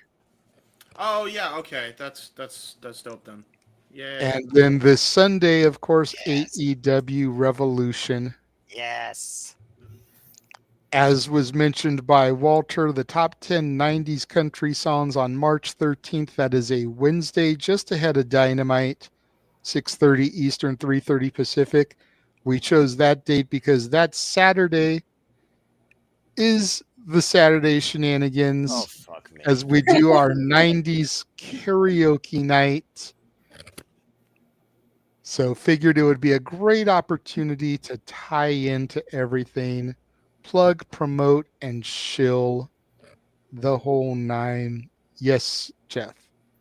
If Shenanigans is on the 15th and that's a Saturday, then either you're going to do the country show on Wednesday the 12th or Thursday the 13th. And could have done that in private chat. I just noticed that myself. I don't have the ability to type like this. I'm trying to hold the tripod steady because it broke. Oh, jeez. I'm literally a one-armed man in a fight. Contest. Yeah, that. Virtual asking contest. Well, at least the 90s actually had a lot of good music, unlike most I'm of the days. a one-armed man. Shut the fuck up, James.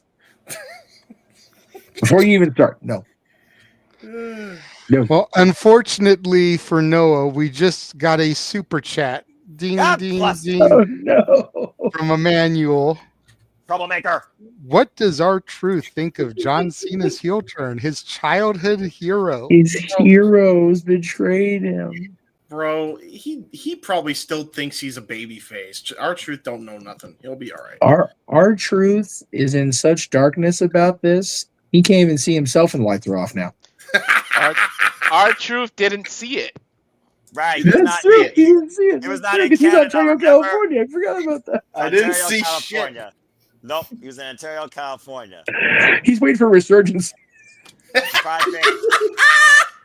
had to double did. check on Resurgence because I looked. I was like, wait, Ontario? Wait. It's like, oh, never California. mind. It's the non-Canada one. That's why. Yes, He's the waiting to other go to the ring game Ontario on Friday. To be fair, Ash, it mind fucked me too. The first time AEW did something in Ontario. Wait, current Canada? Oh, Bro, California? What? Oh, okay. Dude, they need to book a TNA event and a WWE event at like the same city, like near each other, and R-Truth needs to show up in TNA. Like he showed up in the wrong company. Yes, like, wait a minute. Like they need to do that shit. I mean, he's got TNA history, so I guess it would work. I'm in the wrong company. My bad. Yeah, no, he Have goes, money in the bank. Yes. Have money in the bank the same day as a TNA show and have them doing King of the Mountain. And he comes into King of the Mountain thinking he's had money in the bank. With the 3 Live Crew theme. Or come into Feast or Fired, grabbing There one you of go. those pieces The instead. heel turn. He gets fired from TNA. Yeah, exactly. The heel turn fucked him up so effing bad that he thinks he's the NWA champion of TNA. Right. That would be gold. Because of the okay, here. Our truth breaks the internet, breaks the Because of the wrestling. partnership, he does the run in, and as he's walking back up, BG walks out there and goes, just shakes his head and just walks back. It just doesn't see a word. Like, God damn it, Ron, what are we doing? We need to cut this thing off. Well, before we cut things off, I do have one other comment I forgot to bring up because it wasn't a super chat, but it was from Emmanuel, and it noted, that he's been a member for 22 months. So figured, gotta address that. Thank you, Emmanuel, Respect for your That's love awesome. and support. The Dominguez. Wanting to know who I hate more, Mercedes Hogan, the twat waffle Liv Morgan, or Candace, who treated me badly. Oh my gosh. Oh my god. That's easy. Yeah, it's literally, I hate Candace the most. Yeah. Mercedes, very close second. See, and then Liv, I don't really despise the way I hate the other two. I'm just kind of over her shit. Yeah. Fair. If I may psychoanalyze that in any degree or anything, I don't really think you hate Mercedes. I just don't think you like the way that she was perceived as treating fans. To my knowledge, she's not treated you directly like that. No, I have not met her personally. You're right. But from Yeah. what I saw and the way she treated fans from the time she departed WWE until now, there's no defense for the way she's treated people. It's very often. Don't sit here giving me COVID as an excuse, because you see pictures of her and Naomi in the same photo op, and Naomi's right next to the person. Yeah, exactly. While Mercedes is completely on the other side of the fucking picture. Yep. And for as much as they charge for Mercedes photo ops, no. You ain't doing that to me, bitch. Get your ass over here and act like you fucking like me. Yeah, I just that's line your pockets with money.